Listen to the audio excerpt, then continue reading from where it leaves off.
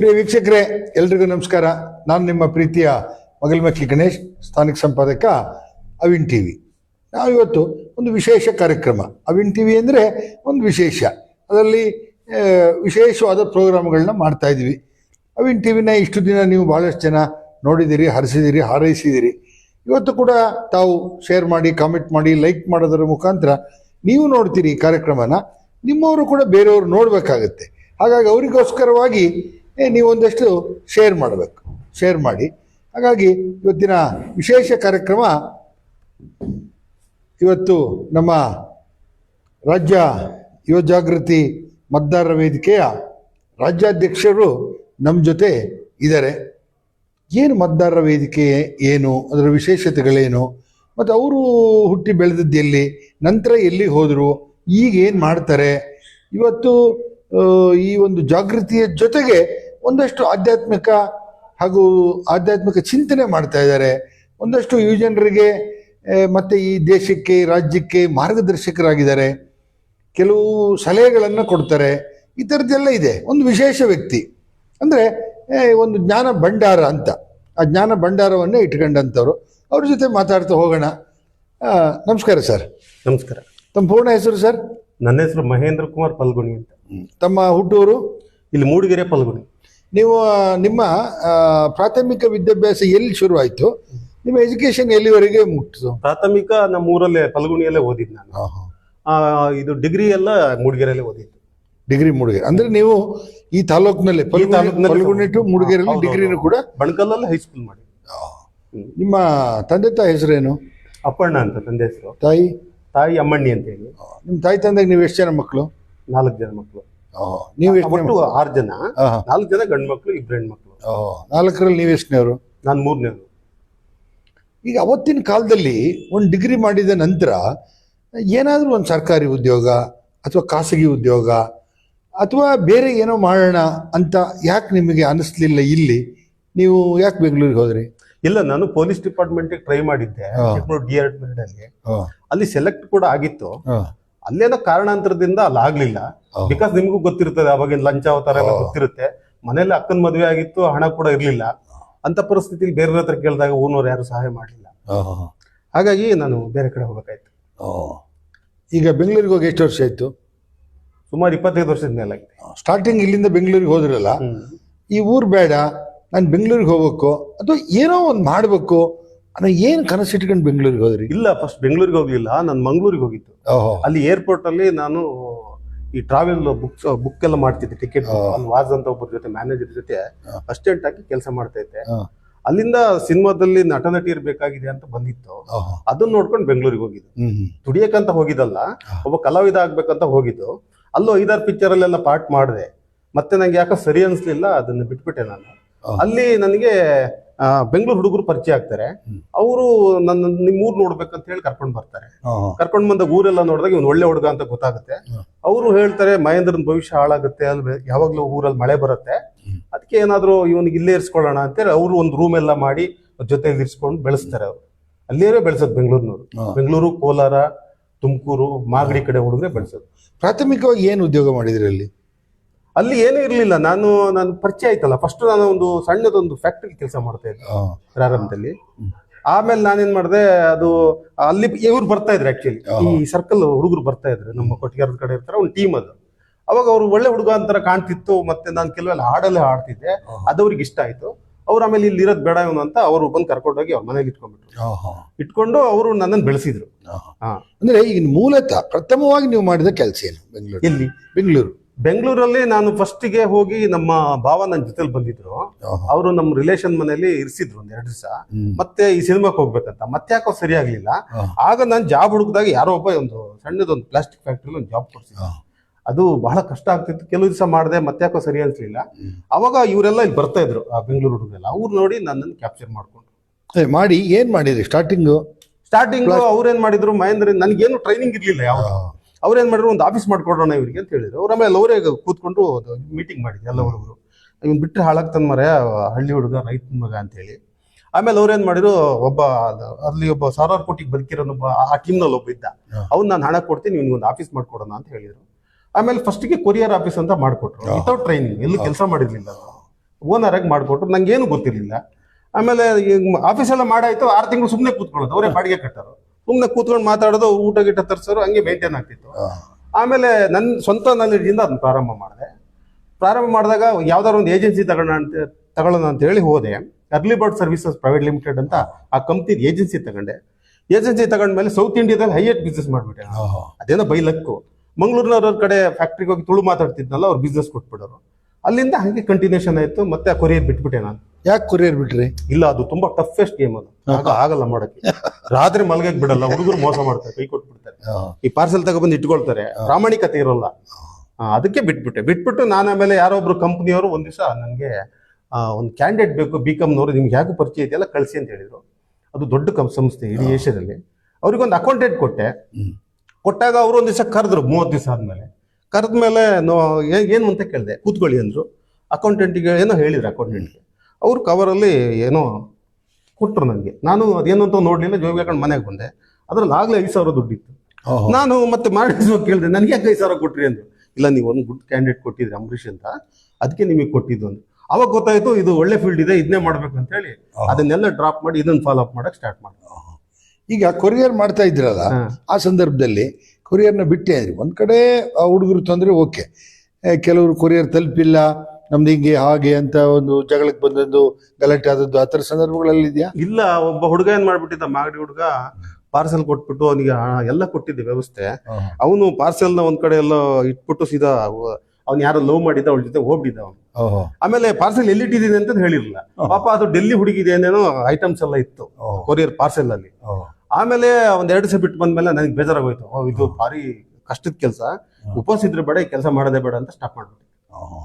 ಆಮೇಲೆ ಏನ್ ಮಾಡಿರಿ? ಆಮೇಲೆ ಕನ್ಸಲ್ಟೆನ್ಸಿ ಸ್ಟಾರ್ಟ್ ಮಾಡಿದ್ವಿ. ಕನ್ಸಲ್ಟೆನ್ಸಿ ಅಂತಂದ್ರೆ ಜಾಬ್ ಹೌದೌದು, ಉದ್ಯೋಗ ಮಾಹಿತಿ ಮಾಡಿದೆ.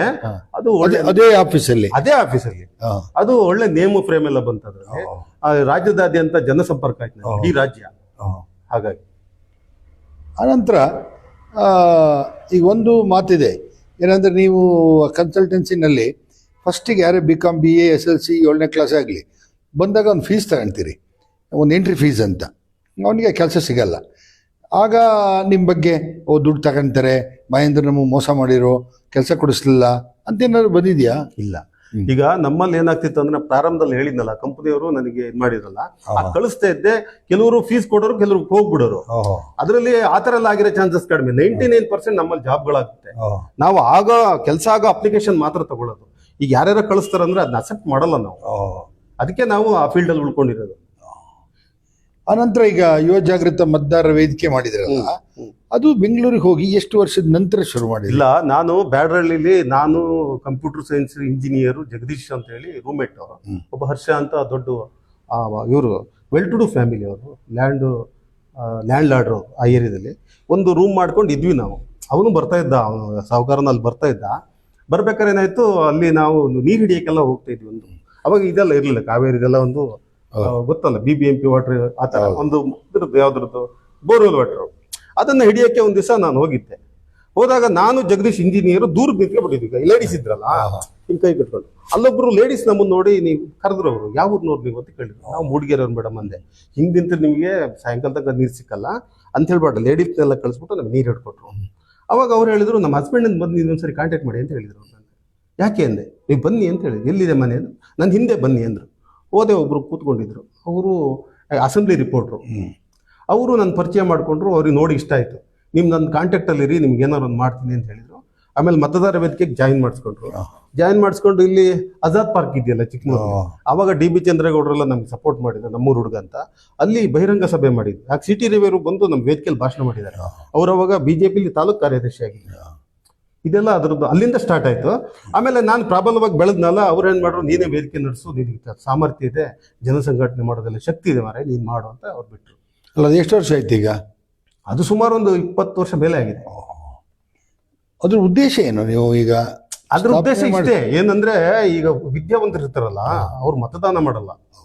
ಆ ಮತದಾನ ಮಾಡಿ ಅಂತ ಜಾಗೃತಿ ಮೂಡಿಸೋದಷ್ಟೇ. ಇಂಥವ್ರಿಗೆ ಮಾಡಿ ಅಂತ ನಾವೇನ್ ಹೇಳಲ್ಲ. ಅದು ಏನು ವಿದ್ಯಾಭ್ಯಾಸ ಇರುವಂತರು ಅಂದ್ರೆ ನಿಮ್ಮ ಬೆಂಗಳೂರಿನಲ್ಲಿ ಮಾತ್ರ ಮತದಾನ ಮಾಡಲ್ಲ, ಇಲ್ಲೂ ನಮ್ಮಲ್ಲಿ ಬೇಕಾದಷ್ಟು ಜನ ವಿದ್ಯಾವಂತರು ಇದ್ದಾರೆ, ಎಲ್ಲ ಮತದಾನ ಮಾಡ್ತಾರೆ. ನಾನು ಹೇಳಿದ್ದೆ ಬೆಂಗಳೂರಿಗೆ, ನಾನು ಹೇಳಿದ್ದೆ ಸಿಟಿ. ಅಲ್ಲ, ನೀವು ರಾಜ್ಯಾಧ್ಯಕ್ಷರಲ್ಲ. ಈಗ 31 ಜಿಲ್ಲೆ ಇದೆ. ಎಲ್ಲಾ ಕಡೆನೂ ಹೋಗಿ ಪ್ರಚಾರ ಮಾಡಿ ಒಂದು ಅವೇರ್ನೆಸ್ ಮೂಡಿಸಕ್ಕೆ. ಹೌದು, ನಮ್ಮಲ್ಲಿ ನೆಟ್ವರ್ಕ್ ಇದೆ. ಅವರು ಕಾಣಿಸ್ಕೊಳ್ಳಲ್ಲ, ಅವ್ರು ಮಾಡ್ತಾರೆ. ಈಗ ಚಿತ್ರದುರ್ಗದಲ್ಲಿ ಪಾಪಣ್ಣ ಇದ್ದಾರೆ, ಅವರೊಬ್ರು ಸ್ಪೆಷಲ್ DC ತಮ್ಮ, ಆತರ ಅವ್ರು ಹೊರಗಡೆ ಕಾಣಿಸ್ಕೊಳ್ಳಲ್ಲ. ಒಟ್ಟು 100% ವರ್ಕ್ ಮಾಡ್ತಾರೆ. ನಮ್ಮ ಜಿಲ್ಲೆಯಲ್ಲಿ ಚಿಕ್ಕಮಗಳೂರಲ್ಲಿ ಮೊದಲು ಇವರಿದ್ರು, ನಮ್ಮ ಹೊರಟಿ ರಘು ಎಲ್ಲ ಇದ್ರು, ಮತ್ತೆ ನಿಮ್ಮ ಛತ್ರಮಯದಲ್ಲಿ ನರಸಿಂಹ ಅಂತ ಟೈಲರ್ ಅವರೆಲ್ಲ ಇದ್ರು. ಅವರು ಈಗ ತನ್ನ ಕೈಲಾಗಿದ್ದು ಮಾಡ್ತಾರೆ ಅಷ್ಟೇ. ಈಗ ಹಳ್ಳಿಯಲ್ಲಿ ಇರ್ತಕ್ಕಂಥ ಹುಡುಗರು ಇತ್ತೀಚೆಗೆ ಇಡೀ ರಾಜ್ಯದಲ್ಲಿ ಕೃಷಿ ಕುಟುಂಬ ಇರ್ಬೋದು, ಯಾರೇ ಇರ್ಬೋದು, ಹೆಚ್ಚು ಪಟ್ಟಣವನ್ನು ಅವಲಂಬಿಸ್ತಾ ಇದ್ದಾರೆ. ಈಗ ಒಂದು ಸಂಬಳ ಸಿಗುತ್ತೆ, ಇನ್ನೊಂದು ಮಗದೊಂದು ಅಂತ. ಅದು ಹಳ್ಳಿ ಮಕ್ಕಳಿಗೆ ಎಷ್ಟು ಸರಿ? ಅವ್ರಿಗೆ ಏನಾದ್ರು ಒಳ್ಳೆ ಫಲಿತಾಂಶ ಸಿಗ್ತಾ ಇದೆಯಾ? ಇಲ್ಲ, ಬೆಂಗಳೂರಲ್ಲಿ ಏನಂದ್ರೆ ಆತ ಒಳ್ಳೆ ಉದ್ದೇಶ ಇಟ್ಕೊಂಡ್ರೆ ಆತರ ದೊಡ್ಡ ಪ್ರಮಾಣದಲ್ಲಿ ಬೆಳಿಬಹುದು. ಇವ್ರ ಉದ್ದೇಶ ಒಳ್ಳೇದಿರ್ಬೇಕು. ಅಲ್ಲಿ ಒಳ್ಳೆಯವ್ರು ಸವಾಸ ಮಾಡ್ಬೇಕು. ಅಲ್ಲಿ ನಿಮ್ಗೆ ಹೋದಾಗ ಕೆಟ್ಟವರು ಸಿಗ್ತಾರೆ, ಒಳ್ಳೆಯವರು ಸಿಗ್ತಾರೆ. ಎಲ್ಲರನ್ನು ಸಮಾನ ಮನಸ್ಸಿಂದ ನೋಡ್ಕೊಂಡು ಇವನು ಏನಾರು ಸಾಧಿಸ್ಬೇಕು. ಸುಮ್ನೆ ಅಲ್ಲೇನೋ ಊಟ ಸಿಗುತ್ತೆ, ತಿಂಡಿ ಸಿಗುತ್ತೆ, ಎಣ್ಣೆ ಸಿಗುತ್ತೆ ಅಂತ ಕುಡ್ಕೊಂಡಿದ್ರೆ ಅವ್ನು ಅಲ್ಲೇ ಸತ್ತೋಗ್ತಾನೆ ಕುಡಿದು ಅಷ್ಟೇ. ಎಷ್ಟೋ ಜನ ವಾಪಸ್ ಬಸ್ ಹತ್ತಿದ್ದಾರೆ, ಸತ್ತೇ ಹೋಗ್ತಾರೆ, ಸತ್ತು ಹೋಗಿದ್ದಾರೆ. ಆತರ ಕಾಂಟ್ಯಾಕ್ಟ್ಸ್ ಮತ್ತೆ ಅವನ ಅದೃಷ್ಟ ಸರಿ ಇರ್ಬೇಕು. ನನಗೆ ಸ್ಟಾರ್ ಚೆನ್ನಾಗಿತ್ತು, ನನಗೆ ಅಂತಂತವ್ರೆಲ್ಲ ಸಿಕ್ಕಿದ್ರು, ಇದ್ರ ಸಿಗ್ತಾ ಇರ್ಲಿಲ್ಲ. ಈಗಲೂ ಕನ್ಸಲ್ಟೆನ್ಸಿನೇ ಕೆಲಸ ಮಾಡ್ತಾರೆ, ಅದೇ ಮೇಜರ್ ರಿಯಲ್ ಎಸ್ಟೇಟ್ ಎಲ್ಲ ಮಾಡ್ತೀವಿ. ಈಗ ನೀವು ಒಂದು ವರ್ಷದಲ್ಲಿ 2-3 ತಿಂಗಳು ಊರಲ್ಲಿ ಇರ್ತೀರಿ, ಹಾಗೆಲ್ಲ ಯಾರು ನೋಡ್ಕೊಳ್ಳೋಣ ಸರ್? ಅಲ್ಲಿ ಇದಾರೆ, ನಮ್ಮ ಅಸಿಸ್ಟೆಂಟ್ಸ್ ಇದಾರೆ, ನೋಡ್ಕೊಂಡು ಆಫೀಸ್ ಇನ್ಚಾರ್ಜ್ ಒಬ್ರು ಇದಾರೆ, ಮತ್ತೆ ಫೀಲ್ಡ್ ಅಲ್ಲಿ 1-2-3 ಜನ ವರ್ಕ್ ಮಾಡ್ತಾರೆ. ಅಲ್ಲ, ನಿಮ್ಮನ್ನ ನೋಡಿದ್ದೆ ಕಾಲೇಜು ದಿನಗಳಲ್ಲೇ. ಆಗ್ಲೇ ಒಂಥರ ಕಮ್ಯುನಿಸ್ಟ್ ಮೆಂಟಾಲಿಟಿ, ಹೋರಾಟ ಮಾಡ್ತಕ್ಕಂಥದ್ದು. ಕಮ್ಯುನಿಸ್ಟ್ ಅಂದ್ರೆ ಕ್ವಶನ್ ಮಾಡೋಂಥದ್ದು, ಯಾವುದನ್ನು ಕೂಡ ಹಂಗೆ ಒಪ್ಕೊಂತಿರ್ಲಿಲ್ಲ, ಕ್ವಶನ್ ಮಾಡ್ತಿದ್ರಿ. ಯಾಕೆ ಒಂದು ಸಂಘ ಸಂಸ್ಥೆ ಅಥವಾ ಹೋರಾಟ ಅಥವಾ ರಾಜಕಾರಣ ಯಾಕೆ ಮಾಡಲಿಲ್ಲ? ಇಲ್ಲ, ರಾಜಕಾರಣದಲ್ಲಿ ನಾನು ಆಳ್ವರದು ಯುವ ಲೋಕಶಕ್ತಿಲಿ ನಾನು ಪ್ರಧಾನ ಕಾರ್ಯದರ್ಶಿಯಾಗಿ ಕೆಲಸ ಮಾಡಿದ್ದೀನಿ. ಯಾರು ಆಳ್ವ? ಜೀವರಾಜ್ ಆಳ್ವ ಮತ್ತೆ ಇವರು ಹೆಗ್ಡೆ ಅವರು ಪಕ್ಷದಲ್ಲಿ ಯುವ ಲೋಕಶಕ್ತಿಗೆ ರಾಮಕೃಷ್ಣ ಹೆಗಡೆ. ಹೌದೌದು, ಆ ಪಕ್ಷದಲ್ಲಿ ಕೆಲಸ ಮಾಡಿದ್ದೀನಿ. ಕೆಲಸ ಮಾಡಿ ಅದೇನಾಯ್ತು ಅಂದ್ರೆ ಅದು ಮರ್ಜ್ ಆಯ್ತು. ಇದು ಯಾವ್ದು ದಳಕ್ಕೆ ಮರ್ಜ್ ಆದಾಗ ನಾನು ರಾಜೀನಾಮೆ ಕೊಟ್ಟೆ. ಅಷ್ಟೊತ್ತಿಗಾಗ್ಲೇ 5,000 ಜನ ಸಂಘಟನೆ ಮಾಡಿದ್ದೆ ನಾನು. ಅದು ನನ್ಗೊಂದು ಕಾರ್ ಕೊಟ್ಟಿದ್ರು, ಮತ್ತೆ ಹುಡುಗರನ್ನು ಕೊಟ್ಟಿದ್ರು ಜೊತೆಲಿ. ನಾನು ಜನರಲ್ ಸೆಕ್ರೆಟರಿ ಮಾಡಿದ್ರು. ಆಮೇಲೆ ಇದು ಬೇಡ ಅನಿಸ್ತು, ನಾನು ರಾಜೀನಾಮೆ ಕೊಟ್ಮೇಲೆ ಮತ್ತೆ ರಾಜಕೀಯಕ್ಕೆ ಹೋಗ್ಲಿಲ್ಲ. ಸುಮಾರು ಪಕ್ಷದವ್ರು ಕರೆದ್ರು, ಫ್ರೆಂಡ್ಸ್ ಎಲ್ಲ ಅದ್ರಲ್ಲೇ ಇದಾರೆ. ಏನೋ ಒಂದಿರ್ಬೇಕಲ್ಲ, ಈಗ ರಾಜಕಾರಣಕ್ಕೆ ಹೋಗಕ್ಕಿಲ್ಲ ಅನ್ನೋದು ಏನು ಉದ್ದೇಶ? ಏನು ಇಲ್ಲ, ಸುಳ್ಳು ಹೇಳ್ಬೇಕು. ಸುಳ್ಳು ಹೇಳಿದ್ರೆ ನಮಗೆ ರಾತ್ರಿ ನಿದ್ರೆ ಬರೋಲ್ಲ, ಸಮಸ್ಯೆ ಆಗ್ಬಿಡುತ್ತೆ. 3 ಗಂಟೆ 2 ಗಂಟೆಗೆ ಹೆಚ್ಚಿಗೆ ಆಗ್ಬಿಡ್ತದೆ, ಆ ಪಾಪ ಪ್ರಜ್ಞೆ ಕಾಡಕ್ ಸ್ಟಾರ್ಟ್ ಆಗ್ಬಿಡ್ತದೆ. ಇದು ಸಮಸ್ಯೆ. ಹಾಗಾದ್ರೆ ಇವತ್ತು ರಾಜಕಾರಣ ನಡೀತಾ ಇದೆಯಲ್ಲ, ಒಂದು 20 ವರ್ಷದಿಂದ ಈಚೆ ತಗೊಳ್ಳೋಣ, ಸರಿನೇ ಇಲ್ವಾ ರಾಜಕಾರಣ? 70% ಸರಿ ಇಲ್ಲ ಅದು. ಆದ್ರೂ ಜನ ಒಪ್ಕೊಂತಾರಲ್ಲ ಸರ್? ಜನ ಹಣ ಕೊಡ್ತಾರೆ, ಅವ್ರಿಗೆ ಆಮಿಷ ತೋರಿಸ್ತಾರೆ, ಅವ್ರನ್ನ ವರ್ಣರಂಜಿತವಾಗಿ ನೋಡ್ಕೊಳ್ತಾರೆ, ಅದರಿಂದ ಅದನ್ನ ಒಪ್ಕೊಳ್ತಾರೆ ಜನ. ಈಗ ಹಣ ಇದೆ ಅಂದ್ರೆ ಇಂಡಸ್ಟ್ರಿಯಲಿಸ್ಟು ಇಂಥವರೇ ಎಲ್ಲ ಚುನಾವಣೆ ನಿಂತು ಗೆದ್ದು ಮಾಡ್ಬೋದು. ಬೇಕಾದಷ್ಟು ಜನ ಸಮಾಜ ಸೇವಕರು, ಪಕ್ಷದ ಕಾರ್ಯಕರ್ತರೆಲ್ಲ ಇವತ್ತು ಚುನಾವಣೆಗೆ ನಿಂತು ಗೆಲ್ತಾ ಇದ್ದಾರೆ ಅಲ್ವಾ? ಅವಾಗ ಹಣ ಅಂತ ಏನ್ ಬರ್ತದೆ? ಅಲ್ಲಿ ಫೀಡ್ ಮಾಡ್ತಾರೆ ಅವ್ರಿಗೆ ಫೀಡ್ ಮಾಡೋರು ಅಲ್ಲೇ ಇರ್ತಾರೆ, ಮಾಡ್ತಾರ, ಮಾಡಿಸಿ ಅವರು ಮರ್ಯಾದೆಗೋಸ್ಕರ ಗೆಲ್ಲಿಸ್ತಾರೆ ಅವರು. ಅಲ್ಲ, ನೀವೀಗ ಬೆಂಗಳೂರಿನಲ್ಲೇ ಇರೋದ್ರಿಂದ ನಿಮ್ಮ ಒಂದು ಸುಂಕದಕಟ್ಟೆ, ಮಾಗಡಿ ಆ ಕ್ಷೇತ್ರದಲ್ಲಿ BBMP ನೀವು ಸ್ಪರ್ಧೆ ಮಾಡ್ಬೋದಿತ್ತಲ್ಲ? ಅಲ್ಲಿ ತುಂಬಾ ಜನ ಹೇಳಿದ್ರು, ನನಗೆ ಏನು ಬೇಡ ಅನ್ಸ್ತದೆ, ರಾಜಕಾರಣನೇ ಬೇಡ ಅಂತ. ಅದು ನನಗೇನು ಸರಿ ಅನ್ಸ್ಲಿಲ್ಲ. ನಾನು ಬೇಕಾದಷ್ಟು ವೇದಿಕೆಗಳಲ್ಲಿ ಭಾಷಣ ಮಾಡಿದ್ದೀನಿ ಇಡೀ ರಾಜ್ಯದಲ್ಲಿ, ಮತ್ತೆ ಬೆಂಗಳೂರಲ್ಲಿ ಸಾಕಷ್ಟು ವೇದಿಕೆಯಲ್ಲಿ ಭಾಷಣ ಮಾಡಿದ್ದೀನಿ. ಅದು ನನಗೆ ನೋಡಿದೆ, ಅಕ್ಕಪಕ್ಕ ಕೂತ್ಕೊಳ್ಳೋರು, ಅವ್ರು ಮಾತಾಡೋದು, ಇದು ನನಗೆ ಇಷ್ಟ ಆಗಲಿಲ್ಲ. ನನಗೆ ಇಷ್ಟ ಆಗಲಿಲ್ಲ, ಅದಕ್ಕೆ ಬೇಡ ಅಂತ ಹೇಳಿದೆ ನಾನು. ಓಕೆ ಸರ್, ಆಮೇಲೆ ನಿಮ್ಮ ಬದುಕಿನ ಬಗ್ಗೆ ಒಂದಷ್ಟು ಮಾತಾಡೋಣ. ಈಗ ನಿಮಗೂ ವಯಸ್ಸಾಗ್ತಾ ಬಂದಿದೆ. ಈಗ ಒಂದು ಕಡೆ ಅದು ಬರ್ತೀನಿ ಆಧ್ಯಾತ್ಮಕ್ಕೆ. ಆಮೇಲೆ ಈಗ ನಿಮ್ಮ ಒಂದು ಜೀವನ, ಈಗ ಒಂದೇನೋ ಹೇಳ್ತೀವಲ್ಲ, ಯಂಗ್ಸ್ಟರ್ಸ್ ಒಂದು ಏಜಲ್ಲಿ ಮದುವೆ ಆದರೆ ಒಂದು ಲೈಫ್ ಹಿಂಗಿರುತ್ತೆ, ಹಾಗೆ ಹೀಗೆ ಅಂತೇಳಿ.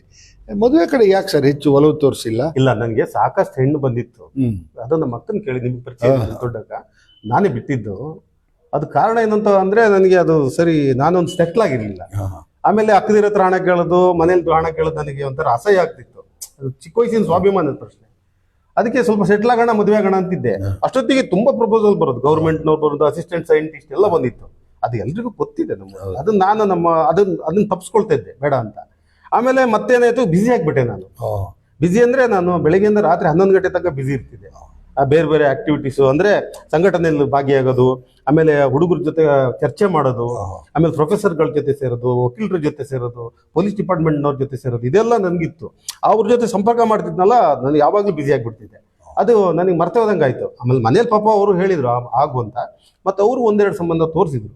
ನೀವು ಪೊಲೀಸು ಅದೇನೋ ಆಗ ಒಂದು ಪೊಲೀಸ್ ಗಿರಿ ಅಂತ, ನೈತಿಕ ಪೊಲೀಸ್ ಗಿರಿ ಅಲ್ಲ, ಏನೋ ಒಂದು ಪೊಲೀಸ್ ಡಿಪಾರ್ಟ್ಮೆಂಟ್ ಅಲ್ಲಿ ಕೆಲಸ ಮಾಡ್ತಿಲ್ಲ. ನನಗೆ ನಾನು ಸೋಷಿಯಲ್ ವರ್ಕ್ ಮಾಡ್ತಿದ್ನಲ್ಲ, ಎಲ್ಲ ಪತ್ರಿಕೆಯಲ್ಲಿ ಬರ್ತಿತ್ತು ಬೆಂಗಳೂರಲ್ಲಿ. ಅವರು ಒಬ್ರು ಐಡೆಂಟಿಫಿಕೇಶನ್ ಮಾಡಿ ನನ್ನ ವಿಶೇಷ ಪೊಲೀಸ್ ಅಧಿಕಾರಿ ಅಂತ ನೇಮಕ ಮಾಡಿದ್ರು. ಅದೆಲ್ಲ ಪತ್ರಿಕೆಯಲ್ಲಿ ಬಂದಿತ್ತು. ಅವರು ಊರಲ್ಲಿ ಬಂದು ಇನ್ವೆಸ್ಟಿಗೇಷನ್ ಮಾಡೇ ಕೊಟ್ಟಿರೋದು. ಆಮೇಲೆ ಕಾಮಾಕ್ಷಿ ಪಿಳ್ಳೆ ಸ್ಟೇಷನ್ ಅವರು ಬಂದಿದ್ರು, ಬಂದೆಲ್ಲ ಇನ್ವೆಸ್ಟಿಗೇಷನ್ ಮಾಡಿ ಇವ್ರ ಮೇಲೆ ಏನು ಬ್ಲಾಕ್ ಮಾರ್ಕ್ ಇಲ್ಲ ಅಂತ ಹೇಳಿ ನನಗೆ ವಿಶೇಷ ಪೊಲೀಸ್ ಅಧಿಕಾರಿಯಾಗಿ ಮಾಡಿದ್ರು. ಅವಾಗ ನನಗೇನಾಗ್ಬಿಡುದು, ಇನ್ನೂ ಸಮಸ್ಯೆ ಜಾಸ್ತಿ ಆಗ್ಬಿಡ್ತು. ಸುಂಕದ ಕಟ್ಟೆ ಟ್ರಾಫಿಕ್ ಮೇಂಟೈನ್ ಮಾಡಬೇಕು, ಅಲ್ಲಿ ಪೋಲಿ ಹುಡುಗರನ್ನ ಕಂಟ್ರೋಲ್ ಮಾಡಬೇಕು, ಇವ್ರು ಊಟಕ್ಕೆ ಹೋದಾಗ ನಾನು ನೋಡ್ಕೋಬೇಕು ಟ್ರಾಫಿಕ್. ಅವಾಗ ನನಗೆ ಡಸ್ಟ್ ಅಲರ್ಜಿ ಸ್ಟಾರ್ಟ್ ಆಗೋದು. ಅವಾಗ ಈಗ ಸಬ್ ಇನ್ಸ್ಪೆಕ್ಟರ್ ಊಟಕ್ಕೆ ಹೋಗ್ತಾರೆ, ಅವಾಗ ಅಲ್ಲಿ ಯಾರು ಇರಲ್ದಾಗ ನಾನು ನೋಡ್ಕೋಬೇಕಾಗ್ತದೆ. ಈ ತರ ತೊಂದರೆ ಆಗ್ತಿತ್ತು. ಅಂದ್ರೆ ಪವರ್ ಇತ್ತ ಕೇಸ್ ಗೀಸ್ ಹಾಕಕ್ಕೆ, ಹೆದರ್ಸಕ್ಕೆ? ಇಲ್ಲ, ಅವ್ರಿಗೆ ಹೋಗಿ ಸ್ಟೇಷನ್ಗೆ ಹೋಗಿ ಏನಾರು ಮಾಡ್ಬೋದು, ಮತ್ತೆ ಸರ್ಕಲ್ ಕೇಳ್ಬೋದು, ಎಲ್ಲರ ನಂಬರ್ ನನ್ನ ಹತ್ರ ಇರುತ್ತೆ, ಈಗಲೂ ಇದೆ ಎಲ್ಲರದು. ಅದನ್ನ ಪೊಲೀಸ್ ಗ್ರೂಪೇ ಸಪ್ರೇಟ್ ಮಾಡಿದೀವಿ. ಓಕೆ ಸರ್, ಈಗ ಸೆಟ್ಲ್ ಆಗಿದ್ದೀರಿ. ಈಗ ಅವತ್ತು ಸೆಟ್ಲ್ ಆಗಕ್ಕೆ ಕಷ್ಟ ಇತ್ತು, ಮತ್ತೇನೇನೋ ಆಗಿ ಅದು ಸೆಟ್ಲ್ ಆದ್ರಿ. ಸೆಟ್ಲ್ ಆದ್ಮೇಲೆ ಮದುವೆ ಚಿಂತೆನೆ ಬಿಟ್ಬಿಟ್ರ? ಇಲ್ಲ ಇಲ್ಲ, ಈಗಲೂ ಆಗ್ತೀನಿ. Very good, very good. ಆತರ ಏನಿಲ್ಲ, ಅದೆಲ್ಲ ಸುಳ್ಳು. ಇದು ಬ್ರಹ್ಮಚಾರಿ ಆತರ ಅದೆಲ್ಲ ಸುಳ್ಳು ಸುಳ್ಳು ಸುಳ್ಳು. ಅದು ಸೃಷ್ಟಿಯ ನಿಯಮದ ಪ್ರಕಾರ ಅದು ದೊಡ್ಡ ಧರ್ಮ. ಬ್ರಹ್ಮಚಾರಿ ಅನ್ನೋ ಶಬ್ದ ಇದೆಯಲ್ಲ, ಸೃಷ್ಟಿಯ ನಿಯಮದ ಪ್ರಕಾರ ದೊಡ್ಡ ಧರ್ಮ. ಅಂದ್ರೆ ಒಂದು ಹೆಣ್ಣಿಗೆ ಮೋಸ ಮಾಡ್ದಂಗೆ ಆಗ್ಬಿಡುತ್ತೆ. ಎಲ್ಲರೂ ಮದುವೆ ಆಗ್ಲ ಹೆಣ್ಣಿನ ಪಾಡೇನಾಗ್ಬೇಕು, ಆ ಜನ್ಮ ಕೊಟ್ಟ ತಾಯಿ ತಂದೆ ಪಾಡೇನಾಗ್ಬೇಕು. ಅಲ್ಲ, ಈಗ ಹಾಗಾದ್ರೆ ಈ ಬ್ರಹ್ಮಚಾರಿಗಳು ಇದಾರಲ್ಲ ಈ ದೇಶದಲ್ಲಿ ಇಷ್ಟು ಜನ, ಅವರೆಲ್ಲ ದ್ರೋಹ ಮಾಡ್ದಂಗ ಆಯ್ತಾ? ಈಗ ಅಲ್ಲ, ಇನ್ನೊಬ್ಬರ ಬಗ್ಗೆ ನಾನು ಕಮೆಂಟ್ ಮಾಡಲ್ಲ. ನಾನು ವೈಯಕ್ತಿಕವಾಗಿ ನನಗೆ ಸೃಷ್ಟಿ ಜ್ಞಾನ ನೀಡಿದೆ, ಅದ್ರ ಬಗ್ಗೆ ಹೇಳ್ತಾ ಇದ್ದೀನಿ. ಅದು ದೊಡ್ಡ ಧರ್ಮ. ಅದು ಹೆಣ್ಣಿನ ನೋಡಿ ಮದುವೆ ಆಗ್ಬಾರ್ದು ಅಂತ ಯಾವ ಧರ್ಮ ದೇವತೆಗಳು ಹೇಳಿಲ್ಲ. ಸುಳ್ಳದು, ಅದು ಸುಳ್ಳು. ಈ ತರ ಅದೆಲ್ಲ ನಾನು ಒಪ್ಪೋದೇ ಇಲ್ಲ. ಈಗ ಆಧ್ಯಾತ್ಮ ಮತ್ತೆ ಭಕ್ತಿ ಮಾರ್ಗ ಅಂದ್ರೆ ಏನ್ ಸರ್? ಅದಕ್ಕೂ ಡಿಫ್ರೆನ್ಸ್ ಏನು? ಒಂದ್ ಕಡೆ ಆಧ್ಯಾತ್ಮ ಅಂತಾರೆ, ಒಂದ್ ಕಡೆ ಭಕ್ತಿ ಮಾರ್ಗ ಅಂತಾರೆ. ಭಕ್ತಿ ಮಾರ್ಗ ಅಂದ್ರೆ ಪೂಜೆ ಮಾಡೋದು. ಈಗ ಒಂದು ಕಲ್ಲಿದೆ ಅಂತ ಇಟ್ಕೊಳ್ಳಿ, ಈ ಮೊಬೈಲ್, ನೀವು ಈ ಮೊಬೈಲ್ ದಿನಾ ಪೂಜೆ ಮಾಡ್ತಾ ಬನ್ನಿ. ಅಂದ್ರೆ ಏಕಾಗ್ರತೆಯಿಂದ ಮಾಡ್ಬೇಕು. ಮಾಡಿದಾಗ ಇದು ದೈವ ಸ್ವರೂಪ ಪಡೀತದೆ. ಯಾವಾಗ ಪಡೀತದೆ? ನೀವು ಸತ್ಯ ಮತ್ತೆ ನ್ಯಾಯದ ಮಾರ್ಗದಲ್ಲಿ ಇದ್ರೆ ಮಾತ್ರ ಪಡೀತದೆ. ಇಲ್ಲಾಂದ್ರೆ ಇದು ಬರೀ ಕಲ್ಲೇ, ಇದು ಮೊಬೈಲೇ ಆಗುತ್ತೆ. ಸೃಷ್ಟಿಯಲ್ಲಿ ಆತರ ನಿಯಮಗಳಿದೆ. ಆಧ್ಯಾತ್ಮ ಅಂದ್ರೆ ಆಧ್ಯಾತ್ಮ ಅಂದ್ರೆ ಸ್ಟಡಿ ಮಾಡೋದು, ಭಗವಂತನ ಬಗ್ಗೆ ಸ್ಟಡಿ ಮಾಡ್ತಾರ ಅವರು. ನಿತ್ಯ ನಿರಂತರವಾಗಿ ಸ್ಟಡಿ ಮಾಡ್ತಾರ ಅವ್ರು, ಅಷ್ಟೇ, ಇನ್ನೇನು ಮಾಡಲ್ಲ ಅವರು. ಈಗ ಭಕ್ತಿ ಮಾರ್ಗದಲ್ಲಿ ದೇವರು ಅಂತಾರೆ, ಆಧ್ಯಾತ್ಮದಲ್ಲಿ ಭಗವಂತ ಅಂತಾರೆ. ಈ ಭಗವಂತ ಅಂದ್ರೆ ಒಂದು ಬೆಳಕಷ್ಟೇ, ಅದಕ್ಕೆ ಯಾವುದೇ ತರದ ಆಕಾರ ಇಲ್ಲ, ರೂಪ ಇಲ್ಲ, ಏನೇನು ಇಲ್ಲ ಅಂತ ಹೇಳಿ. ಅದಲ್ಲ, ನನಗೆ ಸತ್ಯ ಗೊತ್ತಿದೆ. ಪರಮಾತ್ಮ ಬೇರೆ, ದೇವ್ರು ಬೇರೆ. ಪರಮಾತ್ಮನಿಗೆ ಇದಿಲ್ಲ, ರೂಪ ಇಲ್ಲ. ಅವನಿಗೆ ರೂಪ ಇಲ್ಲ, ಅವ ಎಲ್ಲ ಕಡೆನೂ ಇರ್ತಾನೆ, ಸುಪ್ರೀಂ. ಆತ ಸುಪೀರಿಯರ್ ಪವರ್ ಇಡೀ ವರ್ಲ್ಡ್ಗೆ. ಆತ ಏನ್ ಮಾಡ್ತಾನೆ ಅಂದ್ರೆ, ಯಾವ್ದಾರ ರೈತನ ಕುಟುಂಬ ಮನೆಯಲ್ಲೋ, ನಿಮ್ಮಂತ ಸತ್ಯವಂತರ ಮನೆಯಲ್ಲೋ ಆತ ಹುಟ್ಟು ಬರ್ತಾನೆ. ಹುಟ್ಟು ಬರೋದಂದ್ರೆ ಬಿಕಾಸ್ ನೋಡಿ, ನಿಮ್ಮ ಆತ್ಮ ಅವಂದಾಗಿರುತ್ತೆ, ಅವನೇ ಪರಮಾತ್ಮನೇ. ಅವನು ಶರೀರ ಮನುಷ್ಯರದಾಗಿರುತ್ತೆ. ಯಾರು ಸತ್ಯವಂತರು ಇರ್ತಾರೆ ಅವ್ರ ಮನೇಲಿ ಭಗವಂತ ಹುಟ್ಟು ಬರ್ತಾನೆ. ಅವನು ಏನ್ ಬೇಕಾದ್ರೂ ಕೂತಲ್ಲೇ ಮಾಡ್ತಾನೆ, ಅವನಿಗೆ ಆಸಕ್ತಿ ಇರುತ್ತೆ. ಈಗ ಮಳೆ ತಡಿಬಹುದು, ಆಯ್ತಾ, ಮಳೆ ಬರ್ದಿದ್ದಂಗೆ ಮಾಡ್ಬೋದು. ಇಲ್ಲೇ ಕೂತ್ಕೊಂಡು ಡೆಲ್ಲಿಲಿ ಒಬ್ರನ್ನ ಆಪರೇಟ್ ಮಾಡ್ಬೋದು ಬರೀ ಮೈಂಡ್ ಅಲ್ಲಿ. ಅಷ್ಟು ಪವರ್ಫುಲ್ ಆತನೇ ಪರಮಾತ್ಮ. ಇನ್ನಿದಾರಲ್ಲ ಇವರು, ಈ ದೇವ್ರುಗಳಿದಾವಲ್ಲ, ದೇವ್ರು ಅವನ್ ಕಂಟ್ರೋಲ್ ಅಲ್ಲಿ ಬರೋದು. ಇವನ್ ಏನ್ ಹೇಳ್ತಾನೆ ಅದು ಕೆಲಸ ಮಾಡುತ್ತಷ್ಟೇ. ಇವ್ರು ದೇವ್ರನ್ನು ಪರಮಾತ್ಮ ಎರಡು ಒಂದಲ್ಲ. ಈ ದೇವ್ರುಗಳು ಹೆಂಗಿದೆ ಅಂದ್ರೆ ಮನುಷ್ಯರೇ ಅವರು. ಈಗ ನಾನು ಶಿವ ನೋಡಿದೆ, ಪಾರ್ವತಿ ನೋಡಿದೆ, ಎಲ್ಲ ನೋಡಿದೆ, ಅವರೆಲ್ಲ ಮನುಷ್ಯರೇ. ಅವ್ರಿಗೆ ಹೆಚ್ಚು ಪವರ್ ಇದೆ. ಪರಮಾತ್ಮ ಹಂಗಲ್ಲ, ಇವರಿಗೆಲ್ಲ ಅಂತಾರೆ ದೊಡ್ಡವನು ಅವನು. ಆತಂದೆ ಮಾಯಲೋಕದಲ್ಲಿ ನೀವು ಜೀವನ ಮಾಡ್ತಾ ಇರೋದು. ಈಗ ಪರಮಾತ್ಮ ಅಂದ್ರೆ ಅದೇ ನಾನು ಹೇಳಿದಲ್ಲ, ಆಧ್ಯಾತ್ಮಿಕದಲ್ಲಿ ಪರಮಾತ್ಮ ಅಂತ ಹೇಳ್ತಾರೆ. ಪರಮಾತ್ಮ ಅಂದ್ರೆ ಯಾರು? ಶಿವನ, ಪಾರ್ವತಿನ, ಈಶ್ವರ, ನಾರಾಯಣ? ನಾರಾಯಣನೇ ಸುಪ್ರೀಮು, ಅವನೇ ಸುಪ್ರೀಮು, ಅವನೇ ಸುಪೀರಿಯರ್ ಪವರ್. ಅವನ್ ಬಿಟ್ರೆ ಶಿವ ಇರೋದು, ಶಿವ ಬಿಟ್ರೆ ಪಾರ್ವತಿ ಇರೋದು, ಆಮೇಲೆ ಮಹಾಲಕ್ಷ್ಮಿ ಪದ್ಮಾವತಿ ಎಲ್ಲ ಬರೋದು. ಶಿವನ್ ಮುಂದೆ ಇವ್ರು ನಿಲ್ಲಕ್ಕಾಗಲ್ಲ. ನಾನ್ ನೋಡಿದ ಪ್ರಕಾರ ನನ್ನ ಪದ್ಮಾವತಿ ಆಗ್ಲಿ, ನನ್ನ ಮಹಾಲಕ್ಷ್ಮಿ ಆಗ್ಲಿ, ಶಿವನ ಎದುರುಗಡೆ ನಿಲ್ಲಕ್ಕಾಗಲ್ಲ. ಅಷ್ಟೊಂದು ಪವರ್, ಟಚ್ ಮಾಡಕ್ಕಾಗಲ್ಲ. ಈಗ ನೀವು ಅಧ್ಯಾತ್ಮ ಭಕ್ತಿ ಮಾರ್ಗರ ಹೆಂಗ್ ತಿಳ್ಕೊಂಡ್ರಿ ಸರ್? ಪುಸ್ತಕ ಓದಿದ್ರು ಅಥವಾ ಎಲ್ಲಾರು ಹರಿದ್ವಾರು ಅಲ್ಲಿ ಇಲ್ಲಿ ಟ್ರೈನಿಂಗ್ ಹೋಗಿ ಜಪ ತಪ ಮಾಡಿದ್ರು? ಅಧ್ಯಾತ್ಮ ಅಂತ ಅಂದ್ಕೊಳ್ಳಿ ಋಷಿ ಮುನಿ ಹತ್ರ ಹೋಗಿ ಕೂತಿದ್ರು. ಇಷ್ಟು ವಿಚಾರನಲ್ಲಿ ಹೆಂಗ್ ತಿಳ್ಕೊಂಡ್ರಿ? ಎಲ್ಲ ಸುಳ್ಳದು. ನೋಡಿ, ಸೃಷ್ಟಿ ನಿಮ್ಗೆ ಡೈರೆಕ್ಷನ್ ನೀಡುತ್ತೆ. ನಿಮ್ಗಿದ್ರೆ ನಾವು ಯಾವುದೇ ಪುಸ್ತಕದಿಂದ ಜ್ಞಾನ ಪಡೆಯಕ್ ಸಾಧ್ಯ ಇಲ್ಲ. ಇವಾಗ ಓದಿ ನಾಳೆ ಮರ್ತೋಗ್ಬಿಡುತ್ತೆ. ಸೃಷ್ಟಿಯಿಂದ ಏನ್ ನಿರ್ದೇಶನ ಇರುತ್ತೆ ಅದು ಮಾತ್ರ ಶಾಶ್ವತವಾಗಿರುತ್ತೆ.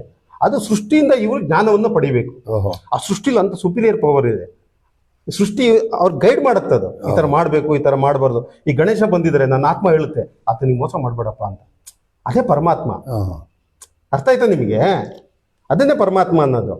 ಈಗ ಅದನ್ನೆಲ್ಲ ಆಧ್ಯಾತ್ಮದಲ್ಲಿ ಪುಸ್ತಕದಲ್ಲಿ ಬರೆದಿಟ್ಟಿದ್ದಾರೆ. ಈಗ ತುಂಬ ಜನ ಇದ್ದಾರೆ. ಇಂಥ ಗುರುಗಳು ನಾನು ಇಂತಿಂಥದ್ದು ಟಿವಿಲಿ ಬರ್ತಾರಲ್ಲ, ನೀವು ಬೆಳಗ್ಗೆ ಎದ್ದು ನೋಡ್ತಿರಲ್ಲ, ಅವರು ಆ ಟಿವಿನಲ್ಲಿ ಬಂದೆಲ್ಲ ಹೇಳ್ತಾರಲ್ಲ, ಅವರು ಅಧ್ಯಾತ್ಮನೋ ಭಕ್ತಿ ಮಾರ್ಗನೋ ಎಲ್ಲ ಗೊಂದಲ ಹೋಗಿದ್ದಾರೆ, ಅದು ಬೇರೆ ವಿಚಾರ. ಈ ಜನ ಮೂಢಾತ್ಮರು ಇರೋದ್ರಿಂದ ಅದು ನೋಡ್ತಾ ಇದ್ದಾರೆ. ಆದ್ರೂ ಈ ಅವರೆಲ್ಲ ಏನ್ ಜ್ಞಾನ ಪಡೆದದ್ದು ಹೇಗೆ ಅದು ಹೇಳ್ತಾರಲ್ಲ, ವಿಚಾರಗಳನ್ನ ಹೇಳ್ತಾರೆ. ಅವರು ಸೃಷ್ಟಿಯಿಂದ ಜ್ಞಾನ ಪಡೆದವ್ರನ್ನ ನಾನು ನೋಡಿಲ್ಲ, ಕಡಿಮೆ. ಅವ್ರು ಬೇರೆಯವರಿಂದ ಪಡೆದಿರ್ತಾರೆ. ಬೇರೆ ಅಂದ್ರೆ ಪುಸ್ತಕ ಓದಿರ್ತಾರೆ, ಗುರುಗಳು ಅಂತ ಅವ್ರಿಗೆ ಯಾರೋ ಗುರುಗಳು ಒಬ್ರು ಇರ್ತಾರೆ, ಅವ್ರು ಹೇಳ್ಕೊಟ್ಟಿರ್ತಾರೆ ಗ್ರಹ ನಕ್ಷತ್ರ ಅಂತ. ಅದ್ರ ಬಗ್ಗೆ ನನಗೆ ಐಡಿಯಾನೇ ಇಲ್ಲ. ನಿಮ್ಗೆ ಯಾರು ಗುರುಗಳು? ನನಗೆ ಯಾರು ಇಲ್ಲ, ಸೃಷ್ಟಿನೇ. ನನಗೆ ಜಗನ್ಮಾತೆಯರೇ ಗುರುಗಳು, ಶಿವ ಪಾರ್ವತಿನೇ ಗುರು ನನಗೆ. ಈಗ ನಾವು ನೋಡ್ದಂಗೆ ಈ ಪ್ರಪಂಚದಲ್ಲಿ ದೇವ್ರನ್ನ ನೋಡಿದ್ನಿ ಅಂತ ಹೇಳಿದಂಥವ್ರು ಬೇಕಾದಷ್ಟು ಜನ ಇದ್ದಾರೆ, ನಿಮ್ಮನ್ನು ಸೇರಿಸಿ. ಆದರೆ ನೋಡ್ತಾರೆ ದೇವ್ರನ್ನ, ನೋಡಿದ್ದಾರೆ ಅಂತಲ್ಲ, ನೋಡಿರ್ಬಹುದು. ಇಲ್ಲ 100%. ಆದ್ರೆ ಅವ್ರಿಗೆ ಯಾಕೆ ಬೇರೆಯವ್ರಿಗೆ ದೇವ್ರನ್ನ ತೋರಿಸಲ್ಲ? ಈ ತರ ಹೋಗಿದ್ರೆ ನೀವು ದೇವ್ರನ್ನ ನೋಡ್ಬೋದು ಅಂತ ಹೇಳಿ ಸಾಧ್ಯ ಇರಲ್ಲ, ಸಾಧ್ಯ ಇಲ್ಲ. ಅದು ನಾನು ಪ್ರತ್ಯಕ್ಷವಾಗಿ ನೋಡಿದ್ದೇನೆ, ಅದು ಸಾಕ್ಷಿ ಆಧಾರಗಳೆಲ್ಲ ಇದೆ. ಎಲ್ಲರೂ ಕೇಳಿದ್ದಾರೆ, ನೋಡಿದಾರೆ, ಅಲ್ಲಿ ಹೋಗಿ ಅಂದ್ರೆ ಸಾಕ್ಷಿಗಳನ್ನು ನೋಡಿದ್ದಾರೆ. ಅದು ನೋಡಕ್ ಸಾಧ್ಯನೇ ಇಲ್ಲ. ಅದು ಯಾರಿಗೆ ಕಾಣಬೇಕು ಅವರಿಗೆ ಕಾಣೋದು, ಬೇರೆಯವ್ರಿಗೆ ಕಾಣೋದು. ಅದು ಒಂದು ಜಗದ ನಿಯಮ ಇದೆಯಾ ಇಂಥವ್ರಿಗೆ? ನಿಯಮದಲ್ಲಿ ಏನಾಗುತ್ತೆ ಅಂದ್ರೆ, ಪರಮಾತ್ಮನ ಅಂಶ ಯಾರಲ್ಲಿ ಇರುತ್ತೆ ಅವನಿಗೆ ಮಾತ್ರ ಕಾಣುತ್ತೆ, ಬೇರೆಯವ್ರಿಗೆ ಕಾಣೋದು ಸುಳ್ಳು. ನಾನು ದೇವ್ರು ನೋಡಿರೋದು ಸತ್ಯ, ಪಿಶಾಚಿ ನೋಡ್ರು ಅಟ್ಯಾಕ್ ಮಾಡಿರೋದು ಸತ್ಯ, ದೇವ ನೋಡಿರೋದು ಸತ್ಯ, ಆಮೇಲೆ ಆದಿಶೇಷನ್ ನೋಡಿರೋದು ಸತ್ಯ, ಎಲ್ಲ ಸತ್ಯನೇ. ಅದು ಫೇಸ್ಬುಕ್ ಅಲ್ಲಿ ಬರ್ದಿದ್ದೀನಲ್ಲ, ಒಂದು ಸೆಂಟೆನ್ಸ್ ಫಾಲ್ಸ್ ಇಲ್ಲ. ಈಗ ಆಧ್ಯಾತ್ಮ ಅಂತಂದ್ರೆ ಶಾಕಾಹಾರಿಯಾಗಿರ್ಬೇಕು, ಆಮೇಲೆ ಏನು ಬ್ರಹ್ಮಚಾರಿಯಾಗಿರ್ಬೇಕು, ಈ ಥರದ್ದೆಲ್ಲ ಇದೆ. ಈಗ ನೀವು ಮಾಂಸಾಹಾರ ಅಂತ ತಗೊಳ್ತೀರಾ? ಇಲ್ಲ, ಈಗ ತಗೊಳ್ತಾ ಇಲ್ಲ, ಮುಂಚೆ ತಗೊಳ್ತೀರಾ. ಮಾಂಸಾಹಾರ ಅದೇ, ಈಗ ನೀವು ಮದುವೆ ಆಗ್ಬೇಕು ಅಂತ ಇದ್ದೀರಿ, ಮದುವೆ ಆಗ್ತೀರಿ. ಹಿಂಗೆಲ್ಲ ಆದಾಗ ಭಗವಂತನ ನೆನಪು ಮಾಡಕ್ಕೆ ಮತ್ತೆ ಭಗವಂತನ ಜೊತೆ ಇರಕ್ಕೆ ಸಂಸಾರಿಯಾಗಿ ಸಾಧ್ಯನಾ? ನೋಡಿ, ಏನ್ ಇವ್ರು ಕಲ್ಪನೆ ಮಾಡ್ಕೊಂಡ್ರಿ ಎಲ್ಲ ಸುಳ್ಳೇ. ಹೌದೇನ್ರಿ? ನೀವು ಹೆಂಡತಿ ಜೊತೆ ಇರಿ ಮಾರಯ್ಯ, 1 ಗಂಟೆ ನೀವು ಹೋಗಿ ಧ್ಯಾನ ಮಾಡಿದ್ರೆ ಸಾಕು, ಏಕಾಗ್ರತೆಗೆ ಬಂದ್ರೆ ಸಾಕು, ಜಗತ್ತಿನ ಎಲ್ಲ ಶಕ್ತಿ ನೀವು ಹಿಡಿಬಹುದು. ಅದ್ ಯಾರು ಹೇಳಿ ನಿಮ್ಗೆ ಇದೆಲ್ಲ? ಅಲ್ಲ, ನಾವು ಕೆಲವು ಸುದ್ದಿಗಳನ್ನು ನೋಡ್ತೀವಿ, ಪುಸ್ತಕಗಳನ್ನು ಓದಿದಾಗ ಆಧ್ಯಾತ್ಮ ಅಂದ್ರೆ ನನಗೆ ಸತ್ಯ ಗೊತ್ತಿದೆ ಮಾರಯ್ಯ, ನನಗೆ ಸತ್ಯ ಗೊತ್ತು, ಎಲ್ಲ ಸುಳ್ಳು. ಆಹಾರ ಪದ್ಧತಿಲಿ ದೇವತೆಗಳ ನಿರ್ದೇಶನ ಹೇಳಿದಂತ 2 ಪದಾರ್ಥಗಳನ್ನು ಯೂಸ್ ಮಾಡ್ಬೋದು ಅಂತ ಹೇಳಿದ್ರು. ಅದ್ ನಾನು ಇಲ್ಲಿ ಹೇಳಕ್ಕಾಗಲ್ಲ, ಬೇರೆ ಅದನ್ನ ಮಾಡಬಾರ್ದು ಅಂತ ಹೇಳಿದ್ದಾರೆ, ಅದು ವೆರಿ ಕ್ಲಿಯರ್.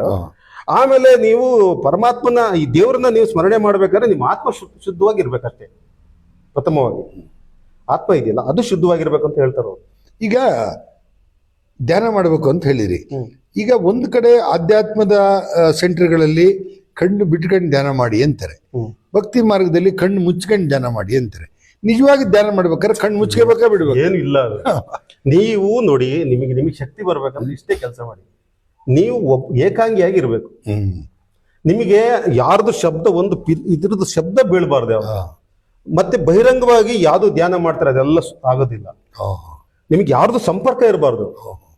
ನಿಮ್ಮ ಮೊಬೈಲ್ ಆಗ್ಲಿ, ಸೌಂಡ್ ಆಗೋದಾಗ್ಲಿ, ಮನೆಯಲ್ಲಿ ಯಾರ ಕರೆಯೋದಾಗ್ಲಿ, ಇದನ್ನ ಧ್ಯಾನ ಅಂತ ಹೇಳಲ್ಲ. ನೀವು 1000 ಜನ ಸೇರ್ಕೊಂಡು ಏನ್ ಧ್ಯಾನ ಮಾಡ್ತೀರಿ ನೀವು? ಈ ಸಾಮಾನ್ಯವಾಗಿ ನಾವು ನೋಡ್ತೀವಿ, ಇಲ್ಲಿ ಬರೋ ಗುರುಗಳೆಲ್ಲ ಭಂಗಿ ಸೇರ್ತಿರ್ತಾರೆ, ಕೆಲವರಲ್ಲೆಲ್ಲೋ ಶರಾಬ್ ಕುಡಿದ್ರು ಅಂತ ಸಿಗರೇಟ್ ಸೇದಿರ್ತಾರೆ, ಈ ತರದವರೆಲ್ಲ ಇರ್ತಾರೆ. ಅವರೆಲ್ಲ ಎಲ್ಲಿ ಧ್ಯಾನ ಮಾಡಕ್ ಸಾಧ್ಯನ? ಸಾಧ್ಯತೆ ಮಾಡ್ತಾರ. ಭಂಗಿನೂ ಸೇದಿ, ಸಿಗರೇಟ್ ಸೇದಿ, ಅದು ನೋಡಿ, ಇದಕ್ಕೂ ದೇವರಿಗೂ ಏನು ಸಂಬಂಧ ಇಲ್ಲ. ಪರಮಾತ್ಮನಿಗೆ ಅದು ಅಭ್ಯಾಸಕ್ಕೂ ಇದಕ್ಕೂ ಏನು ಸಂಬಂಧ ಇಲ್ಲ. ಆತ ಪರಮಾತ್ಮನಲ್ಲಿ ಲೀನ ಆಗಿರ್ತಾನೆ. ಪರಮಾತ್ಮನಲ್ಲಿ ಲೀನ ಆಗ್ಬೇಕು, ದೇವರಲ್ಲಿ ಲೀನ ಆಗ್ಬೇಕು. ಲೀನ ಆದ್ರೆ ನೀವೇನ್ ಮಾಡಿದ್ರೆ ಅವ್ನೇನ್ ಕೇಳಲ್ಲ ನಿಮ್ಮನ್ನ. ನೀವು ಲೀನನೇ ಆಗಿಲ್ಲ ಅಂದ್ರೆ.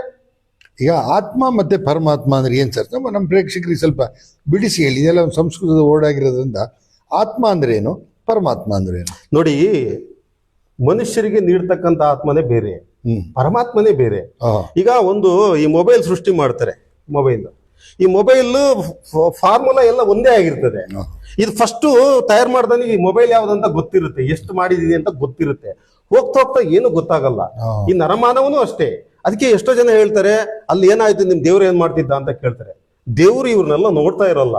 ಯಾವಾಗ ನೋಡ್ತಾನೆ ಅವನು ಅಂದ್ರೆ, ಯಾರು ನಿಮ್ಮಂತ ಪ್ರಾಮಾಣಿಕರು ಪ್ರೇ ಮಾಡಿದಾಗ ಅವ್ನು ಕಣ್ತಾ ಇದ್ದಾನೆ, ಆಗ ಅವನಿಗೆ ಪನಿಷ್ಮೆಂಟ್ ಕೊಡ್ತಾನೆ. 24 ಗಂಟೆ ಇವ್ರನ್ನ ಕಾಯಲ್ಲ ಅವನು. ಇವರ ರಕ್ಷಣೆಯನ್ನು ಇವರೇ ಮಾಡ್ಕೋಬೇಕು.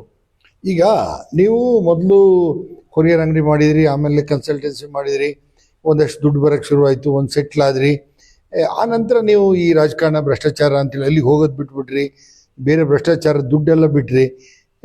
ಆಧ್ಯಾತ್ಮದ ಕಡೆಗೆ ಹೋಗ್ಬೇಕು ಅಂತ ನಿಮ್ಗೆ ಅನ್ಸಿದ್ಯಾ ಸರ್? ಇಲ್ಲ, ನಾನು ಆಧ್ಯಾತ್ಮನೇ ಅಲ್ಲ, ನಾನೇ ಬೇರೆ. ಅದು ನಾನು ನಿಮ್ಗೆಲ್ಲ ಹೇಳಕ್ಕಾಗಲ್ಲ. ಈ ಆಧ್ಯಾತ್ಮ ಭಕ್ತಿ ಮಾರ್ಗ ಯಾವ್ದು ನಾನಲ್ಲ, ನಾನೇ ಬೇರೆ. ನಾನು ಮಾಡ್ತೀನಿ, ನೀವು ನೋಡ್ತಾ ಇರಿ. ನಾನು ಕೂತಲ್ಲೇ ಏನು ಆಪರೇಟ್ ಮಾಡ್ತಾ ಇರ್ತೀನಿ, ನೀವು ನೋಡ್ತಾ ಇರಿ ಅಷ್ಟೇ. ಅಲ್ಲ ಸರ್, ಈಗ ಒಂದು ಇರ್ಬೇಕಲ್ಲ, ಈಗ ಭಕ್ತಿ ಮಾರ್ಗ ಅದು ಎರಡೂ ಅಲ್ಲ ಬಿಡ್ರಿ, ಅದಕ್ಕೂ ನನಗೆ ಏನು ಸಂಬಂಧನೇ ಇಲ್ಲ. ಅಲ್ಲ ಈಗ ಆಧ್ಯಾತ್ಮ ಮತ್ತೆ ಭಕ್ತಿ ಮಾರ್ಗ ಎರಡು. ಅದು ಆಧ್ಯಾತ್ಮ ಅಂದ್ರೆ ಇವ್ರು ಯಾರೋ ಇಲ್ಲಿ ನೀವು ಹೇಳಿದ್ರಲ್ಲ, ಏನೋ ಕೂತ್ಕೊಂಡು ಇದೆಲ್ಲ ಮಾಡ್ತಾರೆ, ಏನೋ ಹೇಳಿದ್ರಲ್ಲ ನೀವು, ಅದೆಲ್ಲ ಏನು ಮನೆ ಮಠ ಸನ್ಯಾಸ ಎಲ್ಲ ಅದೇ ಸ್ಮರಣೆ ಮಾಡ್ಕೊಂಡು ಕೂತ್ಕೊಂಡಿದ್ರು, ಅವ್ರು ಬೇರೆ. ಅದು ಆಧ್ಯಾತ್ಮ ಮಾರ್ಗ. ಈ ಭಕ್ತಿ ಮಾರ್ಗ ಅಂದ್ರೆ ಮನೆಯಲ್ಲಿ ಪರಮಾತ್ಮ ಕಾಪಾಡಪ್ಪ ಅಂತ ದೀಪ ಹಚ್ಚಿ ಅವ್ರಿಗೆ ಪ್ರಣಾಮಗಳನ್ನು ಮಾಡ್ತಾರಲ್ಲ, ಅದು ಭಕ್ತಿ ಮಾರ್ಗ. ಅವು ಎರಡೂ ಅಲ್ಲ. ನಾನು ಅಂದ್ರೆ ನಿಮ್ಮ ಲೆಕ್ಕಾಚಾರದಲ್ಲಿ ಹೇಗೆ ಅಂದ್ರೆ ಮಾಂಸ ತಿನ್ಬೋದು, ಆಮೇಲೆ ಮದುವೆ ಆಗ್ಬೋದು, ಎಲ್ಲ ಇದ್ದು ಕೂಡ ಭಗವಂತನ ನೆನಪು ಮಾಡೋದಕ್ಕೂ ಶಕ್ತಿನ ಪಡ್ಕೊಬಹುದು. ಭಗವಂತನಲ್ಲಿ ಲೀನ ಆಗ್ಬೇಕು ಅಂತ ಹೇಳ್ತೀರ. ಅದೇ ಯಾರು ಲೀನ ಆಗಲ್ಲ, ಯಾರು ಆಗಲ್ಲ. ನಿಮ್ಗೆ ಆ ಶಕ್ತಿ ಹೆಂಗ್ ಬಂದ್ಬಿಡುತ್ತೆ ಸರ್? ನನ್ ಬರ್ತೆ ಬೇರೆ ತರ, ನಾನು ಹುಟ್ಟಿರೋದೇ ಬೇರೆ ತರ ಇದೆ, ಅದನ್ನೆಲ್ಲ ಹೇಳಕ್ಕಾಗಲ್ಲ ನಾನು. ಅಲ್ಲ ಹೇಳಲೇಬೇಕಲ್ಲ. ಈಗ ಜಗತ್ತಿಗೆ ನೀವೀಗ ಹೇಳದೇ ಇದ್ರೆ, ಈಗ ನೋಡಿ ನನಗೆ ಸ್ವಾಮೀಜಿ ಗುರೂಜಿ ಎಲ್ಲ ಇಲ್ಲಿ ಬರ್ತಾ ಇದೆ, ಇದೆಲ್ಲ ಏನ್ ಸರ್ ಸ್ವಾಮೀಜಿ ಗುರೂಜಿ ಅಂತಂದ್ರೆ ಇದೆಲ್ಲ ಅವರು ನೇಮಕ ಅವ್ರು ಅದ್ ಮಾಡ್ತಾರೆ. ಅಲ್ಲಿ ನಿಮಗೆ ಸ್ವಾಮೀಜಿ ಗುರೂಜಿ ಅಂದ್ರೆ ಬೇಜಾರು ಬರುತ್ತೆ. ಓಹೋ. ಮತ್ತೆ ಯಾರಾದ್ರೂ ಭಕ್ತರು ಮಠ ಅಂದ್ರೆ ಸಿಟ್ಟು ಬರುತ್ತೆ ನನಗೆ. ಕಾಲು ಹಿಡಿದ್ರೆ ಏನ ಕಾಲದಲ್ಲಿ ಬೇಜಾರು ಬೆಳಿ ಬರ್ತಾವೆಲ್ಲ. ಏನೋ ಆಕಸ್ಮಿಕವಾಗಿ ಯಾರು ಗೊತ್ತಾಗ್ದಲ್ಲೇ ಬೀಳ್ತಾರೆ, ಆಚೆ ಈಚೆ ನೋಡಿದಾಗ ಅದೆಲ್ಲ ಬೀಳ್ಬಾರ್ದು, ತಪ್ಪದು. ಅಲ್ಲ ಹಿರಿಯರಿಗೆ ಕಾಲು ಹಿಡಿಯೋದು ಹೌದಾ ಒಳ್ಳೇದಾ? ಒಳ್ಳೇದು. ಮನೆಯಲ್ಲಿರೋರಿಗೆ ಒಳ್ಳೇದು. ಅದೇ ಹಿರಿಯರಿಗೆ ಇರ್ಬೋದು. ಅದು ಮುತ್ತೈದೆಯವರು, ವಯಸ್ಸಾದ ವೃದ್ಧರು ಇರ್ತಾರಲ್ಲ ಮಹಿಳೆಯರು, ಅವರಿಂದ ನೀವು ಆಶೀರ್ವಾದ ಪಡೆದ್ರೆ ತುಂಬಾ ಒಳ್ಳೇದಾಗ. ಈಗ ಮದುವೆದು ಹೇಳಿದ್ರಿ, ಪ್ರಪೋಸಲ್ ಬಂದಿತ್ತು ಅಂತ. ಈಗ ನೀವು ಒಂದಷ್ಟು ಜ್ಞಾನ ಇರೋದ್ರಿಂದ ಈಗ ನಿಮಗೂ ಒಂದು ಮದುವೆ ಏಜ್ ಇರೋದ್ರಿಂದ ಹುಡುಗಿನೇ ಬಯಸ್ತೀರಾ, ಅಥವಾ ಯಾರಾದ್ರೂ ಒಂದು ಕಷ್ಟದಲ್ಲಿರೋಂಥದ್ದು, ವಿಡೋ ಆಗಿರೋಂಥವ್ರು, ಆಕ್ಸಿಡೆಂಟಲ್ ಡೆತ್ ಆಗಿ ಗಂಡತ್ತೀರು, ಈ ಥರದ್ದು ಏನಾದ್ರು ಇದ್ರೆ ಅಂಥವ್ರು ಮದುವೆ ಆಗ್ತಾರೆ. ಅಲ್ಲ, ನನ್ನ ಹುಡುಗಿ ಅವರು ಇವರು ಅಂತಲ್ಲ, ಸಮಾನ ಮನಸ್ಸು ಇರ್ತಾರಲ್ಲ, ಫಸ್ಟ್ ನಾನು ಯಾರು ಅಂತ ಅವ್ರಿಗೆ ಅರ್ಥ ಆಗ್ಬೇಕು. ಅದೇ ದೊಡ್ಡ ಸಬ್ಜೆಕ್ಟ್. ಈಗ ನಾನು ಹುಟ್ಟಿದೀನಿ, ನಮ್ಮಿಬ್ರು ಅಕ್ಕದರಿಗೆ ಇವತ್ತು ಅರ್ಥ ಆಗಿಲ್ಲ, ಅವ್ರಿಗೆ ಇವತ್ತು ಅರ್ಥ ಆಗಿಲ್ಲ. ಅವ್ರಿಗೇನೋ ನನ್ನ ತಮ್ಮ ಅಂತ, ಅವ್ರು ನನ್ಗೆ ಗೊತ್ತಾ, ಇವನು ಸಣ್ಣ ಮಗು, ನಾವು ಸಾಕಿರೋದು, ಇವ್ನು ನಾವ್ ಹೇಳ್ದಂಗೆ ಕೇಳ್ಬೇಕು. ಅವ್ರು ಅದ್ ಬಿಟ್ಟರು ಬೇರೆ ಮಾತಾಡಲ್ಲ, ಅವರು ನಾನು ಹೇಳಿದ್ ಕೇಳಲ್ಲ ಅವರು. ಈಗ ಸಾಮಾನ್ಯವಾಗಿ ಗುರುಜಿಗಳು, ಸ್ವಾಮೀಜಿಗಳು, ಈ ಥರ ಅಧ್ಯಾತ್ಮ ಇದರಲ್ಲಿ ಇದ್ದವರು ಈ ಥರ ಡ್ರೆಸ್ ಹಾಕಲ್ಲ, ಪ್ಯಾಂಟ್ ಶರ್ಟ್ ಎಲ್ಲ. ಅವರು ಅದೇ ಪಂಚೆ, ಇನ್ನೊಂದು ವಿಭೂತಿ, ಇಲ್ಲಿ ಬೇರೆ. ಇಲ್ಲಿ ನೀವು ಕೆಲವು ಸಂದರ್ಭದಲ್ಲಿ ನೋಡಿದಿರಿ, ನಿಮ್ಮ ಮನೆ ಹತ್ರ ನೀವು ಹಂಗೆ ಇರ್ತೀರಿ, ಶಿಲೆಗಿಲ್ಲೆಲ್ಲ ಹಾಕ್ಕೊಂಡು ವಿಭೂತಿ ಎಲ್ಲ ಹಾಕಿ ಒಂದಷ್ಟು ಏನೋ ಏಕಾಗ್ರತೆಯಲ್ಲಿ ಇದ್ದಂಗೆ ಎಲ್ಲ ಇರ್ತೀರಿ. ಅದೇ ಥರ ಡ್ರೆಸ್ನ ಮುಂದುವರ್ಸಲ್ಲ ಯಾಕೆ ನೀವು? ಬೇರೆಯವರಾಗಿಲ್ಲ ನಾನು. ಅದು ಒಂದು ಸರ್ಟನ್ ನಾವು ವಚನ ಮತ್ತೆ ನಿಮಗೆ ವಾಗ್ದಾನ ನೀಡ್ತೀನಲ್ಲ, ಆಗ ಮಾತ್ರ ಬಟ್ಟೆನ ತೊಡಬೇಕಂತ ನಿಯಮ ಇದೆ. ಅದು ಅರ್ಧ ಗಂಟೆ ಮಾತ್ರ ತೊಡಕ್ಕೆ ಅದು ಇದಿರ ಸಿಸ್ಟಮ್ ಇರೋದು. ಆಮೇಲೆ ಅದನ್ನ ಆಚೆ ಹಾಕೊಂಡು ಬರಂಗಿಲ್ಲ, ನಾವು ಮಡಿ ಬಟ್ಟೆನ ಹಾಕೊಂಡ್ ಬರಂಗಿಲ್ಲ. ನಾವು ಜನಸಾಮಾನ್ಯರಿಗೆ ಯಾರು ಅಂತಾನೆ ಗೊತ್ತಾಗಬಾರ್ದು. ನಾವು ಫಸ್ಟ್ ಆಫ್ ಆಲ್ ಈ ದೇಶದಲ್ಲಿ, ಪ್ರಪಂಚದಲ್ಲಿ ನಾನು ಯಾರು ಅಂತಾನೆ ಗೊತ್ತಿರಬಾರ್ದು. ನಾನು ಎಲ್ಲ ಕೆಲಸ ನಾನು ಮಾಡ್ತೀನಿ, ಮಾತ್ರ ನನಗೆ ಆಸಕ್ತಿ ಎಲ್ಲ ಇದೆ. ಅಲ್ಲ ನೋಡಿ, ನಿಮ್ಮ ಮನೆ ಹತ್ರ ಅಲ್ಲಿ ಕ್ಲೀನ್ ಮಾಡ್ತಿರ್ತೀರಿ, ನೀವೇ ಅಡುಗೆ ಮಾಡ್ತೀರಿ, ಟೀ ಮಾಡ್ಕೊಡ್ತೀರಿ, ಒಳ್ಳೆ ಬ್ಯೂಟಿಫುಲ್ ಟೀ ಮಾಡ್ತೀರಿ ಬಿಡಿ. ಟೀ ಮಾಡ್ಕೊಡ್ತೀರಿ, ಬಂದವ್ರನ್ನೆಲ್ಲ ಒಂದು ಸಮಯ ನಿಗದಿ ಮಾಡ್ತೀರಿ. ನಿಮ್ಮ ಒಂದು ನಿಮ್ಗೇನಾದ್ರು ಅಡಚಣೆ ಆಯಿತು ಅಂದರೆ, ಜನ ಬರಬಾರ್ದು ಅಂದರೆ ಗೇಟಿಗೆ ಲಾಕ್ ಮಾಡ್ತೀರಿ. ಕೆಲವು ಸರಿ ಬೀಗ ಹಾಕಿ ಲಾಕ್ ಮಾಡಿರ್ತೀರಿ, ಕೆಲವು ಸರಿ ಬೀಗನ ಹಂಗೆ ಸಿಕ್ಸಿರ್ತೀರಿ, ಯಾರು ಬರಬಾರ್ದು ಅಂತ.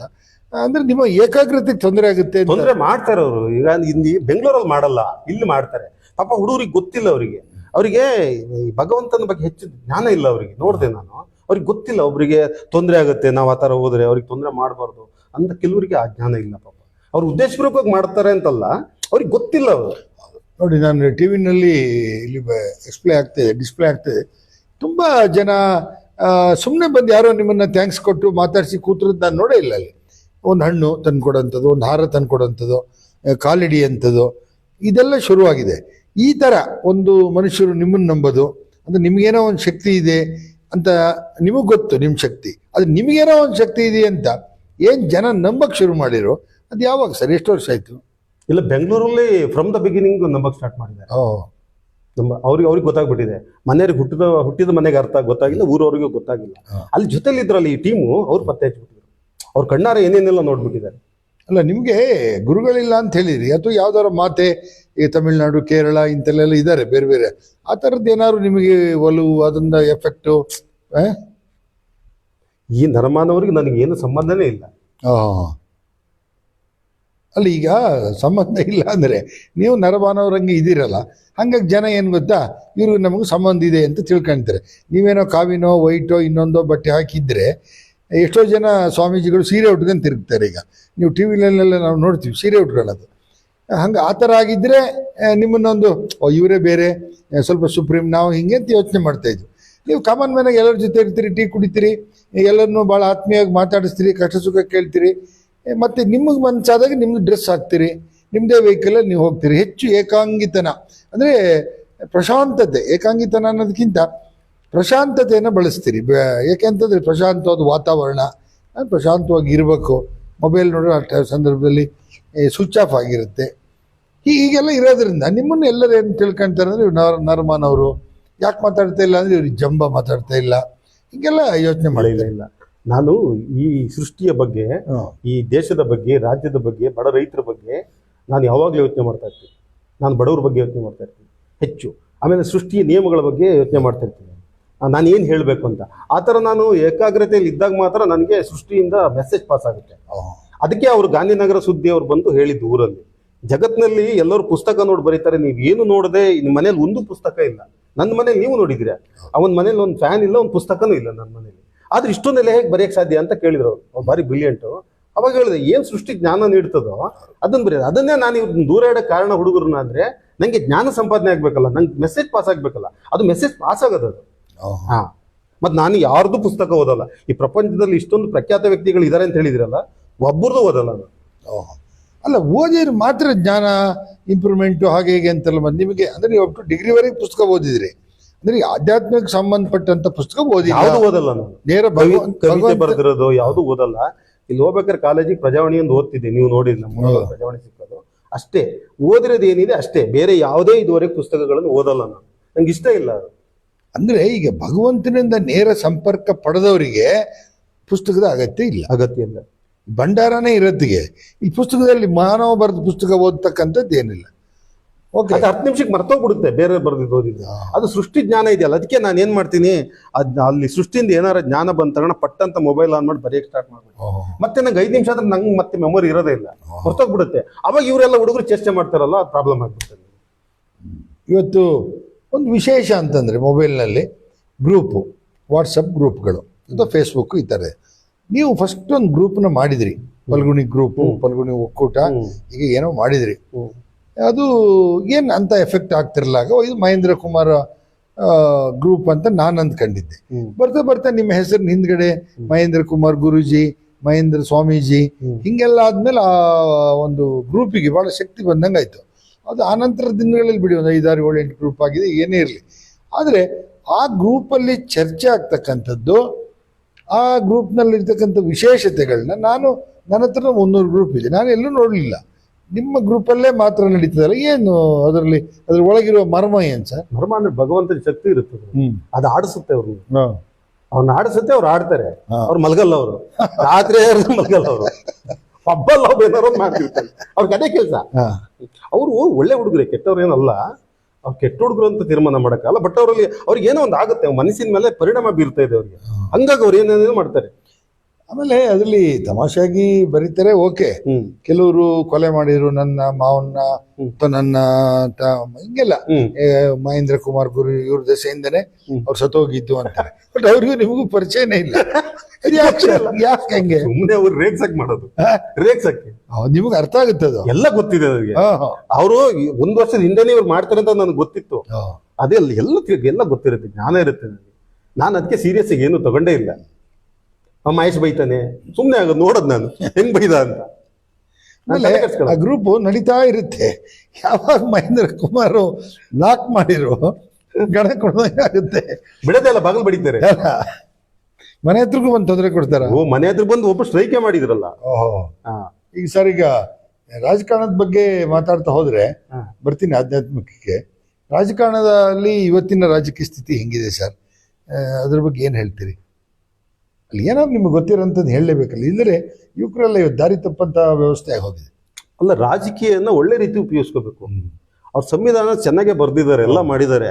ಅದು ಈಗ ಏನಾಗ್ತದೆ ಅಂದ್ರೆ ಬೇರೆ ರೂಟಲ್ಲಿ ಹೋಗ್ಬಾರ್ದು. ಅದು ಅದಕ್ಕೆ ಒಳ್ಳೆ ನಾಯಕರ ಅವಶ್ಯಕತೆ ಈ ದೇಶಕ್ಕೆ, ರಾಜ್ಯಕ್ಕೆ ಖಂಡಿತವಾಗಿ ಇದೆ.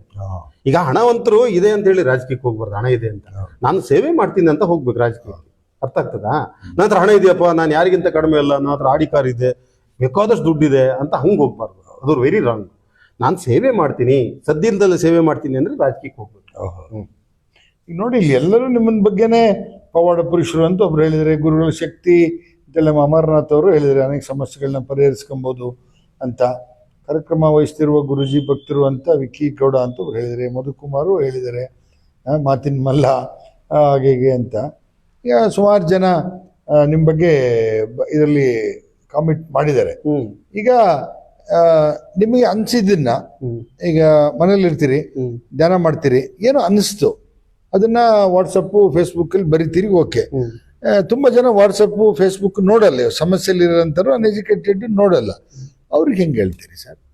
ಇಲ್ಲ, ಮೊದಲು ಪತ್ರಿಕೆಗೆ ನಾನು ಬೆಂಗಳೂರಲ್ಲೆಲ್ಲ ತುಂಬಾ ಬರಿತಾ ಇದ್ದೆ. ಅದು ಪತ್ರಿಕೆಯಲ್ಲಿ ಏನಾಗ್ತಿತ್ತು ಅಂದ್ರೆ ಪಾಪ ಹಾಕೋರೆಲ್ಲ ಹೈ ಲೆವೆಲ್ ಪತ್ರಿಕೆಲ್ಲ ಹಾಕೋರು, ಸ್ಟೇಟ್ ಪತ್ರಿಕೆಗೆ ಎಡಿಟ್ ಮಾಡಿ ಹಾಕ್ತಾ ಇದ್ರು. ಅದು ಜನಗಳಿಗೆ ಸರಿಯಾಗಿ ಮೆಸೇಜ್ ಪಾಸ್ ಆಗ್ತಿರಲಿಲ್ಲ. ಅವ್ರು ಪ್ರಮುಖ ಅಂಶಗಳನ್ನ ಹಾಕೋರು, ಪಾಪ ಜಾಗದ ಕೊರತೆ ಇರ್ಬೋದು. ಆಗ ನಾನು ವಿಡಿಯೋಸ್ ಎಲ್ಲ ಬಿಡಗೆ ಕೆಲವರು ಹೇಳಿದ್ರು ವಿಡಿಯೋದಲ್ಲಿ ಮಾತಾಡಿ ಅಂತ. ಈಗ ಕಡಿಮೆ ಮಾಡಿದ್ದೀನಿ, ಮಾತಾಡ್ತೀನಿ. ಯಾರು ನಿಮ್ಮಂತರ ಕ್ವಶನ್ ಕೇಳಿದ್ರೆ ಮಾತ್ರ ಮಾತಾಡ್ತಿದ್ದೀನಿ. ಅಲ್ಲೂ ಯೂಟ್ಯೂಬ್ ಚಾನಲ್ ತುಂಬಾ ಜನ ಸಿಗ್ತಾರೆ, ಅವರು ಕೇಳ್ತಾರೆ, ಆಗ ಹೇಳ್ತೀನಿ ನಾನು. ಅವಾಗ ರೀಚ್ ಆಗುತ್ತೆ ವಿಡಿಯೋಸ್. ಈಗ ನೀವು ಒಬ್ರು ವಿಡಿಯೋ ನೋಡ್ತೀರಿ, ಅದ್ ಹಚ್ಚನಿ ಕಳಿಸ್ತೀರಲ್ಲ, ಹೋಗುತ್ತೆ. ಈಗ ನಿಮ್ ಬಗ್ಗೆ ಶಕ್ತಿ ಗೊತ್ತಿದ್ದವ್ರು ಮಾತ್ರ ನಿಮ್ ಮನೆಗೆ ಬಂದು ಭೇಟಿ ಮಾಡ್ತಾರೆ, ಉಳಿದವ್ರದ್ದು ಕತೆ ಏನು ಅಂತ ಅಮರನಾಥ್ ಹೇಳ್ತಾರೆ. ಅಲ್ಲ, ಈಗ ಊರ್ನಲ್ಲಿ ಕೆಲವರು ಈಗ ಫಸ್ಟ್ ನೋಡಿ ಬಗ್ಗಿಸ್ಕೊಡ್ ಮಂಜಾತ್ ಕೊಟ್ರು ಅಂತೇಳಿ ಕಾಂಟ್ಯಾಕ್ಟ್ ಮಾಡಿದ್ರು. ಅವ್ರನ್ನ ಒಂದ್ಸರಿ ಕರೆದ್ ಕೇಳಿ, ಅವರೇ ಸತ್ಯ ಹೇಳ್ಬಿಡ್ತಾರೆ ಏನೇನಾಯ್ತು ಅಂತ. ಏನಾಯ್ತು ನೀವು ಕೇಳಿದ್ರೆ ಭಯ ಪಡ್ತೀನಿ, ಬರೀ ಕೇಳಿದ್ರೆ ಸಾಕು ಭಯ ಪಡ್ತೀರಿ. ಅವ್ರಿಗೇನು ಹೇಳ್ಕೊಡಕ್ಕಾಗಲ್ಲ, ಅವರೆಲ್ಲ ಸೀನಿಯರ್ಸ್, ಯಾರಿಗೇನು ಹೇಳ್ಕೊಟ್ಟು. ನಾನ್ ಜೀವನದಲ್ಲಿ ನೋಡಪ್ಪ ಹಿಂಗೆ ಹೇಳು ಅಂತ ಯಾರಿಗೂ ಹೇಳಲ್ಲ. ಇಷ್ಟೊಂದು 300 ಜನ ಇದ್ದಾರೆ ಟೀಮಲ್ಲಿ, ಕೇಳಿ ನಾನು ಏನಾರು ಹೇಳ್ಕೊಡ್ತೀನಿ ಅಂತ ನಾನು ಏನು ಹೇಳ್ಕೊಡಲ್ಲ, ಹೇಳ್ಕೊಡ್ಬಾರ್ದು. ಒಂದು 5-6 ಟೀಮ್ ಇದೆ, ಎಲ್ಲ ಸೇರಿ 3,000 ಜನ ಇದ್ದಾರೆ. ಒಂದು ಗ್ರೂಪಲ್ಲಿ 300 ಅಂದ್ರೂ ಕೂಡ ಒಂದು 5-6 ಗ್ರೂಪ್ಗಳಿದೆ, ಜಾಸ್ತಿ ಇದೆ. ಒಬ್ರಿಂದ ಒಬ್ರಿಗೆ ಈ ಆಧ್ಯಾತ್ಮದ ವಿಚಾರನ ಮಾತಾಡಿದ್ವಿ, ಇಷ್ಟೆಲ್ಲ ಮಾತಾಡಿದ್ವಿ ಸರ್. ನೀವು ದೀಪಕ್ ದೊಡ್ಡಯ್ಯ ಸರಿ MLA ಆಗ್ತೀರಿ ಅಂತ ಭವಿಷ್ಯ ನೋಡಿದ್ರಂತೆ, ಅದು ಸಕ್ಸಸ್ ಆಗಿಲ್ಲಲ್ಲ, ಯಾಕೆ? ಅದನ್ನೇ ಮತ್ತೆ ಎಲ್ಲರಿಗೂ ಗೊತ್ತಿದೆ ವಿಚಾರ. ಅವರು ಪಾಪ ಅವ್ರು ಬಂದು ನಾನೇ ಕರೆದಿದ್ದ, ಅವ್ರದ್ದು ಒಂದು MLA ಆಗ್ಲಿ ಅಂತ ಕರೆದಿದ್ದು ನಾನು. ನಿಜ, ಅವ್ರು ಬೆಂಗಳೂರಿಗೆ ಬಂದಿದ್ರು. ಬಂದಾಗ ಅವರಿಗೆ ಅಲ್ಲಿ ಮನೆಗೆ ಬಂದು ಗೇಟ್ ಹತ್ರ ಹೋಗ್ಬೇಕಾದ್ರೆ ನನ್ನ ಸಂಪರ್ಕ ಮಾಡಿ ಅವ್ರಿಗೆ ಅಲ್ಲಿಂದ ಫೋನ್ ಬಂತು. ಆಗ ಟಿಕೆಟ್ ಕನ್ಫರ್ಮ್ ಆಯ್ತು ಅಂತ ಕೈಯೆಲ್ಲ ಮುಗಿದ್ರು. ಪಾಪ ಮುಗಿದ್ಮೇಲೆ ಅವರಿಗೆ ಕೆಲವು ಟಿಪ್ಸ್ ಹೇಳಿದ್ದೆ. ಅವ್ರ ಜೊತೆ ಸುನೀಲ್ ಅವ್ರನ್ನ ಕೇಳಿ ನೋಡಿ, ಏನ್ ಮಾಡಿದ್ರೆ ಗೆಲ್ತಾರೆ, ಯಾರನ್ನ ಸಂಪರ್ಕ ಮಾಡ್ಬೇಕು, ಏನ್ ಮಾಡ್ಬೇಕಂತ. ಅದನ್ನ ಅವ್ರು ಹೈಕಮಾಂಡಿಗೂ ಮೆಸೇಜ್ ಮಾಡಿ ಈ ತರ ಮಾಡಿದ್ರೆ ಆಗುತ್ತಪ್ಪ ಅಂತ ಹೇಳಿದ್ದೆ. ಬಟ್ ಅವ್ರು ಫಾಲೋ ಮಾಡಿಲ್ಲ ನನ್ನ.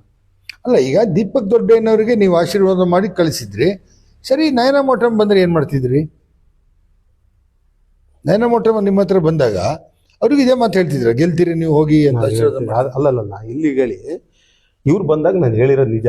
ಬಟ್ ಅದ್ ಏನ್ ಮಾಡ್ಬೇಕು ಅಂತ ಹೇಳಿದೆ. ಈ ತರ ಮಾಡಿದ್ರೆ ಆಗುತ್ತೆ ಅಂತ ಹೇಳಿದೆ, ಅದು ಸತ್ಯ. ಅವ್ರಿಗೂ ಗೊತ್ತಿದೆ, ಅದು ಅವ್ರ ಜೊತೆ ಇರೋರಿಗೂ ನಾನು ಫೋನ್ ಮಾಡಿ ಹೇಳಿದೀನಿ, ಎಲ್ಲ ಹೇಳಿದೀನಿ ಅಷ್ಟೇ. ಅಲ್ಲ, ಈಗ ನೀವು ಒಂದು ಗುರೂಜಿ ಆಶೀರ್ವಾದ ಮಾಡೋದಾದ್ರೆ ಕಾಮನ್ ಆಗಿರೋ, ನೀವು ಬಿಜೆಪಿನ ಸರ್? ಇಲ್ಲ, ಆ ತರ ಏನಿಲ್ಲ. ಬಿಜೆಪಿ ಕಾಂಗ್ರೆಸ್ ದಳ ಅಂತೇನಿಲ್ಲ. ನಾನು ವ್ಯಕ್ತಿ ನೋಡ್ತೀನಿ, ಒಳ್ಳೆಯವನು ಅಂತಂದ್ರೆ ಅವ್ನು ಫಾಲೋ ಮಾಡ್ತೀನಿ. ಅಲ್ಲ, ಈಗ ದೀಪಕ್ ದೊಡ್ಡಯ್ಯಗೆ ನೀವು ಗೆಲ್ತಾರೆ ಅಂತ ಹೇಳಿದ್ರಿ, ಓಕೆ. ನಯನ ಮೋಟಮ್ ಬಂದಿದ್ರಿ, ಏನ್ ಹೇಳ್ತಿದ್ರಿ ಅಂತ? ಅವತ್ತು ಬಂದಿಲ್ವಲ್ಲ. ಬಂದಿದ್ರಿ, ಏನ್ ಹೇಳ್ತಿದ್ರಿ? ಅದು ಬಿಡಿ, ಬಂದಿದ್ದಾಗ ತಾನೆ, ಬಂದಿದ್ದಾಗ ತಾನೆ. ಓಹೋ, ಸರ್. ಈಗ ನಿಮ್ಮ ಗ್ರೂಪ್ಗಳಲ್ಲಿ ಒಂದು ಟೈಮ್ ಫಿಕ್ಸ್ ಮಾಡಿದ್ದಾರೆ, ರಾತ್ರಿ 10:30 ಮೇಲೆ ಯಾರು ಮಾತಾಡಂಗಿಲ್ಲ. ನೀವು ಬೇರೆ ಒಂದು ಟೈಮ್ ಫಿಕ್ಸ್ ಮಾಡಿ, ಇಷ್ಟೊತ್ತಿಗೆ ಲಾಕ್ ಆಗುತ್ತೆ ಅಂತೇಳಿ. ಬಟ್ ನೀವು ಆ ಗ್ರೂಪ್ ಮಾಡಿದ ಉದ್ದೇಶ ಸ್ಟಾರ್ಟಿಂಗಲ್ಲಿ ಒಂದು ಹಾಸ್ಪಿಟ್ಲ್ ಮಾಡ್ಬೇಕಂತಲೋ, ಅನಾಥರಿಗೆ ಹೆಲ್ಪ್ ಆಗಬೇಕು ಅಂತಲೋ, ಅಥವಾ ಒಂದು ಸಾಮಾಜಿಕ ಸೇವೆ ಮಾಡಬೇಕು ಅಂತಲೋ ಮಾತಾಡಿದೆ. ಬಟ್ ಬಹಳಷ್ಟು ಚರ್ಚೆಗಳು ಆಗ್ತದೆ ಹೊರತು ಗ್ರೂಪಲ್ಲಿ ಯಾವುದು ಇದುವರೆಗೂ 10 ಪೈಸದ ಏನು ಕೆಲಸ ಇಲ್ಲ. ಆ ಗ್ರೂಪಲ್ಲಿ ಏನು ಕೆಲಸ ಆಗಲ್ಲ, ಸುಮ್ಮನೆ ಕ್ಲಿಯರ್. ಅವ್ರು ಹುಡುಗರು ಹಂಗೇನೆ, ಅವರು ಮಾತಾಡ್ತಾರೆ. ಲಕ್ಷ ಕೋಟಿದೆ, ಕೋಟಿ 1000 ಕೋಟಿ ಮಾತಾಡ್ತಾರೆ, ಯಾರು ಮಾಡಲ್ಲ. ಅದು ಸುಮ್ಮನೆ ಇರ್ಲಿ ಅಂತ ನಾವು ಗ್ರೂಪ್ ಇಟ್ಟಿದ್ದಾರೆ. ಅಲ್ಲಿಗೆ ಅದರಲ್ಲಿ 54,000 ಬಂದಿದೆ, 2 ಲಕ್ಷ ಬಂದಿದೆ. ಇವರು ಯಾರೋ ಮ್ಯಾನೇಜರು ದುಡ್ಡು ಹೊಡಿತಾ ಇದಾರೆ, ಅಲ್ಲಿ ಊಟ ಮಾಡ್ತಾರೆ. ಮ್ಯಾನೇಜರ್ ಅಂತ ಯಾರನ್ನು ಮಾಡಿಲ್ವಲ್ಲ, ಮಾಡಿಲ್ಲ. ಅವ್ರವರೇ ನೇಮಕ ಮಾಡ್ಕೊಳ್ಳೋದು, ಅವ್ರು ಹೇಳ್ಕೊಂಡು ತಿರ್ಗೋದು. ನಾವ್ ಯಾರನ್ನು ಮಾಡಿದೀವಿ? ಯಾರನ್ನು ಮಾಡಿಲ್ಲ. ಸಂಭ್ರಮ ಮಹೇಶ್ ಹಾಕಿರೆ ಈ ತರದ ವಿಶೇಷ ವ್ಯಕ್ತಿನ ನಾನು ನನ್ನ ಜನ್ಮದಲ್ಲೇ ನೋಡಿಲ್ಲ ಬಿಡಿ ಅಂತ. ಸಾಧ್ಯ ಇಲ್ಲ. ಅವರು ನಿಮ್ಗೆ ಹೆಂಗೆ ಸರ್, ಆಧ್ಯಾತ್ಮಿಕವಾಗಿ ಸ್ನೇಹಿತರ ಅಥವಾ ಸ್ಕೂಲ್? ಮಹೇಶ್ ನನ್ನ ಚೈಲ್ಡ್ಹುಡ್ ಫ್ರೆಂಡ್ ಅವರು. ನಾವು ಒಟ್ಟಿಗೆ ಸ್ಕೂಲಿಗೆ ಹೋಗುತ್ತೆ. ಇದಕ್ಕೆ ಹೋಗ್ತಿದ್ವಿ, ಮಿಡ್ಲ್ ಸ್ಕೂಲ್ಗೆ. ನಾನು, ಸಂಪತ್ತು, ವಿಕ್ರಮ, ನಾವೆಲ್ಲ ಒಂದೇ ಇದ್ರಲ್ಲಿ ಕೂರ್ತಾ ಇದ್ದವ್ರು. ಅವ್ನು ಚೈಲ್ಡ್ಹುಡ್ ಫ್ರೆಂಡ್. ಬಟ್ ನಿಮ್ಮ ಗ್ರೂಪಲ್ಲಿ ನೋಡ್ತಾನೆ ನಾನು, ಚರ್ಚೆ ಮಾಡೋರು ಒಂದು 10 ಜನದ ಒಳಗೆ ಮಾತ್ರ, ನೋಡೋರು ಸುಮಾರು ಜನ ಇದ್ದಾರೆ. ಅವ್ರು ಯಾರು ಚರ್ಚೆ ಮಾಡಲ್ಲ, ಹೆದರ್ತಾರೆ, ಕಾಮೆಂಟ್ಸ್ ಹಾಕಲ್ಲ. ಅವರು ನನ್ನ ಹತ್ರ ಇದ್ ಮಾಡಲ್ಲ. ಬೆಂಗಳೂರು ಕಡೆ ಇದಾರಲ್ಲ, ನೋಡ್ತಾರೆ. ಅವ್ರಿಗೆ ಏನೋ ಒಂದು ಭಯ ಅಂತ ಇದೆ 100%. ಅವ್ರಿಗೆ ಅಂದ್ರೆ ಪ್ರತ್ಯಕ್ಷ ನೋಡ್ಬಿಡಿ, ಫೇಸ್ಬುಕ್ ಅಲ್ಲಿ ಹೇಳಿರೋದು 95% ಮೇಲೆ ನನ್ ಸಕ್ಸಸ್ ಆಗಿರೋದು. ಆತರ ರೇಂಜ್ ಅಲ್ಲಿ ಯಾರು ಇಲ್ಲ. ನನ್ನ ಭವಿಷ್ಯಗಳು ಸತ್ಯ ಆಗಿದಾವೆ. ಅದು ಒಂದು ತಾರನಾಥ್ ಮಗನಿಗೆ ಗೊತ್ತು, ಕೇಳಿ, ಅವನೇ ಹೇಳ್ತಾನೆ, ಕರೆದು ಹೇಳ್ದ ಒಂದ್ ದಿವಸ ಇಂಟರ್ವ್ಯೂ ಮಾಡಿದಾಗ. ನೀವೀಗ ಭವಿಷ್ಯ ಅಂತಂದ್ರೆ ಶಾಸ್ತ್ರ ನೋಡೋದು ಎಲ್ಲ ಏನಿಲ್ಲ ರೀ. ನಾನ್ ಹೇಳಿದ್ಮೇಲೆ ಅದು ಆಕ್ಟಿವ್ ಆಗ್ಬಿಡುತ್ತೆ. ಈಗ ಒಂದು 0ದಲ್ಲಿ ಇರುತ್ತೆ ಅಂತ ಹೇಳಿ ಕರೆಕ್ಟಾಗಿ ತಿಳ್ಕೊಳ್ಳಿ ನೀವು. ದಡ್ಡರಾಗ್ಬಿಡ್ತಾಳೆ ನೋಡಿ, ಜನಗಳು ದಡ್ಡರಾಗ್ಬಾರ್ದು. ಇಲ್ಲಿ ನೋಡಿ, ಇದೊಂದು 0ದಲ್ಲಿ ಇದೆ ಅಂತ ಇಟ್ಕೊಳ್ಳಿ. ನಾನು ಮಡಿ ಬಿಟ್ಟು 3 ಸರಿ ಹೇಳಿದ ತಗೊಂಡೆ ಈ 0 ಆಕ್ಟಿವ್ ಆಗ್ಬಿಡುತ್ತೆ. ಅವ್ನು ಅಲ್ಲಿವರೆಗೆ 0ದಲ್ಲಿ ಇರ್ತಾನೆ. ನಾನು ಹೇಳಿದ ತಗೊಂಡ ಆದೇಶ ಆಗುತ್ತಲ್ಲ, ಅದು ಚುರುಕಾಗ್ಬಿಡುತ್ತೆ ಅಷ್ಟೇ. ಅದರಿಂದನೇ ಕೆಲವರು ದೊಡ್ಡ ದೊಡ್ಡ ಉದ್ಯಮಿಗಳೆಲ್ಲಾಗಿರೋದು, ದೊಡ್ಡ ದೊಡ್ಡ ಶ್ರೀಮಂತರಾಗಿರೋದು ಅದರಿಂದಾನೆ. ಬೇರೆ ಏನು ನನಗೆ ಗೊತ್ತಿಲ್ಲ, ನಾನು ಏನು ನೋಡಲ್ಲ, ನಂಗೆ ಏನು ಗೊತ್ತಿಲ್ಲ. ಅದೆಲ್ಲ ಜಸ್ಟ್ ಆದೇಶ ಮಾಡೋದು. ಈಗ ಇವ್ರದ್ದು ದೀಪಕ್ ದೊಡ್ಡಯ್ಯನವರ ವಿಚಾರದಲ್ಲಿ ಓಕೆ. ಕೋಟ ಶ್ರೀನಿವಾಸ್ ಪೂಜಾರಿ ಚುನಾವಣೆ ಗೆದ್ದಿದ್ರೆ ಹಿಂದೆ ಮಹೇಂದ್ರ ಕುಮಾರ್ ಫಲ್ಗುಣಿಯವರ ಒಂದು ಶಕ್ತಿ ಇದೆ ಅಂತ ಹೇಳ್ತಾರೆ. ನೋಡಿ, ಹಾಕಿದ್ದಾರೆ ಅಮರನಾಥ್ ಅವರು. ತುಂಬ ಜನ ನಂಬಿದ್ದಾರೆ ಕೋಟ ಶ್ರೀನಿವಾಸ್ ಪೂಜಾರಿ ಗೆಲ್ಲೋದಕ್ಕೆ ಮಹೇಂದ್ರ ಕುಮಾರ್ ಅವರೇ ಕಾರಣ ಅಂತ. ಇದೆಲ್ಲ ಗೊತ್ತಿಲ್ಲ ನನಗೆ, ನಾನು ಸುಳ್ಳೆಲ್ಲ ಹೇಳಲ್ಲ. ಅವ್ರೇನಾರು ಬರೆದಿದ್ರೆ ಯಾವತ್ತಾರು? ಅವರೇ ಬರ್ಬೇಕಂತೇನಿಲ್ಲ, ಬಟ್ ಅವ್ರ ಪರವಾಗಿ ಯಾರು ಬಂದು ಒಂದೇನಾರು ಒಂದು ನೀವು ಭವಿಷ್ಯ ಹೇಳಲ್ಲ, ಆದ್ರೂ ಒಂದು ಆಶೀರ್ವಾದ ಮಾಡಿ ಅಥವಾ ಅದ್ರ ಬಗ್ಗೆ ಒಂದು ಆತರ ಫೋನ್ಗಳು ಮಾಡಿದಾರೆ ಅಷ್ಟೇ, ಬೇರೆ ಏನ್ ಮಾಡಿಲ್ಲ. ಬೇರೆ ಕಾಂಟ್ಯಾಕ್ಟ್ ಮಾಡಿ ನಾನು ಬೆಂಗಳೂರು. ಈಗ ರಾಜಕಾರಣ ಹೊಲಸು, ಭ್ರಷ್ಟಾಚಾರ ಅಂತೆಲ್ಲ ಮಾತಾಡ್ತೀರಿ. ರಾಜಕಾರಣಕ್ಕೂ ನಂಗೆ ಸಂಬಂಧ ಇಲ್ಲ ಅಂತೀರಿ. ರಾಜಕಾರಣಿಗಳು ಬಂದಾಗ ಆ ಗೇಟಿಗೆ ಬೀಗ ಹಾಕ್ಬಿಡ್ಬೇಕು, ಒಳಗೆ ಬರಬೇಡಿ ನೀವು ಅಂತ. ಇಲ್ಲ, ರಾಜಕಾರಣಿಗಳು ಯಾರು ಜಾಸ್ತಿ ನಮ್ಮ ಮನೆಗೆ ಬಂದಿಲ್ವಲ್ಲ. ಯಾರು ಬಂದಿಲ್ಲ. ಹೌದಾ? ಯಾರು ತುಂಬಾ ಅವ್ರ ಜೊತೆ ಇರೋರೆಲ್ಲ ಫ್ರೆಂಡ್ ಸರ್ಕಲ್ ಇದಾರೆ. ಅಲ್ಲ, ಅಲ್ಲಿ ಬೆಂಗಳೂರಿನಲ್ಲಿ ಇಲ್ಲಿ ಕಡಿಮೆ, ಅಲ್ಲೂ ಕೂಡ ಅಷ್ಟೇ. ಅವ್ರ ಜೊತೆ ಇರೋರೆಲ್ಲ ನನ್ನ ಫ್ರೆಂಡ್ ಸರ್ಕಲ್ ಇದ್ದಾರೆ. ನನ್ನ ಜೊತೆ ಲೋಕಶಕ್ತಿಲಿ ಇದ್ದಾರೆ ಪ್ರಭಾವಿ ಮಂತ್ರಿಗಳ ಜೊತೆ. ಅವ್ರನ್ನ ಕರೆಯಲ್ಲ ನಾನು. ಕರೆಯೋದು ಬನ್ನಿ ಅಂತ ಯಾವತ್ತೂ ಕರೆಯಲ್ಲ ನಾನು. ನನ್ಗೆ ಅವಶ್ಯಕತೆ ಇಲ್ಲ ಅದು. ಈಗ ಮಾನವನ ಜೊತೆ ಸಂಬಂಧ, ನಂಬಿಕೆಗಳು ಇದೆಲ್ಲ ಹೋಗ್ತಾ ಇರೋದಕ್ಕೆ, ಮರೆಯಾಗ್ತಾ ಇರೋದಕ್ಕೆ ನಿಮ್ಮ ಮನೆಯಿಂದನೇ ತಗೊಳ್ಳಿ, ನಮ್ಮ ಮನೆಯಿಂದನೇ ತಗೊಳ್ಳಿ. ಈ ನಂಬಿಕೆಗಳಿಲ್ಲ, ಒಂದು ಸಂಬಂಧ ಇಲ್ಲ, ಪ್ರೀತಿ ವಿಶ್ವಾಸ ಇಲ್ಲ. ಯಾಕೆ? ಇದೇನು ಸೃಷ್ಟಿಯ ನಿಯಮನ, ಕಲಿಯುಗದ ನಿಯಮನ? ಏನಿದು? ಈಗ ನೀವು ಗಣೇಶ್ ಅಲ್ವಾ? ನೀವು ಗಣೇಶ್ ತಾನೆ. ನಾನ್ ಸೋಲ್ಬೇಕು ನಿಮ್ಗಷ್ಟೇ. ಹೆಂಡತಿಗೆ ಸೋಲ್ಬೇಕು. ಎಲ್ಲರಿಗೂ ಸೋಲೋದನ್ನ ಕಲ್ತ್ರೆ ಎಲ್ಲ ಸಂಬಂಧಗಳು ಉಳಿತವೆ. ಈ ನಮ್ಮ ಮಕ್ಕಳಿಗೂ ಸೋಲ್ಬೇಕು. ಸೋದ್ರೇನೆ ಅವಳೆಲ್ಲ ಟಿಫನ್ ಗಿಫನ್ ಮಾಡ್ಕೊಡೋದು, ನೀರ್ ಕಾಯಿಸ್ಕೊಡೋದು, ಕಾಫಿ ಕೊಡೋದು. ಅವಳಿಗೆ ತಿರುಗಿ ಮಾತಾಡಿದ್ರೆ ರಾಂಗ್ ಆಗ್ಬಿಡ್ತಾಳು ಅವಳು. ಜಗತ್ತಿರೋದೇ ಇಷ್ಟು. ಸೋಲೋದನ್ನ ಕಲಿಬೇಕು. ನಿಮ್ ಹಣ ಅಂತ ಯಾವನು ಕೇಳಲ್ಲ. ಜನಗಳಿಗೆ ಎಲ್ಲರಿಗೂ ಏನಾಗಿದ್ದಾರೆ ಗೊತ್ತಾ ಕಲಿಯುಗದಲ್ಲಿ? ನರ್ಮನವರು, ಅವರಿಗೆ ಗೌರವ ಬೇಕು. ಗೌರವಕ್ಕೆ ಹಾನಿ ಆದಾಗ ಅವನು ವಿಕೃತ ಆಗ್ಬಿಡ್ತಾನೆ ಮನುಷ್ಯ. ಅದರಿಂದನೇ ಸಂಬಂಧಗಳು ಕಳ್ಚಿಕೊಂಡು ಹೋಗ್ತಾ ಇರೋದು. ಈಗ ಸೋಲ್ಬೇಕು ಅಂತಂದ್ರೆ ಹಿಂಗೆ ಪ್ರೀತಿ ವಿಶ್ವಾಸ ಇದ್ದಲ್ಲಿ ಸೋಲ್ಬೇಕು, ಅಥವಾ ಸ್ವಾಭಿಮಾನನೇ ಅಡಬಿಟ್ಟು ಸೋಲ್ಬೇಕು? ಸ್ವಾಭಿಮಾನ ಅಡ್ಬಿಟ್ಟದಲ್ಲ. ಈಗ ಈ ಗಣೇಶನ ಗಂಟಾಗ ನಾನು ಪ್ರೀತಿಸ್ಬೇಕು, ಗೌರವಿಸ್ಬೇಕು. ತಮಾಷೆ ಏನೇ ಇರ್ಲಿ, ಅರ್ಥ ಆಗ್ತದಾ? ಆಗ ಅವ್ರು ನನ್ನ ಹತ್ರ ತಗೊಳ್ತಾರೆ. ನಾನು ಏನೋ ಒಂಥರ ಮಾಡಿದ್ರೆ, ನಾನು ಸೋಲೋದೇ ಇಲ್ಲ ಅಂದ್ರೆ ಬಿಟ್ಬಿಡ್ತಾರೆ ನನ್ನ. ಈಗ ರೈಲ್ವೆ ಹಳಿ ಇದ್ದಂಗೆ ಎರಡು ಹಿಂಗು ಸ್ಟ್ರೈಟೇ ಇದ್ರೆ ಅವು ಒಟ್ಟಿಗೆ ಆಗದೇ ಇಲ್ಲ. ಒಂದಾರು ಬೆಂಡ್ ಆಗ್ಲೇಬೇಕು. ಬೆಂಡ್ ಆದ್ರೆ ಮಾತ್ರ ಸೇರಿ. ಹೆಂಡತಿ ಹತ್ರನೂ ಅಷ್ಟೇ.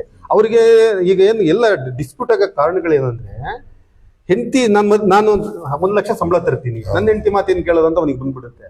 ಹಣದ ಅಹಂಕಾರ. ಅವಳು 1 ಲಕ್ಷ ತಂದ ಇವ್ನ ಮಾತು ಕೇಳೋದೇನು, ಇವನು ನನ್ನ ಮನೆಯಲ್ಲಿ ಅಡಿಗೆ ಮಾಡೋದು ಅಂತ ಗಂಡನ ಕೇವಲ ನೋಡ್ತಾರೆ. ಅದು ರಾಂಗ್. ಅದೇ ರಾಂಗ್. ನನ್ನ ಗಂಡ ನನಗೆ ಮುಖ್ಯ ಅನ್ನೋದು ಅವ್ರಿಗೆ ಬರ್ಬೇಕು. ನನ್ನ ಹೆಂಡತಿ ಫಸ್ಟ್ ಪ್ರಿಫರೆನ್ಸ್ ಕೊಡ್ಬೇಕು ಇವರು. ಆಗ ಗೊಂದಲಗಳು ಬರೋದೇ ಇಲ್ಲ. ಅಲ್ಲ, ನೀವೇನಾದ್ರು ಈಗ ಆ ಥರ ಒಂದು ಮದುವೆ ಆಗ್ಬೇಕು ಅಂತ ಹೊರಟಾಗ ಹೆಂಡತಿಗೆ ಸಂಬಳ ಜಾಸ್ತಿ ಆಗಿ ಮಾತಾಡ್ತಾರೆ ಅಂತೀರಿ, ಹೆದರಿಕುಂಟ? ಥರದ್ದೇನಿಲ್ಲ, ಹೆದರಿಕೆನಿಲ್ಲ. ನಾನು ಪಿಶಾಚಿ ಅಟ್ಯಾಕ್ ಮಾಡಿದಾಗಲೇ ಹೆದರಿಲ್ಲ. ಪವಾಡ ಪುರುಷರು ಅಂತಾರೆ ನಿಮ್ಮನ್ನ. ಸಾಯಿಬಾಬನ್ ಬಿಟ್ರೆ ಈಗ ಅದೇ ತಲೆ ಕೂದಲಿಂಗೆಲ್ಲ ಸಾಯಿಬಾಬಾ ಇದ್ದಲ್ಲಿ ಪುಟ್ಟಪರ್ತಿ ಇಲ್ಲ. ಅವರು ಪುಟ್ಟಪರ್ತಿ ಸಾಯಿಬಾಬಾನ ಅಕ್ಕನ ಮಗ ನನ್ನ ಫ್ರೆಂಡು. ಅವ್ರು ಮಾಡ್ತಿದ್ದು ಪವಾಡ ಅಲ್ಲ, ಅವನೇ ಹೇಳ್ದ. ಅವ್ರು ಮಾಡ್ತಿದ್ದು ಬೇರೆ, ಮ್ಯಾಜಿಕ್ ಮಾಡ್ತಾ ಇದ್ರು. ಅವ್ರು ಶಿರಡಿ ಸಾಯಿಬಾಬಾ ಮಾತ್ರ ಪವರ್ಫುಲ್. ಅವ್ರು ಪವರ್ಫುಲ್. ನೀವು ಪವಾಡ ಪುರುಷರು ಅಂತ ಮಾತಾಡ್ತಾರೆ. ಅಲ್ಲ, ಬೇಕಾದಷ್ಟು ಪವಾಡ ಮಿರಾಕಲ್ಸ್ ಆಗಿದೆಯಲ್ಲ, ಅದಕ್ಕೆ ಅವ್ರು ಹೇಳ್ತಿರೋದು. ಅವರೆಲ್ಲ ಕಣ್ಣಾರೆ ನೋಡಿದಾರಲ್ಲ.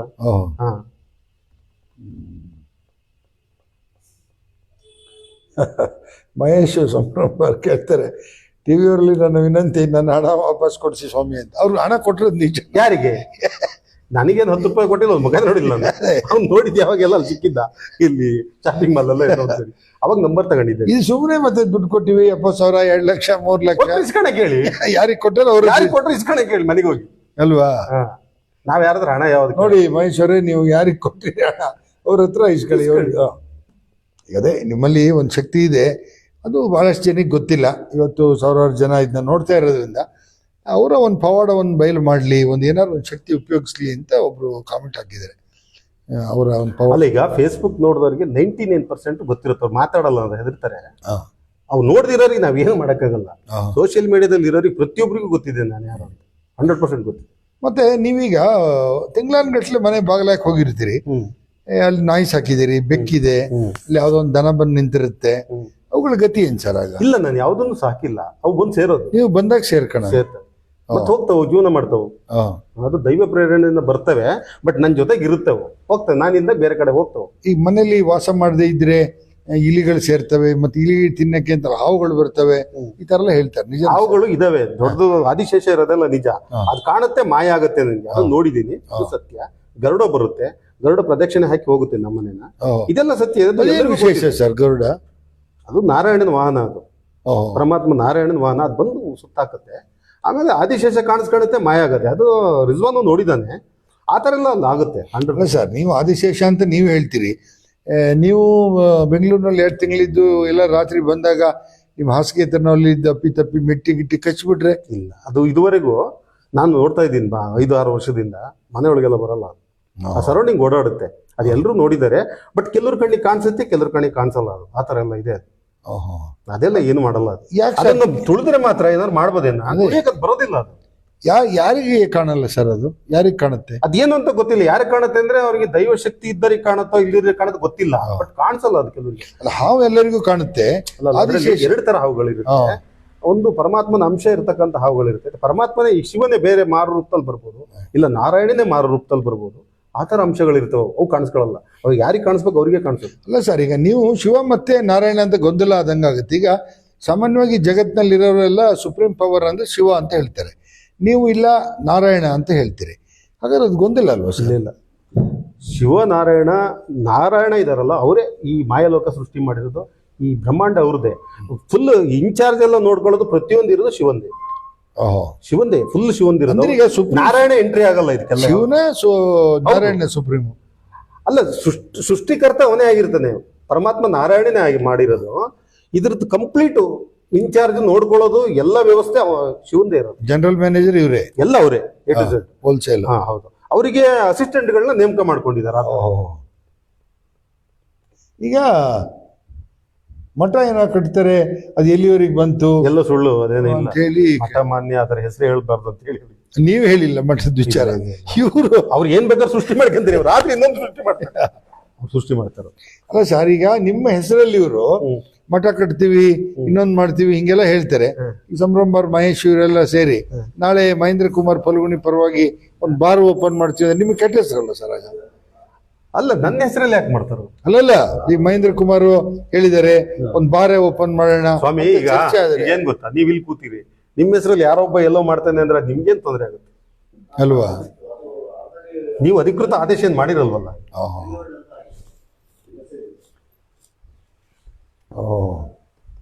ಇದ್ಯಾರು ಸರ್? ಗುರುಗಳೇ, ನಾನು ಜಿಂದಾಲ್, ನಿಮ್ಮ ಆಶೀರ್ವಾದ ಬೇಕು ನನಗೆ ಅಂತ ಹಾಕಿದ್ದಾರೆ. ನಿರಂಜನ್ ಜಿಂದಾಲ್. ನನಗೆ ಗೊತ್ತಿಲ್ಲ ಯಾರು ಅಂತ, ನಾನು ನೋಡಿಲ್ಲ. ಹೇಳ್ತಾರೆ ಜಿಂದಾಲ್ ಅಂದ್ಮೇಲೆ ಈ ಕಡೆ ಅಲ್ಲ, ಹೆಚ್ಚು ಕಮ್ಮಿ ಬೆಂಗಳೂರು. ಈಗ ಇನ್ನೇನ್ ಮಾತಾಡ್ಬೋದು?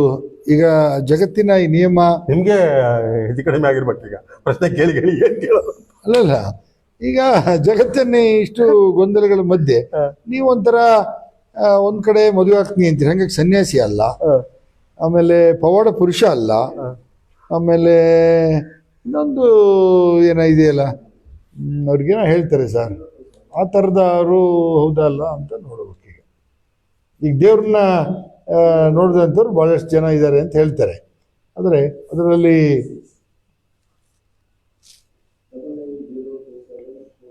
ಅಲ್ಲ ಸರ್, ಈಗ ಬೇರೆ ಇನ್ನೊಂದು ಇದೆಯಲ್ಲ, ಸ್ವಾಮೀಜಿ ಗುರುಜಿ ಅಂತಾರೆ. ಅವಧೂತರು ಅಂದ್ರೆ ಯಾರು ಸರ್?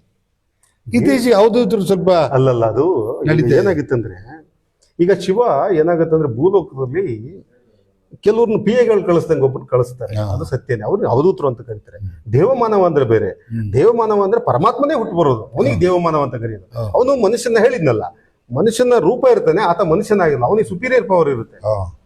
ಅವನು ಪರಮಾತ್ಮ. ಪರಮಾತ್ಮ ಪದೇ ಪದೇ ಹುಟ್ಟಿ ಬರ್ತಾನೆ. ಅವ್ನು ರೈತರ ಮೇಲೆ ಹುಟ್ಟಬಹುದು, ಸತ್ಯವಂತರು ಎಲ್ಲಿರ್ತಾರೆ ಅಲ್ಲಿ ಹುಟ್ಟು ಬರ್ತಾನೆ. ಅವ್ರು ಹೆಚ್ಚಾಗಿ ರೈತರ ಕುಟುಂಬ, ಸತ್ಯವಂತರು ಯಾರು ಮರಲಿ ಅವ್ರ ಮೇಲೆ ಹುಟ್ಟು ಬರ್ತಾರೆ. ಈಗ ಅಲ್ಲಿ ಗೊಂದಲ ಸರ್, ಭಗವಂತ ಪರಮಾತ್ಮ ದೇವರು ಮೂರಾಯ್ತಲ್ಲ. ಈಗ ಇದರಲ್ಲಿ ಭಗವಂತ ಅಂದ್ರೆ ನೀವು ಹೇಳ್ತೀರಿ ನಾರಾಯಣ ಸುಪ್ರೀಮು, ಆಮೇಲೆ ಆತನಿಗೆ ಶರೀರ ಇಲ್ಲ, ಶಿವನಿಗೆ ಶರೀರ ಇದೆ. ಶಿವನಿಗೆ ಶರೀರ ಇರೋದ ಈಶ್ವರಗಿರೋದ? ಶಿವನಿಗೆ ಈಶ್ವರಿಗೆ ಹಾವು ಅವನ್ನೆಲ್ಲ ತೋರಿಸಿರೋದು ಎರಡಿಲ್ಲ ಮರ, ಒಂದೇ ಇರೋದು ನಾನು ನೋಡ್ದಂಗೆ. ಶಿವ ಬೆಳ್ಳಗಿದ್ದಾನೆ ಇರೋದು. ಶಿವ ಅಂದ್ರೆ ಬೆಳ್ಳಗಿದ್ದಾನೆ ಸರ್, ಈಶ್ವರ ಅಂದ್ರೆ ಕರ್ರಗಿದ್ದಾನೆ. ಹೇಳದ್ ಕೇಳಿ, ಇದೆಲ್ಲ ಮಾಡಿರೋದು ಒಬ್ಬನೇ ಶಿವ ಇರೋದು, ಒಬ್ಳೆ ಪಾರ್ವತಿ ಇರೋದು, ಒಬ್ಳೆ ಪದ್ಮಾವತಿ ಇರೋದು, ಒಬ್ಳೆ. ನನ್ಗೆ ಗೊತ್ತಿರೋ ಸತ್ಯ ಹೇಳ್ತೀನಿ, ಸುಮ್ನೆ ಮಿಸ್ಗೈಡ್ ಮಾಡಬಾರ್ದು ಪಾಪ. ಈಗ ಪದ್ಮಾವತಿ ಅಂತ ಹೇಳಿದ್ರಿ ಸರ್, ಈಗ ಪದ್ಮಾವತಿಯ ಒಂದು ಈಗ ಹೇಳ್ತೀವಲ್ಲ, ಒಬ್ಬ MLA ಅಂದ್ರೆ ಕಾನ್ಸ್ಟಿಟ್ಯೂನ್ಸಿ ಅಂತ, ಇಷ್ಟಕ್ಕೆ ಒಬ್ಬ MLA ಅಂತ. ಈ ಪದ್ಮಾವತಿ ಅಂತಂದ್ರೆ ಅವ್ರ ಕಾನ್ಸ್ಟಿಟ್ಯೂನ್ಸಿ ಎಷ್ಟು? ನಮ್ ತಾಲೂಕಿಗ, ನಮ್ ಜಿಲ್ಲೆಗ, ಇಡೀ ಪ್ರಪಂಚ ಜಗನ್ಮಾತೆ ಅವ್ರು ಇಡೀ ಪದ್ಮಾವತಿ. ಮತ್ತೆ ಇನ್ನೊಬ್ರು ಯಾರು? ಮಹಾಲಕ್ಷ್ಮಿ. ಮಹಾಲಕ್ಷ್ಮಿ ನೀವು ನೋಡಿದಿರಿ? ನಾನು ನೋಡಿರೋದು ಮಹಾಲಕ್ಷ್ಮಿ. ಮಹಾಲಕ್ಷ್ಮಿ ಅಂತಂದ್ರೆ ಪದ್ಮಾವತಿ ಶಕ್ತಿಶಾಲಿ ಅಲ್ಲ. ಈಗ ಲಕ್ಷ್ಮಿ ಪಾರ್ವತಿ ಆ ತರದ ಡ್ರೆಸ್ಸು ಅದ್ರಲ್ಲಿ ಇರ್ತಾರೋ, ಮಹಾಲಕ್ಷ್ಮಿ ಅಂತಂದ್ರೆ ಅವರೇ ಬೇರೆ. ಈಗ ಇಲ್ಲ, ನಾವು ನೋಡಿದಾಗ ನಮಗ್ ಪ್ರತ್ಯಕ್ಷ ಆದಾಗ ಒಂದು ಹೆಣ್ಣು ಹೆಂಗಿರ್ತಾರೆ ಹಂಗಿರ್ತಾರೆ, ಕೂದಲುಗಳು ಹಾರ್ತಾ ಇರುತ್ತೆ, ಒಂದು ಬೆಳಕಿರುತ್ತೆ ಅವ್ರ ಹತ್ರ. ನಾನ್ ನೋಡಿದಂಗೆ ಸತ್ಯ ಹೇಳ್ತೀನಿ, ಸುಳ್ಳು ಹೇಳಲ್ಲ, ಸುಳ್ಳು ಹೇಳೋ ಅವಶ್ಯಕತೆ ಏನೂ ಇರಲ್ಲ ಅವ್ರ ಹತ್ರ. ಯಾವ್ದು ಚಿನ್ನ ಇಲ್ಲ, ಇವರೆಲ್ಲ ಹೇಳಿರೋ ಸುಳ್ಳು. ಚಿನ್ನ ಇಲ್ಲ, ಏನೂ ಇಲ್ಲ, ಅವ್ರಿಗೆ ಪವರ್ ಇದೆ. ಒಂದು ಪಾದ ಹಿಂಗಿಟ್ರೆ ಸೌಂಡ್ ಬರುತ್ತೆ. ನೋಡ್, ನಾನೇ ಕಣ್ಣಾರೆ ನೋಡಿದ್ವಿ, 3 ಜನ ಸಾಕ್ಷಿ ಇದೆ. ಅದು ಸಿಕ್ಕಾಬಟ್ಟೆ ಅತ್ಯಂತ ಶಕ್ತಿಶಾಲಿ ಅವ್ರು ನನಗೆ ಸಪೋರ್ಟ್ ಮಾಡ್ತಾ ಇರೋದು. ಈಗ ಲೋಕಲ್ ಅಲ್ಲಿ ದೇವ್ರು ನೋಡಿದೀನಿ ನಾನು ಹಿಂಗೆಲ್ಲ ಹೇಳ್ತಾರೆ, ಮಹೇಂದ್ರ ಅಂತ ಒಂದಷ್ಟು ಜನ ಲೋಕಲ್ ಅಲ್ಲಿ ಲೇವಡಿ ಮಾಡ್ತಾರೆ. ಅವರು ಅದಕ್ಕೆ ಇರೋದು, ಅವ್ರಿಗೆ ಸತ್ಯ ಗೊತ್ತಿರಲ್ಲ, ಅವ್ರು ಲೇವಡಿ ಮಾಡ್ತಾರೆ, ಎಲ್ಲ ಮಾಡ್ತಾರೆ. ಈಗ ಬೆಂಗಳೂರಿನಲ್ಲಿ ಒಪ್ಕೊಂತಾರೆ ನಿಮ್ಮನ್ನ, ಎಲ್ಲರೂ ಲೋಕಲ್ ಅಲ್ಲಿ ಯಾಕೆ ಒಪ್ಕೊಳಕ್ಲ? ಅದು ಜಲಸಿ ಅಂತ ಇರುತ್ತೆ, ಪ್ರತಿಯೊಬ್ಬ ನರ್ಮಾನದಲ್ಲಿ ಇರ್ತದೆ, ಅದು ಹತ್ರದಲ್ಲಿ ಬೆಳೆದಾಗ ಇರುತ್ತೆ. ಅವ್ರಂದ್ರೆ 20 ವರ್ಷ ಕಂಟಿನ್ಯೂಸ್ ಆಗಿ 25 ವರ್ಷ ನೋಡಿದ್ದಾರೆ ಬೆಂಗಳೂರಿನ. ಒಂದೇ ಕಡೆ ಇದ್ರಿ, ಅವ್ರಿಗೆ ಗೊತ್ತಿದೆ, 100% ಗೊತ್ತಿದೆ. ಹಂಗಾಗಿ ಅವ್ರನ್ನ ಫುಲ್ ನಂಬ್ತಾರ. ಇಲ್ಲಿ ಇತ್ತೀಚೆಗೆ ಭಗವಂತನ ಬಗ್ಗೆ ಬಹಳ ಪೂಜೆ ಪುರಸ್ಕಾರ ಅದು ಇದು ಎಲ್ಲ ಜಾಸ್ತಿ ಆಗಿದೆ. ಇವತ್ತೇನು ಎಂತೆಂಥ ಹೋಮ, ಲಕ್ಷ ಕೋಟಿ ಈ ಎಲ್ಲ ಹೋಮ ಇದೆಲ್ಲ ಮಾಡ್ತಾರೆ ಸರ್. ಕೆಲವರು ನಿಂಬೆಹಣ್ಣು ಹಿಡ್ಕೋಗಿರ್ತಾರೆ, ಈ ಥರದ್ದೇ. ಅದೆಲ್ಲ ನಿಜನಾ ಸರ್? ಬೇಕಾ? ಈ ಶೃಂಗೇರಿಲಾದ್ರೆ ಬಹಳ ದೊಡ್ಡ ಹೋಮ, ಧರ್ಮಸ್ಥಳದಲ್ಲಿ ಹೋಮ, ಇಲ್ಲಿ ಅದು ಸಣ್ಣ ಹೋಮ ಈಶ್ವರ ದೇವಸ್ಥಾನದಲ್ಲಿ ಅಂತ. ದೊಡ್ಡ ಹೋಮಕ್ಕೂ ಸಣ್ಣ ಹೋಮಕ್ಕೂ ಏನು ವ್ಯತ್ಯಾಸ? ಮತ್ತೆ ಈ ಹೋಮ ಮಾಡೋದ್ರಿಂದ ಏನೋ ಭೂಮಂಡಲ ಬಹಳ ಒಳ್ಳೇದಾಗುತ್ತೆ, ಆಮ್ಲಜನಕ ಹೆಚ್ಚಿಗೆ ಇಂಪ್ರೂವ್ ಆಗುತ್ತೆ ಅಂತ. ನಿಜನಾ ಸರ್ ಅದೆಲ್ಲ? ನಾನು ಅದ್ರ ಬಗ್ಗೆ ಕಮೆಂಟ್ ಮಾಡಲ್ಲ, ಯಾಕೆಂದ್ರೆ ಅದು ನಾನು ಹೇಳಿದ್ರೆ ಸರಿಯಾಗಲ್ಲ, ಹೇಳಲ್ಲ. ಅಲ್ಲ, ಈಗ ನೀವು ಎಲ್ಲ ಗೊತ್ತಿರೋ ತಾವು ಅದನ್ನ ಹೇಳಲ್ಲ ಇದನ್ನ ಹೇಳಲ್ಲ ಅಂದ್ರೆ ಗೊಂದಲ ಆಗುತ್ತೆ, ಜನಗಳಿಗೆ ಗೊಂದಲ ಅಲ್ಲ. ಈಗ ಜನಗಳೇನಾಗಿದೆ ಅಂದ್ರೆ ಹೊಳೆ ಬಂದಾಗ ನಾವು ಸಂಕ ಅಂತೀವಲ್ಲ, ಹಂಗೆ ಸಂಕದ ಮಧ್ಯೆ ನಿಂತಾರೆ. ಈಗ ನಾನು ಹೋಮ ಮಾಡ್ತಾ ಇದ್ದೀನಿ ಮನೇಲಿ, ನೋಡಿದಿರಿ ಅವತಾರ? ಅಲ್ಲಿ ನೀವು ಮಾಡ್ತಾ ಇಲ್ಲ, ಅದಕ್ಕೆ ನಾನು ಅದ್ದೂರಿ ಪೂಜೆ ಅವತಾರ ಮಾಡಿದ್ ನೋಡಿದ್ದೀರಾ? ಇಲ್ಲ, ನಾನು ಊದುಗಡ್ಡೆ ಹಚ್ಚಿದ್ದೊಂದು ನೋಡಿನಿ ಅಷ್ಟೇ. ರೈಟಾ? ಅಷ್ಟು ಹೇಳ್ಬೋದು. ನಾನು ಅದೇ ನನ್ನ ಫಾಲೋ ಮಾಡ್ರೆ ಸತ್ಯ ಗೊತ್ತಾಗ್ಬಿಡುತ್ತೆ. ನೀವೇ ಫೋಟೋಗಳನ್ನು ಏನಿಲ್ಲೇನಪ್ಪ ಜಾಸ್ತಿ, ಅದೇ ತಂದೆ ಇಟ್ಟರು ಫೋಟೋಗಳು ಇದಾವೆ, ಹಳೇದು. ಅದು ನೀವಾಗಿ ಫೋಟೋ ಯಾವುದೂ ಇಲ್ಲ ಅಂದ್ರೆ ಆಧ್ಯಾತ್ಮಿಕ ಚಿಂತಕರು ಯಾರು ಫೋಟೋ ಇಡಲ್ಲ. ಹಾಗಾದ್ರೆ ಈಗ ಮುಂದಿನ ಈಗ ಮುಗಿಸ್ತಾ ಬರೋಣ, ಸುಮಾರು 1 ಗಂಟೆ ಆಯ್ತು. ಮುಂದಿನ ಜನರು ಹೆಂಗ್ ಬದುಕಬೇಕು ಈ ಒಂದು ವ್ಯವಸ್ಥೆಯಲ್ಲಿ? ಎಲ್ಲ ಕಡೆ ಭ್ರಷ್ಟಾಚಾರ ಆಗಿದೆ ಅಂತಾರೆ, ಅದಕ್ಕೆ ಹೆಚ್ಚು ರಾಜಕಾರಣದಲ್ಲಿ ಭ್ರಷ್ಟಾಚಾರ ಅಂತಾರೆ, ಅದಕ್ಕೆ ಜನ ಮುಗಿ ಬೀಳ್ತಾರೆ. ಯಾಕಂದ್ರೆ ಜನಗಳಿಗೆ ಭ್ರಷ್ಟಾಚಾರನೇ ಇವತ್ತು ಅಗತ್ಯ ಇದೆಯಾ? ಅದು ಯಾಕೆ ರಾಜಕಾರಣದಲ್ಲಿ ಭ್ರಷ್ಟಾಚಾರ ಅಂದ್ರೆ ಅಲ್ಲೇ ಹೋಗ್ತಾರೆ, ದುಡ್ಡು ಕೊಟ್ಟು ಓಟ್ ಕೊಡ್ತಾರೆ. ಏನಾಗತ್ತೆ ಗೊತ್ತಾ, ಈಗ ಯಾರು ಬಡತನದಿಂದ ಬದುಕಕ್ಕೆ ಯಾರು ಇಷ್ಟಪಡ್ತಾ ಇಲ್ಲ. ಈ ಇಷ್ಟಪಡಕ್ಕೆ ಈ ಪಕ್ಕದ ಮನೆ ನೋಡಿ ಇವ್ರು ಬದುಕಕ್ಕೆ ಹೋಗ್ತಾರೆ. ಅದು ಸಮಸ್ಯೆ ಸ್ಟಾರ್ಟ್ ಆಗಿರೋದಲ್ಲಿ. ಇವ್ರು ನೋಡಿ ಇವ್ರು ಬದುಕೋದೇ ಇಲ್ಲ ಜನ. ಒಂದು ನರಮಾನವ ಏನ್ ಮಾಡ್ತಾನೆ, ತನ್ನನ್ನು ನೋಡಿ ತಾನು ಬದುಕ್ಬೇಕು, ನನಗೆ ಹೆಂಗ್ ಬೇಕೋ ಹಂಗ್ ಬದುಕ್ಬೇಕು. ಈಗ ನಾನ್ ಬದುಕ್ತಿರೋದು ನನಗೆ ಹೆಂಗ್ ಬೇಕೋ ಹಂಗೆ. ನಾನು ಇದು ಯಾರನ್ನೂ ಫಾಲೋ ಮಾಡಲ್ಲ. ನನಗೆ ಈಗ ಈ ಬಟ್ಟೆ ಹಾಕ್ಬೇಕಾ ಹಾಕ್ತೀನಿ, ಇನ್ನೊಬ್ಬ ಹೇಳಿದ್ರೆ ಹಾಕಲ್ಲ ನಾನು. ಅಂದ್ರೆ ಜನ ಆತರ ಮಾಡ್ತಾ ಇಲ್ಲ. ಈಗ ನನ್ನ ಹತ್ರ ಒಂದು ಕಾರ್ ಇದೆ, ನನಗೂ ದೊಡ್ಡ ಕಾರ್ ತರ ಶಕ್ತಿ ಇದೆ, ಎಲ್ಲವೂ ಇದೆ. ಲೋನು ಕೊಡ್ತಾರೆ, ನಂಗೆ ಫ್ರೆಂಡ್ಸು ತಕ್ಕೊಡ್ತಾರೆ, ಎಲ್ಲ ನನ್ಗೆ ದೇವ್ರೆಲ್ಲ ಶಕ್ತಿ, ಸಕಲ ಶಕ್ತಿ ಕೊಟ್ಟಿದ್ದಾರೆ. ಬಟ್ ನಾನು ಇರ್ಲಿ ಬಿಡು ಸಾಕು ಅಂತ ನನ್ನ ಪಾಡಿ ನಾನು ಹೋಗ್ತಾ ಇರ್ತೀನಿ. ನಾನು ತಲೆ ಕಟ್ಸ್ಕೊಳ್ಳಲ್ಲ, ಅವ್ನು ಹಿಂಗಂತಾನೆ ಅವ್ನು ಹಿಂಗಂತ. ಬಟ್ ನಾನು ನೆಮ್ಮದಿಯಿಂದ ಇರಕ್ ಯೋಚನೆ ಮಾಡ್ತೀನಿ. ಅಂದ್ರೆ ನಿಮಗೆ ಒಂದು ಸ್ಥಳದಿಂದ ಇನ್ನೊಂದು ಸ್ಥಳಕ್ಕೆ ಹೋಗೋದಕ್ಕೆ ಒಂದು ವಾಹನದ ಅಗತ್ಯ ಇದೆ, ಅಷ್ಟು ಬೇಕು. ದೊಡ್ಡ ಕಾರು ಇನ್ನೊಂದು ಯಾವ್ದು ಅವಶ್ಯಕತೆ ಇಲ್ಲ ಅದು ಅಲ್ವಾ? ಅದಕ್ಕೆ ಕೆಲವರಿಗೆ ಏನಾಗಿದೆ ಅಂದ್ರೆ, ಯಾರೋ ತಗೊಂಡಿರ್ತಾರೆ, ಚಾಲೆಂಜ್ ತಗೋಬೇಕು, ಮನೇಲಿ ಹೆಂಡತಿ ಬಿಡಲ್ಲ, ತಗೋ ಅಂತಾರೆ. ಮದುವೆ ಮನೆಗೆ ಹೋದಾಗ ಸ್ಟೇಟಸ್ ಇರಲ್ಲ ಅಂತಾರೆ. ನಾ ಸಾಧನೆ ಮಾಡಿದ್ರು ಸ್ಟೇಟಸ್ ಬರ್ತದೆ. ಈಗ ಸಮಾಜದಲ್ಲಿ 100 ಜನಕ್ಕೆ ಸಹಾಯ ಮಾಡಿ ನಿಮ್ಮನ್ನ ದೇವ್ರು ಮಾಡ್ತಾರೆ, ಅವಾಗ ನಿಮಗೆ ಗೌರವ ಸಿಗೋದು. ದೊಡ್ಡ ಕಾರ್ ತಗೊಳೋದ್ರಿಂದ ಗೌರವ ಸಿಗಲ್ಲ. ಈಗ ಎಲ್ಲರ ಹತ್ರ ಇರ್ತದೆ ಅದು. ಓಕೆ ಸರ್, ಜೀವನ ಹೆಂಗ್ ಮಾಡ್ಬೇಕು ಅಂದ್ರೆ ಆಧ್ಯಾತ್ಮಿಕದ ಜೊತೆ ಭಗವಂತನ ಜೊತೆ ಇದ್ದು ಜೀವನ. ನೀವು ಯಾವಾಗ್ಲೂ ಒಂದು ಮಾತು ಹೇಳ್ತೀರಿ, ಪ್ರತಿಯೊಬ್ಬನು ಕೆಲಸ ಮಾಡ್ಬೇಕು ಅಂತ. 100% ಹೇಳೋದಂದ್ರೆ ಜಗನ್ಮಾತೆ ಹೇಳಿದ್ದಾರೆ, ಕೆಲಸ ಮಾಡೋದ್ರಲ್ಲಿ ಊಟ ಮಾಡ್ಬೇಡ ಅಂತ ಹೇಳ್ತಾರೆ. ನಾನು ಬೆಂಗಳೂರಿಂದ ಬಂದು ಒಂದ್ ದಿವಸ ಮೂಡಿಗೆರೆ ಸುತ್ತಿದ್ ನೋಡಿದ್ರೆ ನೀವು? ಇಲ್ಲ. ನಾನು ಆ ಕೃಷ್ಣಾಪುರ ಅಕ್ಕನ ಮನೆ ಬಿಟ್ರೆ ಸೀದಾ ಅಲ್ಲೋಗಿ ತೋಟದಲ್ಲಿ ಕೆಲಸನೇ ಮಾಡೋದು. ತಿರ್ಗಾ ಮತ್ತೆ ಅಕ್ಕನ ಮನೆಗೆ ಬಂದು ಮಲ್ಗದಂಗೆ ಇಲ್ಲಿ ಬರ್ತೀನಿ ನಾನು. ಹೌದಾ, ನಾನು ತಿರ್ಗಲ್ಲ, ಸುಮ್ನೆ ತಿರ್ಗಲ್ಲ. ನನಗೆ ಅದು ಇಷ್ಟ ಆಗಲ್ಲ. ನಾನು ಕೆಲಸ ಮಾಡಕ್ಕಂತಾನೆ ಬರೋದು. ನಾನು ಕೂಲಿ ಕಾರ್ಮಿಕರ ದುಡಿಬೇಕಂತಾನೆ ಬರೋದು. ಬಿಕಾಸ್ ಏನಂದ್ರೆ ನನಗೆ ಕೆಲಸ ಮಾಡಿದಾಗ ಬೆವರು ಬರುತ್ತೆ. ಬೆವರು ಬಂದಾಗ ಸ್ನಾನ ಮಾಡಿದಾಗ ಬಾಡಿ ಫುಲ್ ರಿಫ್ರೆಶ್ ಆಗ್ಬಿಡುತ್ತೆ. ಅದ್ರಲ್ಲಿ ಏನೋ ಒಂಥರ ಸುಖ ಸಿಗುತ್ತೆ. ಮಲಗಿದ್ರೆ ಏನೋ ಒಂಥರ ನೆಮ್ಮದಿ. ಸುಮ್ನೆ ನಾವು ಯಾರೋ ಊಟ ಹಾಕ್ತಾರೆ, ಅಕ್ಕ ಊಟ ಹಾಕ್ತಾರೆ ಅಂತ ಊಟ ಮಾಡ್ಕೊಂಡು ಕೂತ್ಕೊಂಡ್ರೆ ಬೊಜ್ಜು ಬರ್ತದೆ. ಆ ಬೊಜ್ಜು ಕರಸೋದು ಹೆಂಗೆ? ನಾನು ನೋಡಿದ್ದೀನಿ, ಯಾವುದೋ ಒಂದು ಕಾಮೆಂಟಿಗೆ ಯಾವುದೋ ಒಂದು 2.5 ಗಂಟೆ ರಾತ್ರಿ 3 ಗಂಟೆ ಅವಾಗೆಲ್ಲ ನೀವು ಅದಕ್ಕೇನೋ ಒಂದು ಬರೆದಿರ್ತೀರಿ, ಏನೋ ಮಾಡಿರ್ತೀರಿ. ಹಾಗಾದರೆ ನಿಮ್ಮ ಈ ಒಂದು ಶಿಸ್ತಿನ ಜೀವನಕ್ಕೆ ಏನು ಸರ್, ಬೆಳಗಿಂದ ಸಂಜೆವರೆಗೆ ನಿಮ್ಮ ದಿನನಿತ್ಯದ ರೂಢಿ ಏನು? ಎಷ್ಟೊತ್ತಿಗೆ ಹೇಳ್ತೀರಿ, ಎಷ್ಟೊತ್ತಿಗೆ? ಇಲ್ಲ, ಸುಳ್ಳೆಲ್ಲ ಹೇಳಕ್ಕಾಗಲ್ಲ. ನಾನು 10 ವರ್ಷ ಒಂದು 2 ಗಂಟೆ ರಾತ್ರಿಗೆ ಯಾರೋ ಬಂದು ಹೇಳಿಸ್ದಂಗೆ ಆಗ್ತಿದ್ದೆ. ಅವಾಗ ಒಂದು ಅರ್ಧ ಗಂಟೆ ಧ್ಯಾನ ಮಾಡ್ತಿದ್ದೆ, ಮತ್ತೆ ಜೀರಿಗೆ ಕಾಫಿ ಕುಡಿದು ಮಲಗಿ ಬಿಡ್ತಿದ್ದೆ. ಮತ್ತೆ ಎಷ್ಟು ನಿದ್ರೆ ಬರುತ್ತೆ ಅಂದ್ರೆ 10 ಗಂಟೆ ತನಕ ಬಂದ್ರು ಮಲಗ್ತಿದ್ದೆ. ಸುಳ್ಳು 5 ಗಂಟೆಗೆ ಹೇಳ್ತೀನಿ, 4 ಗಂಟೆಗೆ, ಇದೆಲ್ಲ ಸುಳ್ಳು ಹೇಳಕ್ಕಾಗಲ್ಲ, ಹೇಳ್ಬಾರ್ದು. ನನಗೆ ನಿದ್ರೆ ಎಷ್ಟು ಬೇಕಷ್ಟು ಮಾಡ್ತೀನಿ, ಕಂಫರ್ಟ್ ಆಗಿ ಮಾಡ್ತೀನಿ.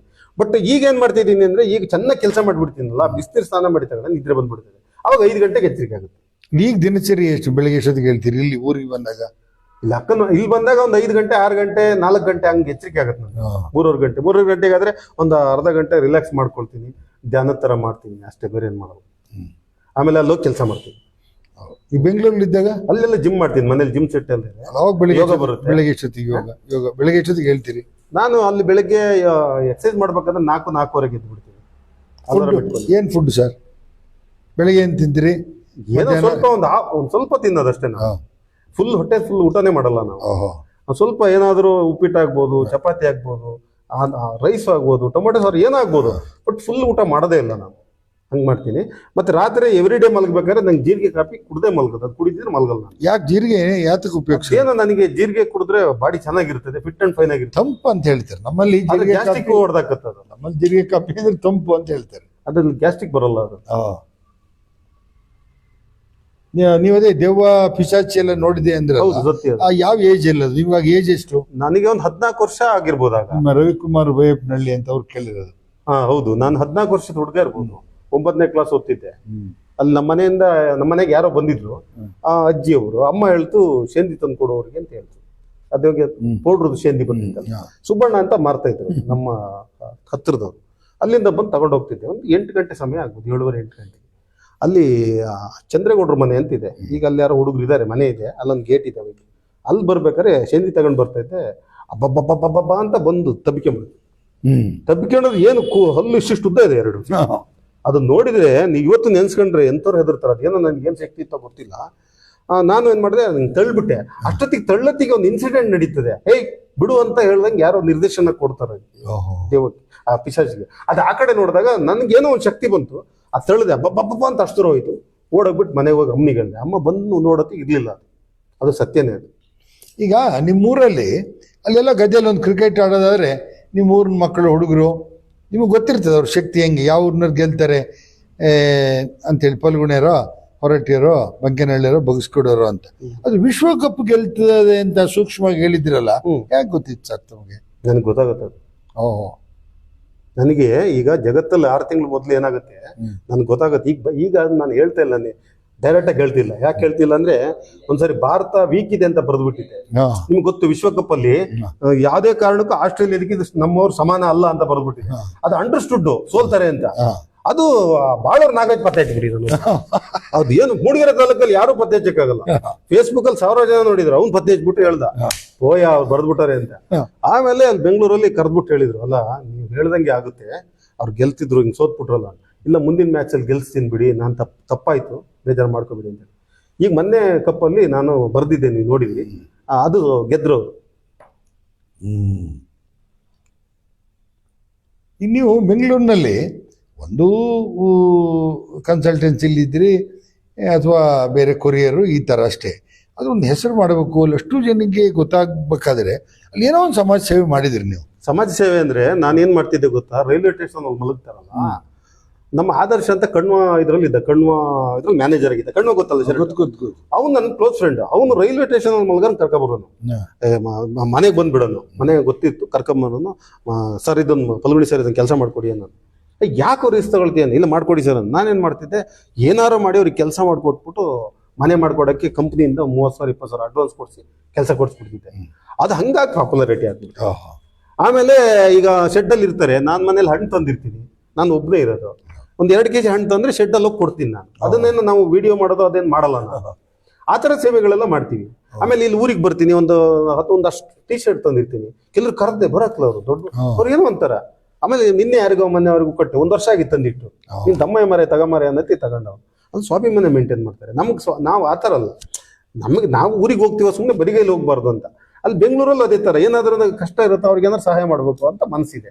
ಈಗ ನೀವೇನಾರು ಫಂಡ್ ಕೊಡ್ತೀರಿ, ನಾನು ಹೇಳಿರೋ ಭವಿಷ್ಯ ಸತ್ಯ ಆಗಿರ್ತದೆ, ಅದನ್ನ ನಾನು ಊಟ ಮಾಡಲ್ಲ. ಅದರಲ್ಲಿ ನಾನೇನ್ ಮಾಡ್ತೀನಿ, ಯಾರಿಗಾರು ಸಹಾಯ ಮಾಡಕ್ ಪ್ರಯತ್ನ ಮಾಡ್ತೀನಿ. ಆ ಥರ ಮಾಡ್ತೀನಿ. ಈಗ ಬೆಂಗಳೂರು ಸಾಗರ ಸರ್, ಅದರಲ್ಲಿ ನೀವು ಕಾವೇರಿ ಹೋರಾಟದಲ್ಲಿ ಭಾಗವಹಿಸಿದ್ನ ನಾನು ನೋಡಿದ್ದೀನಿ. ಜೊತೆಗೆ ಚಿತ್ರರಂಗ ಅಂದ್ರೆ ರಾಜ್ಕುಮಾರ್ ಜೊತೆ ಫೋಟೋ ಎಲ್ಲ ತೆಗೆಸ್ಕೊಂಡಿದ್ದೀರಿ. ಈ ತರ ಒಳ್ಳೊಳ್ಳೆ ಕಾಂಟ್ಯಾಕ್ಟ್ ಎಲ್ಲ ಇತ್ತು, ಈಗಲೂ ಇದೆ. ಆದ್ರೆ ರಾಜ್ಕುಮಾರ್ ಹಾಡು ಹೇಳೋ ಹಾಗೆ ಒಂದ್ ಕಡೆ ಹುಟ್ಟಿದ ಊರನ್ನು ಬಿಟ್ಟು ಹೋದ್ರೆ ಕಟ್ಟೋರ ನಮ್ಮೂರ ಅಂತ. ಹಾಗಾಗಿ ಈ ಫಲ್ಗುಣಿ ಊರಿಗೆ ನಿಮ್ದು ಏನೊಂದು ಕನಸಿದೆ, ನನ್ನ ಊರಿಗೆ ಏನಾದ್ರೂ ಒಂದು, ನಿಮಗೆ ಬೆಂಗಳೂರು ಕೇಳಿದ ಕಾರ್ಪೊರೇಟ್ ಸೆಕ್ಟರ್ ಅಲ್ಲಿ ದುಡ್ಡಿಗೆ ಏನು ತೊಂದರೆ ಆಗಲ್ಲ. ಇಷ್ಟೇ ಅಂತ 100 ರೂಪಾಯಿ ಇರ್ಬೋದು, 100 ಕೋಟಿ ಇರ್ಬೋದು. ಆದ್ರೆ ನಿಮ್ಮ ಹುಟ್ಟೂರಿಗೆ ಅಥವಾ ನನ್ನ ಹುಟ್ಟಿದ ತಾಲೂಕಿಗೆ ಅಥವಾ ನನ್ನ ಹುಟ್ಟಿದ ಜಿಲ್ಲೆಗೆ ಏನಾದ್ರೂ ಒಂದು ಮಾಡ್ಬೇಕು ಅಂತ ಒಂದು ಗುರಿ ಇದೆಯಾ ಸರ್? ಅದು 100% ಇತ್ತು. ಅದು ಗ್ರೂಪಲ್ಲಿ ನಾನು ಚರ್ಚೆ ಮಾಡಿದಾಗ ಅದನ್ನ ಏನ್ ಮಾಡಿ ಇಗ್ನೋರ್ ಮಾಡ್ಲಿಲ್ವ ಅವರು? ದಾರಿ ತಪ್ಪಿಸಿರೋದು. ದಾರಿ ತಪ್ಪಿಸಿ 10 ಸರಿ ತಪ್ಪಿಸಿ ತಲೆಗಟ್ಟು ಸುಮ್ಮನೆ ಆಗ್ಬಿಟ್ಟೆ. ಇವ್ರು ಏನಾರು ಮಾಡ್ಕೊಳ್ಳಿ ಅಂತ. ನನ್ನ ಉದ್ದೇಶ ಈಗಲೂ ಇರೋದಂಗೆ ಹೇಳಿದೀನಿ ನಾನು. ನಮ್ಮೂರಲ್ಲಿ ಏನಾರ ಮಾಡಿ ನಾನು 50,000 ಕೊಡ್ತೀನಿ ಅಂತ. ಈಗ ನಿಮ್ಮ ಎದುರುಗಡೆ ಹೇಳ್ತೀನಿ, ನಾಳೆ ಊರಲ್ಲಿ ಏನಾರ ಮಾಡ್ತೀನಿ ಅಂದ್ರೆ ನಾನು 50,000 ಕೊಡ್ತೀನಿ ಅಂತ ಹೇಳ್ತಿದ್ದೀನಲ್ಲ. ಅದು ನಾನು ಸುಳ್ಳು ಹೇಳಲ್ಲ ರೀ. ನಾನು ಏನ್ ಹೇಳ್ತೀನಿ ಅದನ್ನೇ ಮಾಡೋದು. ನಾನು ಅವತ್ತು ಹೇಳ್ತಿದ್ದೀನಿ, ಇವತ್ತು ಬೇರೆ ಹೋಗಿ ಹೇಳ್ತಾ ಇದ್ದೀನಲ್ಲ. ಇವ್ರು ಯಾರು ಮುಂದೆ ಬರಲ್ಲ. ಈಗ 500,000ಕ್ಕೆ ಏನು ಬರಲ್ಲ ರೀ, ಖಂಡಿತ ಏನು ಬರಲ್ಲ. ಈಗ ಒಂದು ಲೈಬ್ರರಿ ಮಾಡಬೇಕು, ಮಕ್ಕಳು ಜ್ಞಾನವಂತರಾಗಬೇಕು, ಅದಕ್ಕೆ ಒಳ್ಳೆಯ ಲೈಬ್ರರಿ ಬೇಕು, ಒಳ್ಳೆ ಸ್ಕೂಲ್ ಬೇಕು ಅಂತ ಕಾನ್ಸೆಪ್ಟ್ ನಂದು. ನಾವು ಹುಟ್ಟಿರೋದು ನಿಜ, ಆ ಪುಣ್ಯ ಭೂಮಿ ನನಗೆ ಜನ್ಮ ಕೊಟ್ಟಿದೆ, ಅದ್ರ ಋಣ ತೀರ್ಸಕ್ಕಂತೂ ಆಗಲ್ಲ, ರೈಟಾ? ಆದ್ರೆ ಅಲ್ಲಿ ಏನಾರ ಮಾಡೋಣಂದ್ರೆ ಅಂಥವ್ರು ಬರ್ಬೇಕಲ್ಲ. ಮಹೇಂದ್ರ ನಾನು ಸ್ವಲ್ಪ ಆಗ್ತೀನಿ ಬಾರ ಮಾಡೋಣ ಅಂತ ಯಾರು ಕರೆದ್ರೂ ಬರ್ತಾ ಇಲ್ಲ. ಏನ್ ಮಾಡೋದು? ಈಗ ದೇವಸ್ಥಾನ ಕಟ್ಟಂಥದ್ದು ಒಳ್ಳೇದು, ಅಥವಾ ನಿಮ್ಮ ಕೊಟ್ಟಿಗೆರ ಮೂಡಿಗೆರೆ ರಸ್ತೆ ನೋಡಿದರೆ ನೂರಾರು ದನ ರೋಡಲ್ಲಿ ಆಕ್ಸಿಡೆಂಟ್ ಆಗಿ ತುಂಬ ಸಾಯ್ತದೆ. ಒಂದು ಆ ಥರದವರಿಗೆ ನಾನೊಂದ್ಸರಿ ಹೇಳಿದ್ದೀನಿ, ನಿಮಗೆ ಒಂದು ಗೋಶಾಲೆ ಮಾಡಿ ಅವನ್ನೆಲ್ಲರೂ ಒಂದು ಸುರಕ್ಷಿತವಾಗಿ ತಲುಪಿಸೋದು ಒಳ್ಳೇದು. ಇವತ್ತು ಇದಾವೆ ದನಗಳು ಆ ಥರದ್ದು. ಅಲ್ಲ, ದನ ಸಾಕ್ತಾರಲ್ಲ, ಅದು ಅವ್ರು ಮೇಂಟೈನ್ ಮಾಡ್ಬೇಕು, ಅದು ಅವ್ರ ಕರ್ತವ್ಯ. ಧರ್ಮ ಮತ್ತೆ ಕರ್ತವ್ಯ ಆಗಿರ್ತದೆ. ಅವ್ರು ದ್ರೋಹ ಮಾಡ್ತಾ ಇದ್ದಾರೆ, ಅದಕ್ಕೆ ಕಾನೂನು ಮುಖಾಂತರ ಅವರು ಕ್ರಮ ಕೈಗೊಳ್ಬೇಕು, ಸಂಬಂಧಪಟ್ಟ ಇಲಾಖೆಯವರು. ಅದು ಅವರು ಈಗ ದನನ ಹಾಲು ಕರೆದು ರೋಡಿಗೆ ಬಿಡೋದು ಅಧರ್ಮ. ಅದು ಬೇರೆ ಮಾಡೋ ಕೆಲಸ ಅಲ್ಲ. ಈಗ ನಮ್ಮಂತರ ಮಾಡ್ಬೇಕಾಗಿದ್ದ ಕೆಲಸ ಅಂದ್ರೆ ಕುಡಿಯೋ ನೀರಿನ ಶುದ್ಧ ನೀರಿನ ಘಟಕ, ಇಲ್ಲ ಪುಸ್ತಕ ಮಕ್ಕಳು ಓದ್ತಾರಲ್ಲ ಅದು, ಸ್ಪೋರ್ಟ್ಸು, ಆಮೇಲೆ ಜ್ಞಾನಾರ್ಜನೆ, ಇದೆಲ್ಲ ಆಗ್ಬೇಕು. ಆಮೇಲೆ ನಿಮ್ಮಂತರ ಕರ್ಕೊಂಡು ಪ್ರವಚನ ಕೊಡಿಸ್ಬೇಕು. ಅವಾಗ ಮಕ್ಕಳಲ್ಲಿ ಏನೋ ಒಂದು ಆಗುತ್ತೆ. ಅಲ್ಲ, ಈಗ ನೋಡಿ, ಶುದ್ಧ ನೀರಿನ ಘಟಕ ಎಲ್ಲ ಗ್ರಾಮ ಪಂಚಾಯತಿಲಿ ಇದಾವೆ, ಎಲ್ಲ 1-2 ಇದಾವೆ, ಎಲ್ಲ ಹಾಳು ಬಿದ್ದೋಗಿದ್ದಾವೆ. ಅದನ್ನ ಸರಿ ಮಾಡಲಿಲ್ಲ.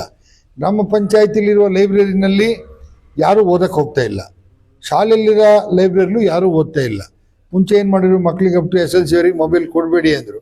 ಯಾವಾಗ ಕೊರೋನಾ ಬಂತು, ಕೊರೋನಾ ಬಂದಲ್ಲಿ ಎಲ್ಲರೂ ಮೊಬೈಲು ತಗೊಂಡ್ರು. ಈಗ ಮಕ್ಕಳೆಲ್ಲ ಮೊಬೈಲ್ ನೋಡೋಂಥ ಸ್ಥಿತಿಗೆ ಬಂದ ಮೇಲೆ ಓದಂಥದ್ದು ಅಂತಿಲ್ಲ. ಅದನ್ನ ಟರ್ನ್ ಮಾಡಬೇಕು. ಅದು ಈಗ ಇದೆಯಲ್ಲ, ಈಗ ಈ ಸೋಷಿಯಲ್ ಮೀಡಿಯಾ ಎಲ್ಲ ನಾನು ಹೇಳೋದು ನೋಡಬೇಡಿ ಅಂತ ಹೇಳೋದಲ್ಲ. ನಾನು ನಿಮ್ ಕೆಲಸ ಆದ್ಮೇಲೆ ಒಂದು ಅರ್ಧ ಗಂಟೆ ನೋಡ್ಕೊಳ್ಳಿ ಮರೆ ಅಂತ ಹೇಳ್ತೀನಿ. ನಾನು ಕುಡಿಯೋರಿಗೆ ಹೇಳೋದು, ನೀವು ಹಗಲೆಲ್ಲ ಕುಡಿಬೇಡಿ ಮರೆ, ಸಾಯಂಕಾಲ ಮನೆಗೆ ಹೋದ್ರೆ ಬೇಕಾದ್ರೆ ಸ್ವಲ್ಪ ಕುಡಿದು ಮಲ್ಕೊಳ್ಳಿ, ಬಿಡಕ್ಕೆ ಆಗಲ್ಲ ಅಂದ್ರೆ. ಬಟ್ ದುಶ್ಚಟ ಒಳ್ಳೇದಲ್ಲ. ನನಗೆ ಬಿಡಕ್ಕೆ ಆಗಲ್ಲ ಅಂದ್ರೆ ಆ ಮಾರ್ಗ ಕಂಡುಹಿಡೀರಿ ಅಂದ್ರೆ. ಕೆಲವ್ರು ಏನ್ ಮಾಡ್ತಾರೆ, ರಸ್ತೆಯಲ್ಲಿ ಕುಡಿಯೋದು, ಬೇರೆ ತೊಂದರೆ ಕೊಡೋದು, ಗಲಾಟೆ ಮಾಡೋದು, ಬೀದಿಲಿ ಬೀಳೋದು, ಇದು ಅಧರ್ಮ ಅಲ್ಲದೆ ಮತ್ತಿನ್ನೇನು, ತಪ್ಪಲ್ವಾ? ಹೌದು. ಈಗ ನಮ್ಮ ಇವ್ರು ಮತ್ತು ಅದು ಸೇಮ್ ಶುರು ಮಾಡಿದ್ದಾರೆ, ಮಠ ಕಟ್ಟಣ ಅಂತ ಒಂದೇ. ಅದಕ್ಕೆ ಕಟ್ಟಣ ಅಂತ ಇವರು ವಾಟ್ಸಪ್ಪಲ್ಲಿ ಫೇಸ್ಬುಕ್ಕಲ್ಲಿ ಹಾಕಿದ್ರು. ಚರ್ಚೆ ಕಟ್ಟಬೇಕು. ಅದ ಮಠ ಅಂದ್ರೆ ಅವರು ಸ್ವಾಮೀಜಿ ಟೈಪ್ ಅಲ್ಲ, ಇವೆಲ್ಲದನ್ನು ಕ್ರೋಢೀಕರಿಸಿ ಒಂದಷ್ಟು ಪುಸ್ತಕ, ಒಂದಷ್ಟು ಬಟ್ಟೆ ದಾನ ಮಾಡೋಂಥದ್ದು, ಒಂದು ಶುದ್ಧ ಕುಡಿಯೋ ನೀರು, ಒಂದು ಕಡೆ ಒಂದು ಪ್ರವಚನ, ಈ ಥರದ್ದೆಲ್ಲ ನಡೀತಾ ಇರಲಿ ಪರ್ಮನೆಂಟ್ ಆಗಿ ಅಂತ ಇರ್ಬೋದು. ಇಲ್ಲ, ಆ ಶಬ್ದನ ಯೂಸೇ ಮಾಡಬಾರ್ದು ಅಂತ ಹೇಳ್ಬಿಟ್ಟು. ಅಲ್ಲ ಅವರು ಪ್ರವೀಣ್ ಪೂಜಾರಿನೂ ಅದನ್ನೇ ಕೇಳಿದ್ರು, ಮಠ ಕಟ್ಟಕ್ಕೆ ಜಾಗ ಕೊಡ್ತಾರ ಕೇಳಿ ಅಂತ. ಇಲ್ಲ, ನಾವ್ಯಾರಿಗೆ ಕೊಡೋದು. ಅದು ಕಾಫಿ ಗಿಡದಲ್ಲಿ ಸುಮಾರು ಸರಿ ಹೂ ಬಿಡುತ್ತೆ, ಒಂದು 6-7 ಸರಿ ವರ್ಷ. ಸತ್ಯ, ಅದೆಲ್ಲ ಸತ್ಯನೇ. ಸತ್ಯ, ಅದೆಲ್ಲ ಸತ್ಯ. ಮಿರಾಕಲ್ ಆಗೋದೆಲ್ಲ ಸತ್ಯ. ಅದು ವಿತ್ ಡಾಕ್ಯುಮೆಂಟ್ಸ್ ಹಾಕಿರ್ತೀವಲ್ಲ ನಾವೇನು ಅದನ್ನ ಎಡಿಟ್ ಮಾಡಲ್ಲ, ಏನು ಮಾಡಲ್ಲ, ಯಾಕಂದ್ರೆ ಮಾಡಬಾರ್ದು ಅದೆಲ್ಲ. ಈಗ ನಮ್ಮಲ್ಲಿ ಕಾಫಿ ತೋಟನೇ ಜಾಸ್ತಿ ಇರೋದ್ರಿಂದ ಮಲ್ಲಿಕರೆಲ್ಲ ಇದಾರೆ, ಅದು ಹೂ ಆಗ್ತಾ ಇರುತ್ತೆ. ಅಲ್ಲ, ಹಾಗಾಗಲ್ಲ. ಅಂದ್ರೆ ನಮ್ದು ಜಾಸ್ತಿ ಆಗಿತ್ತು, ಇಬ್ಬನಿಗೆ ಎರಡಲ್ಲ ಅಣ್ಣ. ಅಲ್ಲಲ್ಲ, ನಾನು ಕನ್ಸಲ್ಟ್ ಮಾಡಿದೆ, ಕಾಫಿ ಪ್ಲಾಂಟರ್ನೇ ಕರೆಸ್ತೆ. ಅವ್ರು ಹೇಳಿದ್ರು ಕೆಲವೊಂದು ಆಗತ್ತೆ ಅಂತ. ಇದು ಹಾಗಲ್ಲ ಆಗಿರೋದು. ಇದನ್ನ ಎಲ್ಲರೂ ಹಮೀದು ನೋಡಿದರೆ, ರಫೀಕ್ ನೋಡಿದರೆ, ಎಲ್ಲ ನೋಡಿದರೆ, ನೋಡಿ ಕನ್ಸಿಡರ್ ಮಾಡಿರೋದು. ಸತ್ಯನೇ. ಓಕೆ ಸರ್, ಕೊನೆಯದಾಗಿ ಮುಗಿಸೋಣ. 1-1/4 ಗಂಟೆ ಆಗ್ತಾ ಬಂತು. ಇವತ್ತಿನ ಈ ಯಂಗ್ಸ್ಟರ್ಸಿಗೆ ಅಥವಾ ಟೋಟಲಿ ನರಮಾನವರಿಗೆ ಒಂದು ಸಂಬಂಧ, ಪ್ರೀತಿ, ವಿಶ್ವಾಸ, ಒಂದು ಒಳ್ಳೆಯ ಸಂಬಂಧ, ಒಳ್ಳೆಯ ಜೀವನ ಮಾಡಬೇಕಾದ್ರೆ ಏನು ಮಾಡಬೇಕು ಅಂತ ಹೇಳಿ. ಈಗ ಒಳ್ಳೆ ಜೀವನ ಮಾಡ್ಬೇಕಂದ್ರೆ ಹೆಂಡತಿ ಬೈತಾಳೆ ಅಂದ್ರೆ ನೀವು ತಿರುಗಿ ಬೈಬಾರ್ದು, ಸ್ನೇಹಿತ ಬೈತಾನೆ ಅಂದ್ರೆ ತಿರುಗಿ ಬೈಬಾರ್ದು. ಅದಕ್ಕಿಂತ ದೊಡ್ಡ ಪನಿಷ್ಮೆಂಟ್ ಯಾವ್ದು ಇಲ್ಲ. ಈಗ ಬೈದನಿಗೆ ಏನ್ ಗೊತ್ತಾ, ದಿನಾ ಸಾಯ್ತಾನ ಅವ್ನು ಹೆದ್ರಿ ಮಹೇಂದ್ರ ಯಾವಾಗ ಏನ್ ಮಾಡ್ಬಿಡ್ತಾನ ಸವಾಸ ಅಲ್ಲ ಬೈದನಿಗೆ. ಅದಕ್ಕೆ ನಾವು ರಿಯಾಕ್ಟ್ ಮಾಡಬಾರ್ದು, ನಾವು ಮೌನಿಯಾಗಿರ್ಬೇಕು. ಅರ್ಥ ಆಗುತ್ತೆ. ಅದಕ್ಕಿಂತ ದೊಡ್ಡ ಶಿಕ್ಷೆ ಬೇರೆ ಯಾವುದು ಇರಲ್ಲ. ನಾವು ವಾದ ಪ್ರತಿವಾದಗಳನ್ನು ಮಾಡ್ತಾ ಹೋದ್ರೆ ಎಲ್ಲ ಸಂಬಂಧಗಳು ಕಟ್ಟಾಗ್ತವೆ. ವಾದ ಪ್ರತಿವಾದ ಮಾಡ್ಲೇಬಾರ್ದು. ನಮ್ಮ ಅಭಿಪ್ರಾಯಗಳನ್ನ ನೋಡಿ, ಸಂವಿಧಾನ ಹೇಳೋದು ಅಷ್ಟೇನೆ, ನಿಮ್ಮ ಅಭಿಪ್ರಾಯಗಳನ್ನು ಮಂಡಿಸಿ ಅಂತ ಹೇಳೋದು. ಅವ್ರು ಬೈರಿ ಅಂತ ಹೇಳಿಲ್ಲ. ಇವ್ರೇನ್ ಮಾಡಿದ್ದಾರೆ, ವಾಕ್ ಸ್ವಾತಂತ್ರ್ಯ ಇದೆ ಅಂತ ಹೇಳಿ ಬೆಳಿಗ್ಗೆ ಬೈಯೋದು, CM ಬೈಯೋದು, PM ಬೈಯೋದು, ಒಬ್ರು ಮಿನಿಸ್ಟರ್ನು ಬಿಡಲ್ಲ. ಅದು ರಾಂಗ್. ಅದು ಇವರ ಅಭಿಪ್ರಾಯಗಳನ್ನ ಹೇಳ್ಬೇಕು. ನೀವೇನ್ ತಪ್ಪು ಮಾಡ್ತಿದ್ರಿ ಸರ್ಕಾರದವರು, ಅದಕ್ಕೆ ಇವರಿಗೆ ಸಂವಿಧಾನದಲ್ಲಿ ಹಕ್ಕಿದೆ, ಬೈಯಕ್ಕೆ ಹಕ್ಕಿದೆ. ಅದಕ್ಕೆ ಸಂಬಂಧಗಳು ಹಾಳಾಗ್ತಾ ಇದ್ದಾರೆ. ಈಗ ನೀವು ನನಗೆ ಗೈಡ್ ಮಾಡ್ಬೋದು, ಮಹೇಂದ್ರ ಇದೆಲ್ಲ ಇದು ಮಾಡಿ ಅಂತ, ಅದು ನಿಮ್ಗೆ ರೈಟ್ಸ್ ಇದೆ ಆಸ್ ಎ ಫ್ರೆಂಡ್ ಆಗಿ. ಅದೇ ತರ ನಾನು ಹೇಳ್ತಿರೋದ, ಅಭಿವ್ಯಕ್ತಿ ಸ್ವಾತಂತ್ರ್ಯ ಅಂತ ಸಂವಿಧಾನ ಕೊಟ್ಟದೆ, ಅದು ಮಿಸ್ಯೂಸ್ ಆಗ್ತಾ ಇದೆ. ಅಕ್ಕ ತಮ್ಮನಿಗೂ ಅಷ್ಟೇ ಗೈಡ್ ಮಾಡ್ಬೋದು, ಬೈಯಂಗಿಲ್ಲ. ಮತ್ತೆ ಇರಿಟೇಷನ್ ಮಾಡಬಾರ್ದು, ಮತ್ತೆ ಕೀಳರಿಮೆ ಇರಬಾರ್ದು. ಅವನನ್ನ ಏನೋ ಒಂಥರ ವ್ಯಂಗ್ಯವಾಗಿ ಮಾಡೋದು, ಅದೆಲ್ಲ ರಾಂಗ್. ಅದು ವೆರಿ ರಾಂಗ್. ಯಾರನ್ನೂ ಕೆಳಮಟ್ಟದಲ್ಲಿ ನೋಡೋದಾಗ್ಲಿ, ವ್ಯಂಗ್ಯ ಮಾಡೋದಾಗ್ಲಿ, ಅಪಹಾಸ್ಯ ಮಾಡೋದಾಗ್ಲಿ, ಇದು ವೆರಿ ರಾಂಗ್. ಓಕೆ ಸರ್, ನೀವೀಗ ಊರಲ್ಲಿದ್ದ ದಿನಗಳಲ್ಲಿ ಯಾರಾದರೂ ಒಂದು ಕಷ್ಟ ಏನೋ ಕೇಳಬೇಕು, ಅದು ನೀವು ಹೇಳಿರಿ, ಭವಿಷ್ಯ ಹೇಳಲ್ಲ, ಯಂತ್ರ ಕಟ್ಟಲ್ಲ, ಅಂತಂದ್ರೆ ಇಲ್ಲ, ಕುಂಕುಮ ಇಡಿಸೋದಿಲ್ಲ, ಏನಿಲ್ಲ ಅಂತ. ಯಾರಾದರೂ ಒಂದು ಪರಿಹಾರ ಕೇಳೋದಕ್ಕೆ ಏನಾದ್ರು ಸಮಯ ಇದೆಯಾ, ಅಥವಾ ಇಂಥವರೇ ಜಾತಿಯವರೇ ಬರಬೇಕು, ಅಥವಾ ಇಂಥ ಸಮಯ, ಇಷ್ಟೇ ದುಡ್ಡು, ಫೀಸು, ಈ ಥರ ಏನಾದ್ರು ಇದೆಯಾ? ಸ್ವಾಮಿ, ಅಲ್ಲ, ಜಾತಿ ಮಾಡೋದು ನಾವು. ದೇವರಿಗೆ ಅದೆಲ್ಲ ಏನೂ ಗೊತ್ತಿಲ್ಲ ಅವ್ನಿಗೆ. ಅವ್ರಿಗೆ ಸತ್ಯವಾಗಿ ಹೇಳ್ತೀನಿ, ದೇವರುಗಳಿಗೆ ನಿಮ್ಮಲ್ಲಿ ಭೂಲೋಕದಲ್ಲಿರೋ ಈ ಜಾತಿ ಧರ್ಮಗಳು ಗೊತ್ತೇ ಇಲ್ಲ. ಇದು ನರಮಾನವರು ಸೃಷ್ಟಿ ಮಾಡಿರ್ತಕ್ಕಂಥದ್ದು. ನನಗೆ ಅದೆಲ್ಲ ಏನು ಗೊತ್ತಿಲ್ಲ ರೀ ಚಿಕ್ಕ ಹುಡುಗನಿಂದ.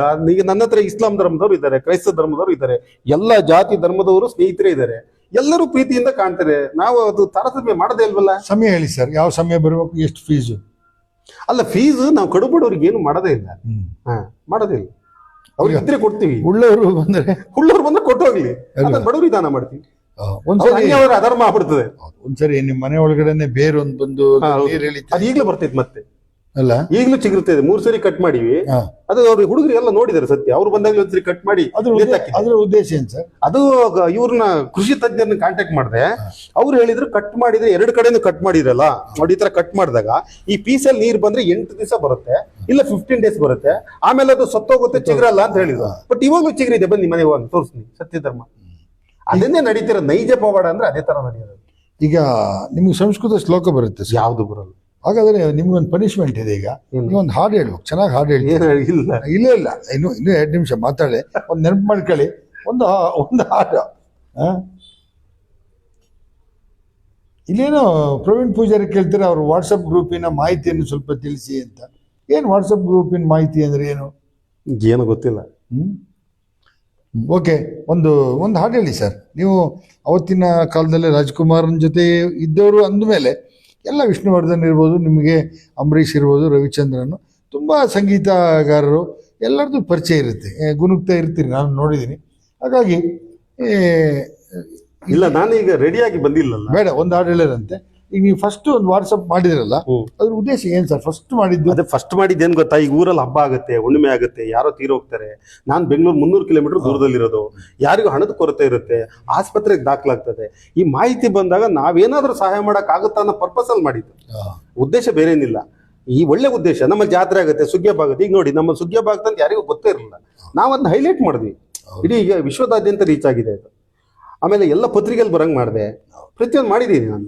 ಈಗ ಒಂದಂತಂದ್ರೆ ನಿಮ್ಮ ಗ್ರೂಪ್ ಮಾಡಿದಿರಿ, ಆಮೇಲೆ ಗ್ರೂಪಿಗೆ ಅದು ಏನು ಹೆಸರುಗಳು, ಅದು ಏನು ಕಳ್ಳರು ಸುಳ್ಳು ಊರು ಬಿಟ್ಟರು ಏನೆಲ್ಲ ಹೆಸರು ಕೊಡ್ತಾರೆ. ಅವರು ಪದೇ ಪದೇ ಅವ್ರ ಹುಡುಗರು ಚೇಂಜ್ ಮಾಡೋದು. ಅದ್ರಲ್ಲಿ ನಾನು ಅಡ್ಮಿನ್ ಆಗಿಲ್ಲ, ಅವರು ಅಡ್ಮಿನ್. ಅದು ನಿಮ್ಗೆ ಕಿರಿಕಿರಿ ಅನ್ಸಲ್ಲ? ಅಲ್ಲ, ನಾನು ಲೆಫ್ಟ್ ಆಗ್ತೀನಿ, ಹೋಗ್ತೀನಿ ಆಚೆ, ಹಿಡ್ಕೊಂಬಂದು ಸೇರಿಸ್ತಾರೆ. ನೀವು ಕರೆದೊಂದು ಹೇಳಕ್ಕಾಗಲ್ಲ ಈ ತರ ಎಲ್ಲ ಮಾಡಬೇಡಿ ಎಲ್ಲ ಹೇಳಾಯ್ತು. ಹೌದಾ? ಯಾರ ಮಾತು ಕೇಳಲ್ಲ ಅವ್ರು. ಅಷ್ಟು ಕೈ ಕಟ್ತಾರೆ ಬಂದಾಗ ಅಷ್ಟೇ. ಮತ್ ಗೇಟ್ ದಾಟಿದ್ಮೇಲೆ ಅದೇ ಬುದ್ಧಿ. ಅದು ನಿಮ್ ಜೊತೆ ಬಂದೀಗ ಆ ತರ ನಡ್ಕೊಂತಾರಲ್ಲ, ಹೊರಗಡೆ ಹೋಗಿ ಹಿಂಗ್ ಮಾತಾಡ್ತಾರಲ್ಲ, ಇದೆಲ್ಲ ಬೋಗಸ್, ಇವರು ಸುಳ್ಳು ಅಂತ ನಿಮ್ಗೆ ಅನ್ಸಲ್ವಾ? ಎಲ್ಲ ಗೊತ್ತಾಗಲ್ಲ. ಅವರು ಹುಡುಗರದು ಅದು ಏನೋ ಆತರ ಇದೆ, ಅವ್ರು ಆತರ ಈಗ ಮಾಡ್ತಾರ ಅವರು. ಟೋಟಲಿ ನಿಮಗೆಲ್ಲ ಗೊತ್ತು, ಎಲ್ಲ 100%. ಇವ್ರು ಏನ್ ಮಂಗನಾಟ ಆಡ್ತಾರೆ. 100 ಮೊನ್ನೆ ಆಡಿಯೋ ಬಿಟ್ಟಿದ್ನಲ್ಲ, ಅವ್ರು ಯಾರ ತುಮಕೂರಿಂದ ಬಂದಾರೆ, ಬೆಂಗಳೂರಿಂದ ಬಂದಾರೆ, ದೇವ್ರ ಮನೆಗೆ ಆ ಕಿತ್ತು ಹೊರಗಡೆ ಲೆಫ್ಟ್ ಮಾಡಿದ್ಮೇಲೆ ಮುಚ್ಕೊಂಡು ಹೋಯ್ತು. ಅಂದ್ರೆ ಎಲ್ಲ ಗೊತ್ತಿರುತ್ತೆ, ಆಟಾಡ್ಲಿ ಅಂತ ಬಿಡೋದು. ಎಲ್ಲ ಗೊತ್ತಿದೆ. ಎಷ್ಟು ಸಮಯ ಬಿಡ್ತೀರಿ ಜಗತ್ತಿಂದ? ಇಲ್ಲ ಅಲ್ಲ, ಜಗತ್ತಿಂದ ಇಲ್ಲೇ ಕೂತ್ಕೊಂಡು ಅಳಿಯೋನಿಗೆ ಇವ್ರದ್ದು ಗೊತ್ತಿರೋದು. ಅಮರನಾಥ್ ಮುಂಚೆ ಬಂದಿರಲ್ಲ ಅಂದ್ಕೊಂತ ಈಗ ಬಂದು ಕೇಳ್ತಾರೆ, ಮಳೆ ಬೇಕಂದಾಗ ಬರೆಸ್ತಾರೆ, ಬೇಡ ನಿಲ್ಲಿಸ್ತಾರಲ್ಲ ಹೆಂಗೆ ಅಂತ. ಅವಾಗಲೇ ಹೇಳಿದ್ರಿ ಒಂದ್ ಶಕ್ತಿ ಅಂತ. ಹೌದು, ಇನ್ನೊಂದ್ಸರಿ ಹೇಳಿ ಸರ್. ಅದು ಅಮರನಾಥ್ ಅವ್ರು ಕೇಳಿದಾರೆ, ಅದು ಹೆಂಗ್ ಸರ್ ಬೇಡ ಅಂದಾಗ ನಿಲ್ಸೋದು, ಬೇಕಂದಾಗ? ನಾನು ಏನ್ ಮಾಡ್ತೀನಿ ಅಂದ್ರೆ, ಈಗ ರೈತರಿಗೆ ತೊಂದರೆ ಆಗುತ್ತೆ ಮಳೆ ಇಲ್ಲ ಅಂದಾಗ 12 ಗಂಟೆ ರಾತ್ರಿ ಗೆದ್ದು ನಾನು ನನ್ನ ಒಂದು ಏನೋ ಒಂದು ಗೊತ್ತಿದೆ ನನಗೆ, ಅದನ್ನ ಹೇಳ್ತೀನಿ 3 ಸರಿ. ಹೇಳಿದಾಗ ಅದು ಸೃಷ್ಟಿಯಲ್ಲಿ ಪಾಸ್ ಆಗ್ತದೆ. ಒಟ್ಟಿಗೆ ಒಂದಲ್ಲ, ಸ್ವಲ್ಪ ನೀರು ಕುಡಿಬೋದಾ? ಕುಡಿರಿ. ಬೆಳ್ಳಿ ಕಿರಣ ನನ್ನೆದೆಯ ತೋಟದಲ್ಲಿ ನೆಟ್ಟಂತ ಪ್ರೀತಿ ಬಳ್ಳಿ, ನನ್ನೆದೆಯ ತೋಟದಲ್ಲಿ ನೆಟ್ಟಂತ ಪ್ರೀತಿ ಬಳ್ಳಿ, ಹೂವನ್ನು ಬಿಡುವುದಲ್ಲ ಫಲವನ್ನು ಕೊಡುವುದಲ್ಲ, ಹೂವನ್ನು ಬಿಡುವುದಲ್ಲ ಫಲವನ್ನು ಕೊಡುವುದಲ್ಲ, ತೆಂಗು ತಾಳೆ ಏರಿ ಮನ ಮುಗಿಲಿಗೇರಿ ನಲಿದಾವು ನೋಡೆ ಗೆಳತಿ, ಆ ಬೆಟ್ಟದಲ್ಲಿ ಬೆಳದಿಂಗಳಲ್ಲಿ ಸುಳಿದಾಡಬೇಡ ಗೆಳತಿ, ಸುಳಿದಾಡಬೇಡ ಗೆಳತಿ. ಮಾತಿರದ ಸರಿ ಅಷ್ಟೇ, ಆಗಲ್ಲ. ಹೇಳಿ ಮುಂದಕ್ಕೆ ಬಂದ. ಒಳ್ಳೆ ಹಾಡನ್ನ ಚೂಸ್ ಮಾಡಿದ್ರೆ ಸಿದ್ಲಿಂಗಯ್ಯ ಬರ್ದಿರೋಂಥದ್ದಲ್ವಾ ಇದು ಹಾಡು? ಸಿದ್ಲಿಂಗಯ್ಯ ಅಂದ್ರೆ ನಾನು ನೀವು ಹೇಳಿದ್ರೆ ರೆಡಿಯಾಗಿ ಬರ್ತಿದ್ದೆ. ಬೇಡ, ಇರ್ಲಿ, ತೊಂದರೆ ಇಲ್ಲ. ಈಗ ಮಾತಿಗೆ ಕರೆದಾಗ ಹಾಡು ಇರುತ್ತೆ. ಇನ್ನೊಂದು ಹೇಳಿ ಸರ್, ಯಾವ್ದಾದ್ರು ಕನ್ನಡದ ಹಾಡು ಬೇರೆ, ಕನ್ನಡಕ್ಕೆ ಸಂಬಂಧಪಟ್ಟದ್ದು. ಈಗ ನೀವು ಕಾವೇರಿ ಹೋರಾಟದಲ್ಲಿದ್ರಿ, ಕೆಲವು ಸ್ಟ್ರೈಕ್ಗಳಲ್ಲಿ ಭಾಗವಹಿಸ್ತಾ ಇದ್ರಿ, ಗುರುಗ್ತಾ ಇದ್ರಿ ಆಗಾಗ ಹಾಡು ಅಂಥೇಳಿ. ಇದು ಭಾಳ ಒಳ್ಳೆ ಹಾಡನ್ನು ಆರಿಸ್ಕೊಂಡಿದ್ರಿ. ಬಟ್ ಈ ಹಾಡನ್ನು ಹೇಳ್ಬೇಕಂತ ಯಾಕೆ ಅನಿಸ್ತು ಸರ್? ಇದನ್ನು ಯಾಕೆ ನೀವು ಬಯಟ್ ಮಾಡಿದ್ರಿ? ಈ ಹಾಡನ್ನು ಗುನುಗೋದು ಅಥವಾ ಈ ಹಾಡನ್ನ ಹೇಳೋದನ್ನ ಯಾಕೆ ಪ್ರಾಕ್ಟೀಸ್? ಆ ಹಾಡಿನಲ್ಲಿ ಏನಿದೆ ಅಂತದ್ದು? ಆ ಹಾಡಿನಲ್ಲಿ ಡೆಪ್ತ್ ಇದೆ, ಪ್ರೀತಿ ಪ್ರೇಮದ ಡೆಪ್ತ್ ಇದೆ. ಅದರಲ್ಲೊಂದು ಏನೋ ಒಂದಿದೆ. ಆ ಹಾಡನ್ನ ಸರಿಯಾಗಿ ಕೇಳಿ ನಿಮಗೆ ಏನೋ ಮನಸ್ಸೊಂಥರ ಆಗುತ್ತೆ. ಅಲ್ಲಿ ಒಂದು ಹೆಣ್ಣಿಗೆ ಎಷ್ಟು ಸ್ಥಾನಮಾನ ಇದೆ ಅನ್ನೋದನ್ನ ತೋರಿಸುತ್ತೆ. ಆ ಥರ ಹಾಡೋದು ಭಾವನಾತ್ಮಕ ಸಂಬಂಧ ಇದೆ. ಆ ಥರ ಹಾಡು ಅದು ನನ್ನ ಫ್ರೆಂಡು ಹಾಡ್ತಾ ಇದ್ದ. ಅವ್ನು ನಮ್ಮ ಊರಿಗೆ ಬಂದಾಗ ನನ್ಗೆ ಹೇಳ್ಕೊಡು ಅಂತ ಹೇಳಿದೆ. ರಾತ್ರಿ 12 ಗಂಟೆ ತನಕ ಅವ್ನು ಮಲಗಕ್ಕೆ ಬಿಟ್ಟಿರಲಿಲ್ಲ.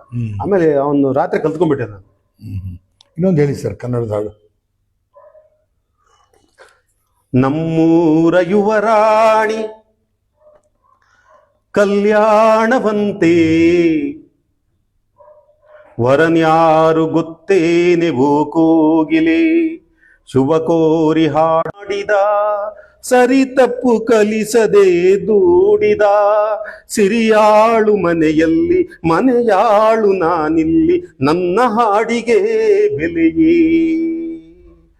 ಹಣೆಯಲ್ಲಿ ಬಡತನ ಗೀಚಿದ, ಬುದ್ಧಿ ಮೇಲೆ ಕಪ್ಪು ಮಸಿ ರಾಚಿದ, ಎಲೆ ಹಾಕಿ ತೆಗೆಯೋನು ಹಸು. ಓಕೆ, ಆಗಲಿ. ಒಂದು ಸಂಗೀತ ಕೇಳಿದರೆ, ಮತ್ತು ಸಂಗೀತ ಒಂದು ಹೆಂಗೆ ಶಕ್ತಿ ಅಂದರೆ ಎಂಥ ಸಮಸ್ಯೆಯಲ್ಲಿದ್ದನೂ ಕೂಡ ಸಂಗೀತದಿಂದ ಪಾರಾಗ್ಬೋದು. ಒಂದು ಉದಾಹರಣೆಗೆ ನಮ್ಮ ಶೃಂಗೇರಿ MLA ರಾಜೇಗೌಡರು ಯಾವಾಗಲೂ ಹೇಳ್ತಾರೆ, ನಾನು ಒಂದ್ಸರಿ ಸಮಸ್ಯೆಯಲ್ಲಿ ಆದಾಗ ನನಗೆ ಸಹಾಯ ಮಾಡಿದ್ದು ಸಂಗೀತ ಅಂತ. ನನ್ನ ವೆಹಿಕಲಲ್ಲಿ ಸಂಗೀತನೇ ಕೇಳ್ತಾ ಹೋಗ್ತಿದ್ದೆ, ಅದರಲ್ಲೂ ಜಾನಪದ ನನಗೆ ಶಕ್ತಿ ಕೊಟ್ಟಂಥದ್ದು ಅಂತ. ಇನ್ನು ನಿಮ್ಮ ರವಿ ಅವರೆಲ್ಲ ಹೇಳ್ತಾರೆ ಮದುವೆ ಯಾವಾಗ ಅಂತ, ಅದು ಆವಾಗಲೇ ಹೇಳಿದ್ರೆ ಪ್ಯೂರ್ ಇಲ್ಲಂತೆ. ಇವನು ಏನು ಬಯಸಿದ್ದ ಇನ್ನೊಬ್ಬರನ್ನ ಪ್ಯೂರ್ ಇರಬೇಕು ಅಂತ, ಅವಳು ಒಪ್ಪಿಕೊಂಡ ಇವನ್ ಪ್ಯೂರ್ ಇರಲಿಲ್ಲ ಅಂತ. ಹಾಗಾಗಿ ಏನೋ ಒಂದು ಅಲ್ಲ, ಅವರಿಗೂ ಪಾಪ ಒಂದು ಆಸೆ ಇರುತ್ತೆ. ಪ್ರತಿಯೊಂದು ಹೆಣ್ಣಿಗೂ ತನ್ನದೇ ಆದ ಒಂದು ಆಸೆ ಇರುತ್ತೆ, ಪ್ರತಿಯೊಂದು ಗಂಡಿಗೂ ತನ್ನದೇ ಆದ ಆಸೆ ಇರುತ್ತೆ. ಅವ್ರು ಮ್ಯೂಚುವಲ್ ಆಗಿ ಒಂದಾದ್ರೆ ಮಾತ್ರ ಸಾಧ್ಯ ಆಗೋದು ಮದುವೆ ಅಂತ. ಮತ್ತೆ ಸಂಸಾರಗಳು ಮುರಿದು ಬೀಳೋಕ್ಕೂ ಅದೇ ಕಾರಣ. ಓಕೆ, ಅಂಡರ್ಸ್ಟ್ಯಾಂಡಿಂಗ್ ಇರಲ್ಲ.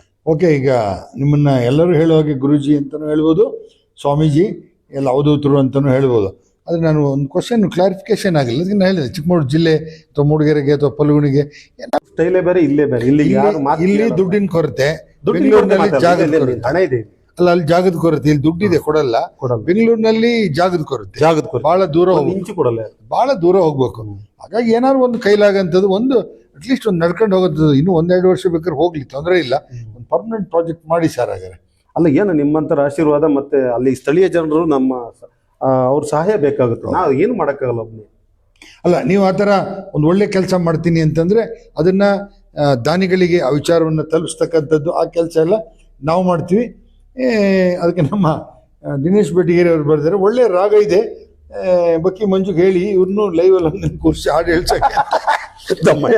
ಅಲ್ಲಲ್ಲ, ನಮ್ಮಲ್ಲೂ ಫಸ್ಟ್ ಎಲ್ಲ ಹಂಗೆ ಬಂದಿದ್ದು, ಬರಕ್ಲ ನನ್ಗೆ ಗೊತ್ತಿಲ್ಲ ಅಂತಲೇ ಬಂದಂಥವ್ರು ಇವತ್ತು ಬಹಳ ರಾಷ್ಟ್ರ ಮಟ್ಟಕ್ಕೆ ಬೆಳೆದಂಥವ್ರು ಬಹಳಷ್ಟು ಜನ ಇದ್ದಾರೆ. ನೋಡಿ ನಿಮ್ಮ ಫೋಟೋದಲ್ಲಿ ನಾನು ಹೇಳಿದೆ, ಅವರಿಗೆ ಭವಿಷ್ಯ ಸತ್ಯ ಆಗಿತ್ತು. ಬಿಲ್ಡರ್ ಅವರು ಕರೆದು ಎಲ್ಲ ಬಿಲ್ಡರ್ಸ್ ಸೇರಿಸಿ ಕರೆದು ನನಗೆ ಆತರ ಇದು ಮಾಡಿದ್ದು, ಅದೆಲ್ಲ ಸತ್ಯ. ಅದು ಯಾವ್ದು ಡೂಪ್ಲಿಕೇಟ್ ಅಲ್ಲ. ಅವ್ರನ್ನೇ ನಿಮ್ಗೆ ಬೇಕಾದ್ರೆ ಪರಿಚಯ ಮಾಡ್ತಾರೆ. ಯಾವ್ದು ಫೇಸ್ಬುಕ್ ಅಲ್ಲಿ ಹಾಕಿರ್ತಕ್ಕಂಥ ಒಂದು ಶಬ್ದ ಕೂಡ ಯಾವುದು ಸುಳ್ಳಿಲ್ಲ, ಎಲ್ಲ ಸತ್ಯ. ಓಕೆ ಸರ್, ಮುಂದಿನ ದಿನಗಳಲ್ಲಿ ಮಾತನಾಡೋಣ. ಇಷ್ಟು ತನಕ ನಮ್ಮ ಸ್ಟುಡಿಯೋದಲ್ಲಿ ಬಂದು ಒಂದು ಅರ್ಧ ಗಂಟೆ ಕೂತು ಏನ್ ಅನಿಸ್ತು ಕಾರ್ಯಕ್ರಮ ಅನ್ನೋದ್ರಲ್ಲ. ನಾನು ನಿಮಗೆ ಫಸ್ಟ್ ಭವಿಷ್ಯ ಹೇಳಿದ್ ನಿಮಗೇನೆ. ನೀವು ಕೊಟ್ಟಿಗೆರೆಗೆ ದಿನ ಹೋಗ್ತಾ ಇದ್ರಿ, ಪತ್ರಿಕೆಯಲ್ಲಿ ಬರೋದು ನಿಮ್ ಕನ್ನಡ ಸಾಹಿತ್ಯ ಪರಿಷತ್ ಟಿವಿ ಚಾನಲ್ಗೆ ಹೋಗ್ಬಾರ್ದು ಅಂತ ನಾನು ನಿಮಗೆ ಪ್ರಶ್ನೆ ಮಾಡಿದೆ. ಅದನ್ನ ನೀವು ಆಧಾರವಾಗಿ ತಗೊಂಡು ನಾನು ಮತ್ತೆ ಬರೋತ್ತಿಗೆ ನೀವು ಅವಿನ್ ಟಿವಿ ಅಂತ ಮಾಡೇ ಬಿಟ್ಟಿದ್ರಿ. ಬಟ್ ಭವಿಷ್ಯ ನುಡಿದಿದ್ದೆ ನಾನು 100%. ಈ ರಾಜ್ಯದ ಜನರಲ್ಲಿ ನಾನು ಮನವಿ ಮಾಡ್ತೀನಿ. ಧನ್ಯವಾದಗಳು. ಓಕೆ ಸರ್, ಪ್ರಣಾಮಗಳು. ವೀಕ್ಷಕರೇ, ನಾವು ಕೇಳಿದ್ರಲ್ಲ, ಇದುವರೆಗೂ ಮಹೇಂದ್ರ ಕುಮಾರ್ ಅವರು ಮಾತನಾಡಿದರು, ಅನೇಕ ವಿಚಾರಗಳನ್ನು ಕೂಡ ನಿಮಗೆ ಹೇಳಿದ್ದಾರೆ. ಈ ಥರದ ವಿಶೇಷ ಸಂದರ್ಶನಗಳು ನಮ್ಮ ಅವಿನ್ ಟಿವಿನಲ್ಲಿ ಆಗಾಗ ಬರ್ತಾ ಇರುತ್ತೆ.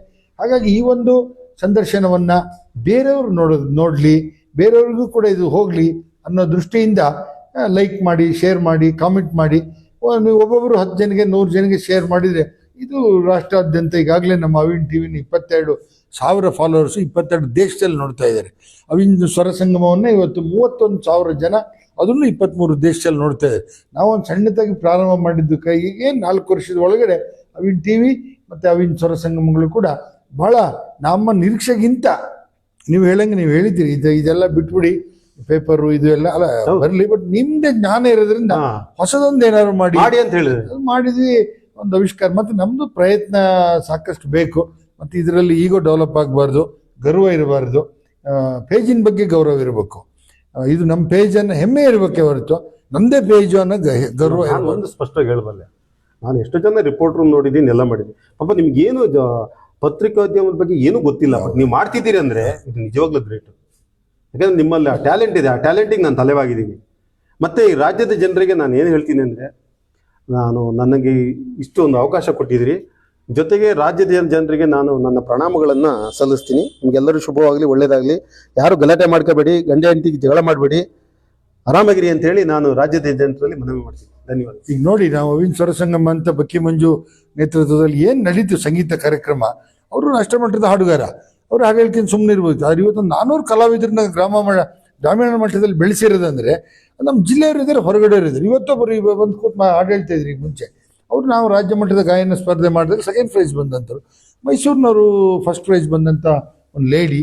ಹಾಗಾಗಿ ಬಹಳಷ್ಟು ಜನ ಈ ಗ್ರಾಮೀಣ ಪ್ರದೇಶದವರು ಇವತ್ತು ಬೆಳೆಯೋದಕ್ಕೆ ಅವಕಾಶ ಆಯಿತು. ಹಾಗಾಗಿ ಅದೇ ಪೇಜಿನ ಬಗ್ಗೆ ಗರ್ವ ಇರಬೇಕೆ ಹೊರತು ನನ್ನಿಂದನೇ ಎಲ್ಲ ನಡೀತದನ್ನ ಗರ್ವ ಎಲ್ಲಿ ಯಾವುದಕ್ಕೂ ಬೇಡ. ನಿಮ್ ಕೆಲಸ ಮಾಡ್ಕೊಂಡು ಹೋಗಿ, ಗರ್ವ ಯಾವುದಕ್ಕೂ ಬೇಡ, ತಪ್ಪದು. ಓಕೆ ಸರ್, ಆಯಿತು. ಕೊನೆಯದಾಗಿ ಇನ್ನೂ ಒಂದು ಮಾತು, ನಾವು ಅವಿನ್ ಟಿವಿ ಮತ್ತು ಅವಿನ್ ಸ್ವರ ಸಂಗಮದ ವತಿಯಿಂದ ಮೆಂಬರ್ಶಿಪ್ನ ಮಾಡ್ತಾ ಇದ್ದೀವಿ. ಈಗ ದಯವಿಟ್ಟು ಮೆಂಬರ್ ಆಗಿ ಸಹಕಾರ ಮಾಡಿ, ಗ್ರಾಮೀಣ ಕಲಾವಿದರನ್ನು ಬೆಳೆಸೋದಕ್ಕೆ ಅವಕಾಶ ಮಾಡಿಕೊಡಿ ಅಂತ ಹೇಳ್ತಾ, ಕೊನೆಯದಾಗಿ ಶೇರ್ ಮಾಡಿ, ಕಾಮೆಂಟ್ ಮಾಡಿ, ಲೈಕ್ ಮಾಡಿ, ಅನೇಕ ಜನರಿಗೆ ನೀವು ಇದನ್ನು ತಲುಪಿಸಿ ಅಂತ ಹೇಳ್ತಾ ಹೋಗಿ ಬರ್ತೀನಿ.